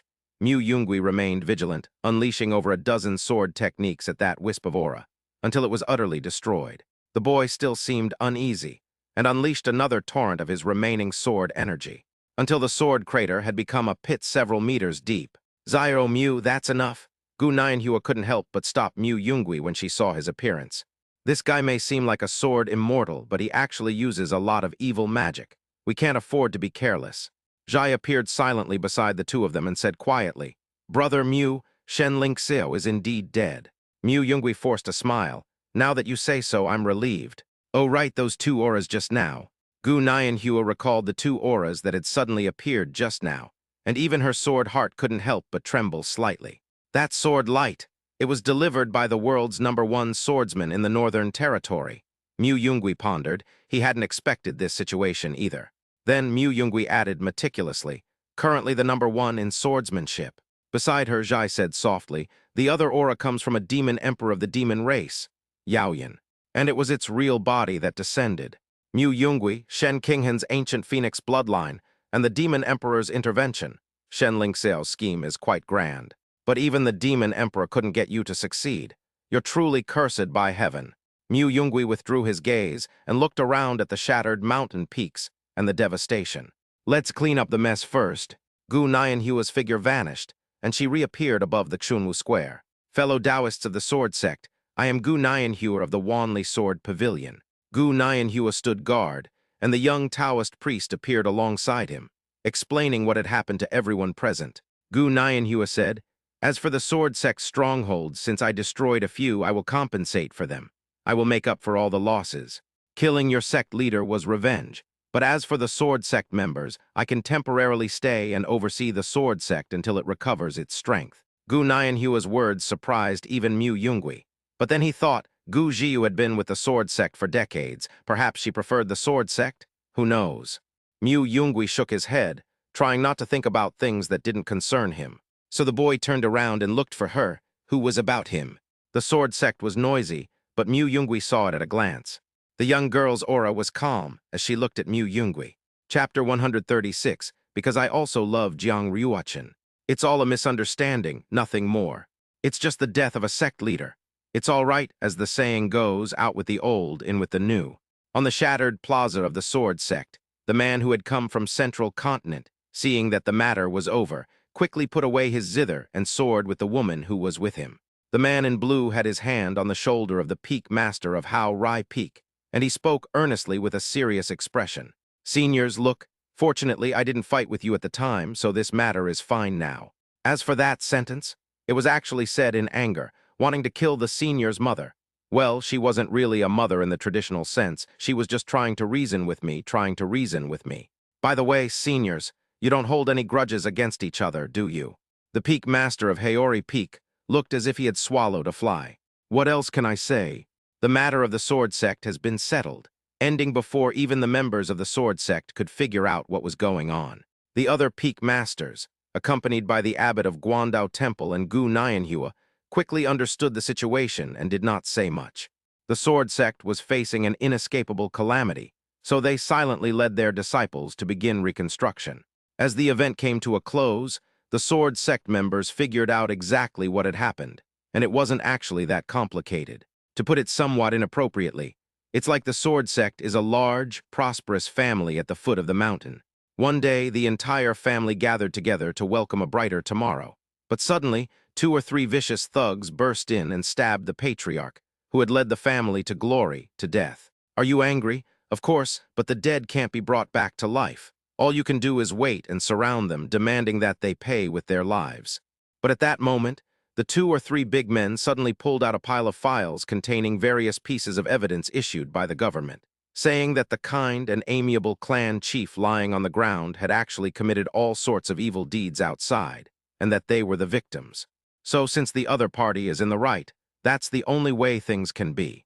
Elsewhere, Gu Jiu was sitting cross-legged in the square. Just moments before, the holy eye that Jiang Ryuachin had flung away, after losing Shen Qinghan's control, instinctively transformed into a stream of light and returned to its original owner's body. The girl is meditating here, and with each breath, her tightly closed pupils remain undiminished in power. It is believed that she will be able to fully recover soon. At the end, Gu Nianhua took over the place, while the other 2 important figures temporarily left. On an unnamed small mountain peak of the sword sect, looking down upon the sword sect's landscape, most of the mountains were broken and dilapidated, but here, a gentle breeze blew and the noise was absent. It had not been affected. Here, Mu Yungui was covered in blood, but his face was radiant. The young man took out the nearly empty peach blossom wine from his spatial ring, drank it all in one gulp, and said softly, "The matter is over. No more promising talents who have not yet grown up will suffer at the hands of this father and daughter. The future of cultivation will only be much better, and we can stand openly under the sun, no longer feeling as embarrassed as before." Mu Yungui gave a wry smile. "You won't have to suffer with me anymore." On the other side, the girl took the initiative, walked over and gently hugged Mu Yungui. A somewhat aggrieved voice rang out, "Master, I killed her, but I pierced her demonic heart with my sword and failed to take it and merge with it." Jiang Ryuachin murmured softly, as if she were a child who had done something wrong, returning home to tell her parents about her mistakes and waiting for the inevitable punishment. "Yes, it's okay." Mu Yungui simply agreed, patted the girl's head, and did not blame her. "It's all right, master, as long as you follow your heart. Whether or not you become an immortal is ultimately just Shen Qinghan's obsession, not my wish." So what if she doesn't become an immortal? Jiang Ryuachin's talent will soon be known to all cultivators in the world. Even if she doesn't need that thing, she will still be the strongest person in the future. And if Jiang Ryuachin were in danger before that, Mu Yungui would stand in front of her. The girl listened to what her master said and asked softly, "Master." Mu Yungui smiled and said, "You don't need to call me master anymore because there's nothing more I can teach Ryuachin. As I said when you became my disciple, our relationship will end once the revenge is over. This relationship will not be a constraint on you. Ryuachin, you are no longer the little girl following behind me on the path of cultivation. You are now standing beside me, or even in front of me." Jiang Ryuachin's eyebrows trembled slightly as she listened to what Mu Yungui said. Yes, the revenge is over, and the master-disciple agreement made decades ago is also dissolved. So what bond remains between them now? After the revenge was completed, the girl did not experience much emotional fluctuation. The obsession in her heart had dissipated.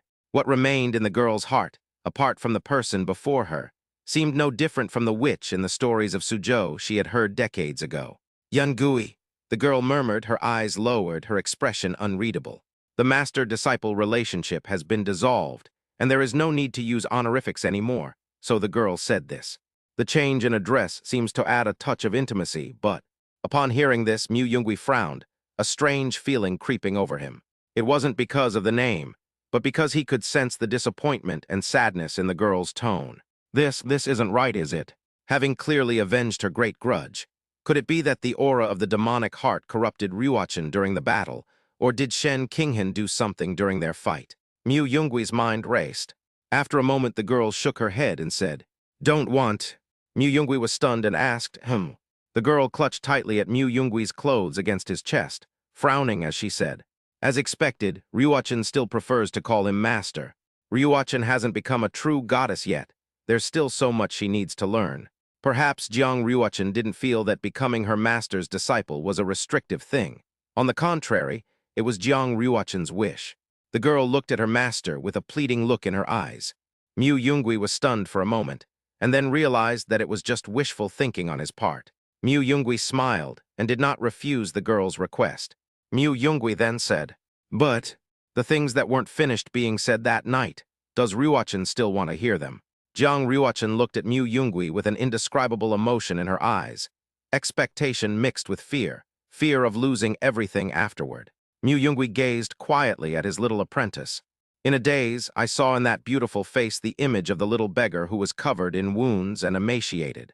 When I first met him, I was filled with heartache. Then there's that thin little hand gripping the sword hilt, the girl with the resolute expression on her face fighting against the demon. Is the path of cultivation she embarked on driven by revenge, right or wrong? Finally, she endured all this loneliness and hardship alone, beginning to grow into the most mature, composed, and flawless goddess in the eyes of others. Returning to the present, Mu Yungui realized that in the end, it was her own heart that had been running away. He kept avoiding his own feelings, causing the girl to suffer continuously. Mu Yungui shook his head, finally revealing his ultimate thought. The boy took a deep breath. The boy then leaned down slightly, their noses getting closer and closer until they finally pressed together, feeling each other's breath. Mu Yungui kissed him. Time seemed to stand still at this moment. After a moment, the boy slowly raised his head, his voice gentle. "I, Mu Yungui, have long been aware of Jiang Ryuachin's feelings for me, because I love Jiang Ryuachin too." After he finished speaking, the girl paused slightly, as if she had been frozen in place for a moment. After a long while, the girl finally came to her senses as if waking from a dream. A single, crystal-clear tear slid down her radiant, smiling face. It was a single tear brimming with boundless happiness. Chapter 137, Lantern Festival. Dongzhukeohai Dynasty, a small fishing village called Jingyang Village. It was February or March, and there was no wind or rain along the coast.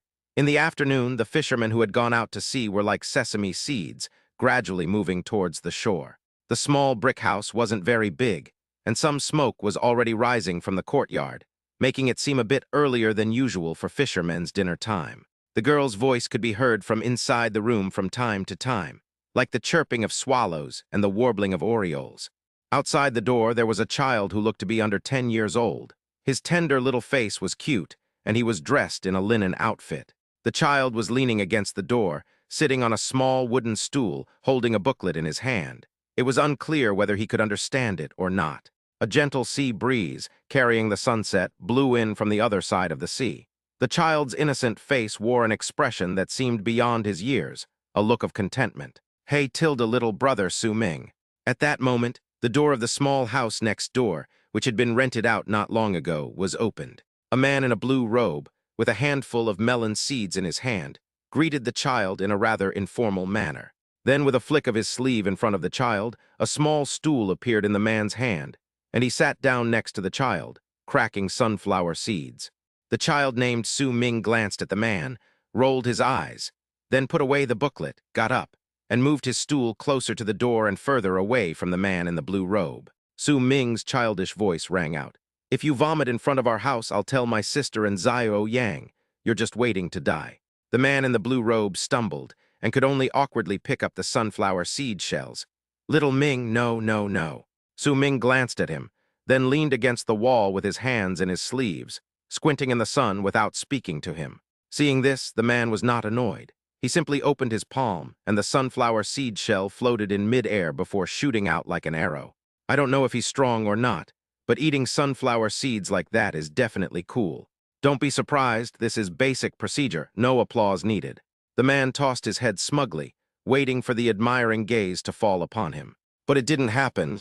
Instead, 10-year-old Su Ming looked at him like he was an idiot. The man said awkwardly, "Little brother Su Ming, did you see that just now? I'm a reclusive master. Do you want to learn?" Su Ming shook his head. "I don't want to."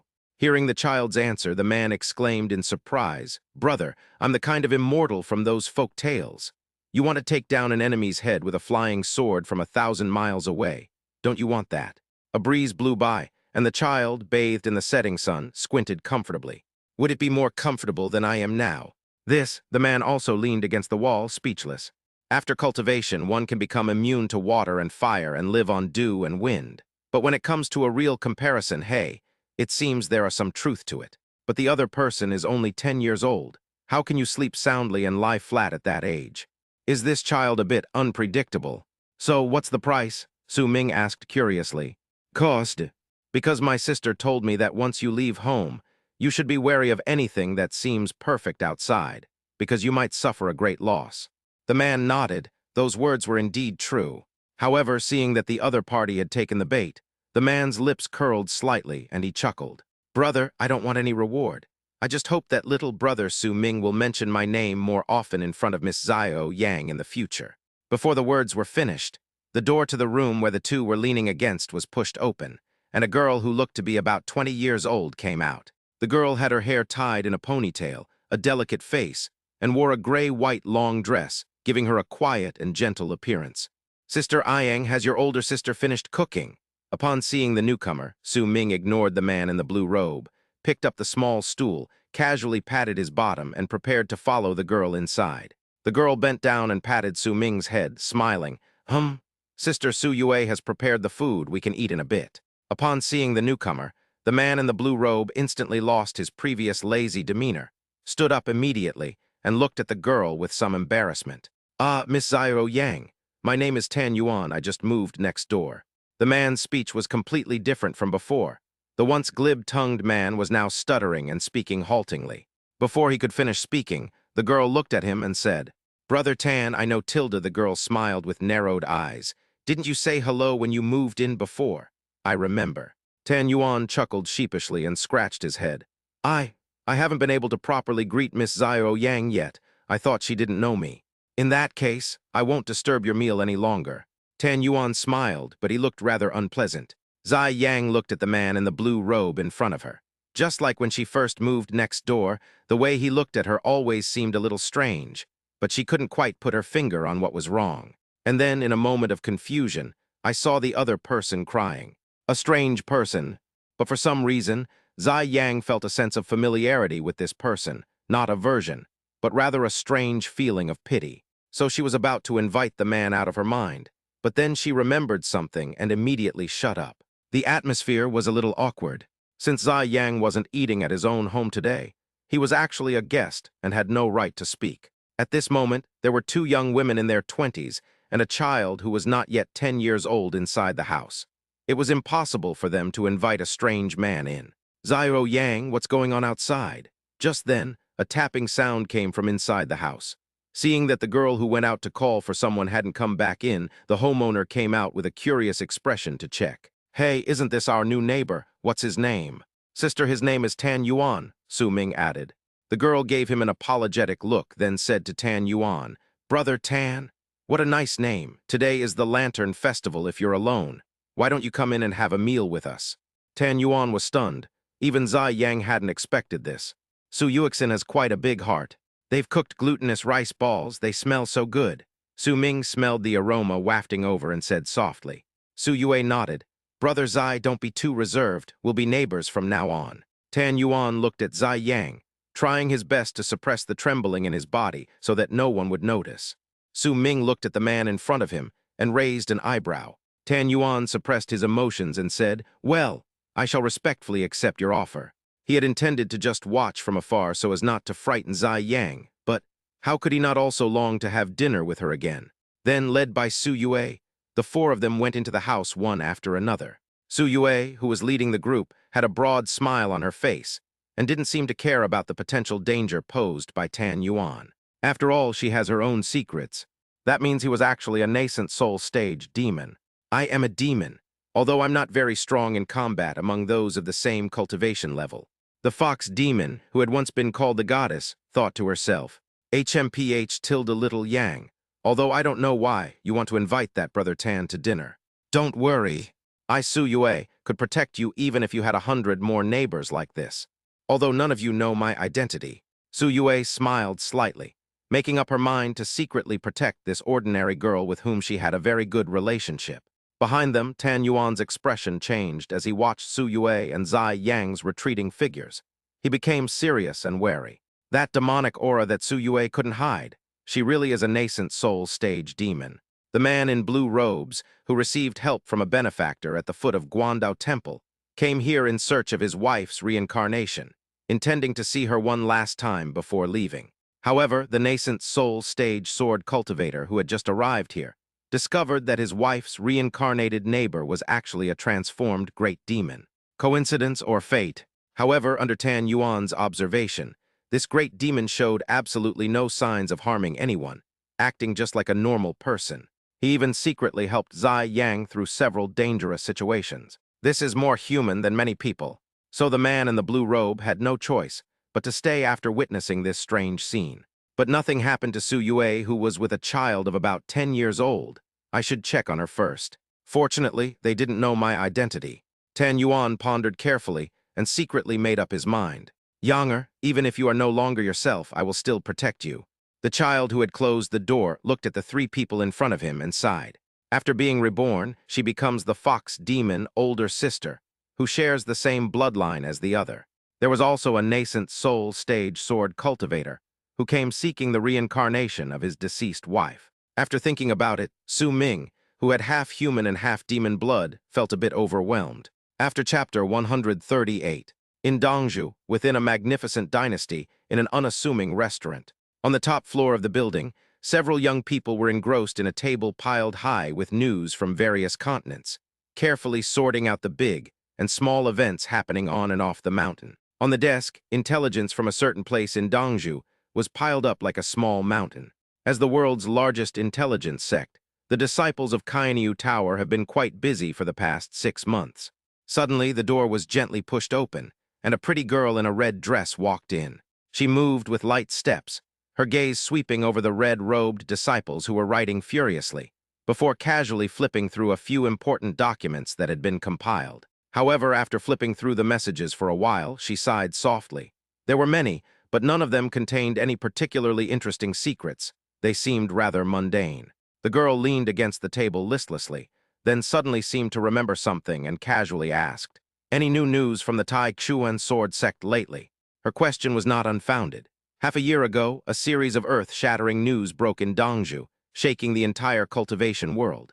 The sect leader of Guandao Temple, hailed as the #1 sect in the world, actually crossed continents to visit Taixuan's sword sect for the first time ever.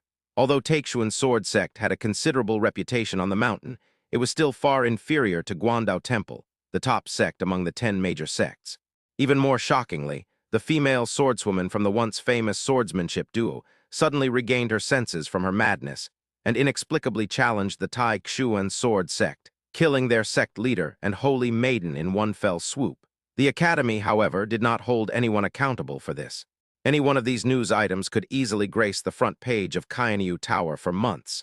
However, the most attention-grabbing items weren't these, but rather two names, Mu Yungui and Jiang Ruochen. These two names had now become household names among almost every cultivator on the mountain. The girl in the red dress reached out and picked up the portraits of the two people on the table.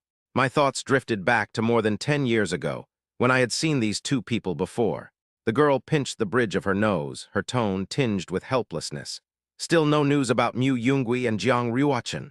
All the major sects are keeping an eye on these two, and I'm getting tired of being asked so many questions. The disciple standing nearby shook his head with a wry smile. Young miss, the Tai Xuan sword sect has closed its mountain, and the attitudes of the Taoist temple and the academy are still unclear. Who would dare to easily provoke such trouble? At this moment, a plump woman quietly walked to the girl's side, gently patted her head, and softly comforted her. Miss, be patient. As the woman spoke, her brows furrowed slightly and a hint of regret appeared on her face. Alas! Miss, do you still remember when we first met them?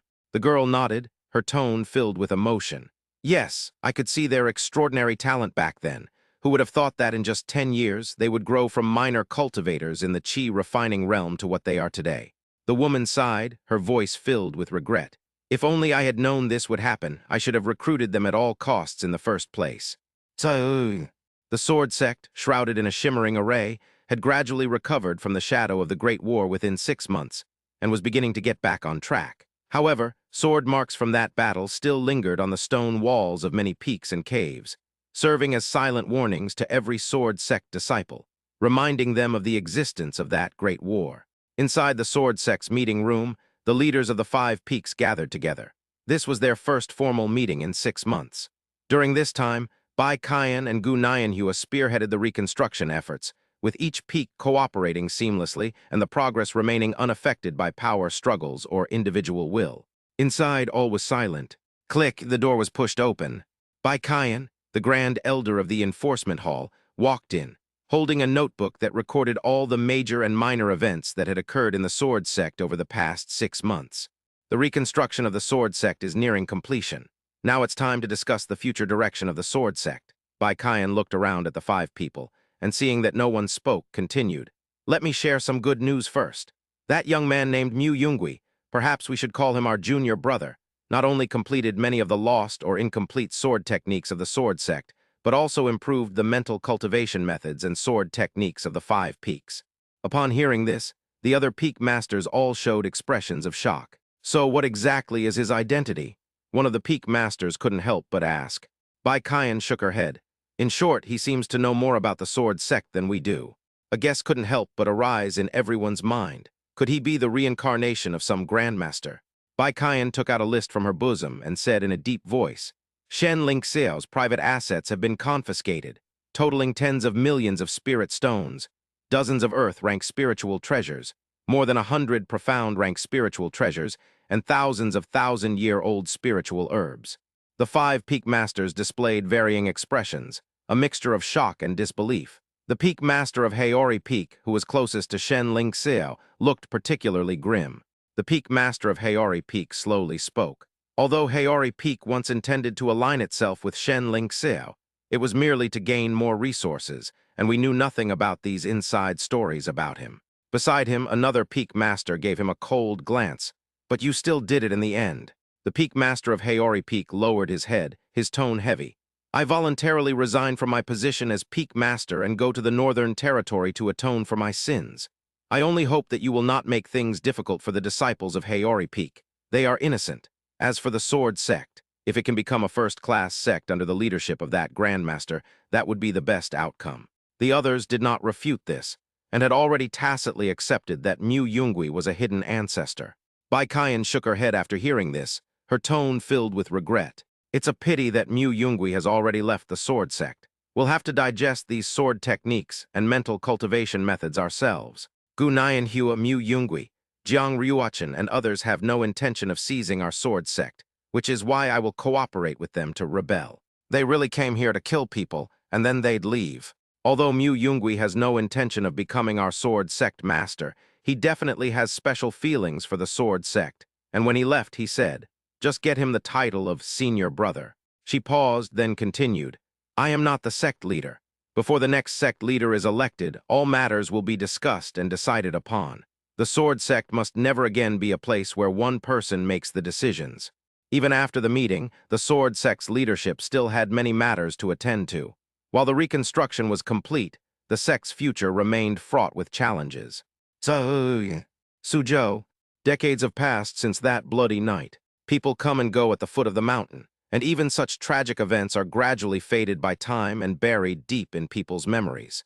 As usual, the city guards patrolled along one side of the Su River, protecting the peace of this upper district. Upon arriving at a private residence, the nearly 50-year-old city guard stopped, gazing at the house before him with a sense of melancholy. The former ruins have long been rebuilt, but due to poor management, the house changed hands several times. Over the decades, the buildings on this land have been demolished and rebuilt, and the owners have changed repeatedly. Just a few days ago, it was bought by an unknown person. The city guard's gaze inadvertently swept across the room and caught sight of a beautiful figure. That figure was aloof and detached, seemingly untouched by worldly dust, exuding an air of otherworldly refinement. The city guard suddenly remembered the little beggar who had survived 10 years ago. He remembered that the little beggar was the only survivor of the Su family. He felt pity for him and pointed him to escape to the lower city. But how long can a helpless 10-year-old child survive in this world? Perhaps it's just a way for him to comfort his conscience.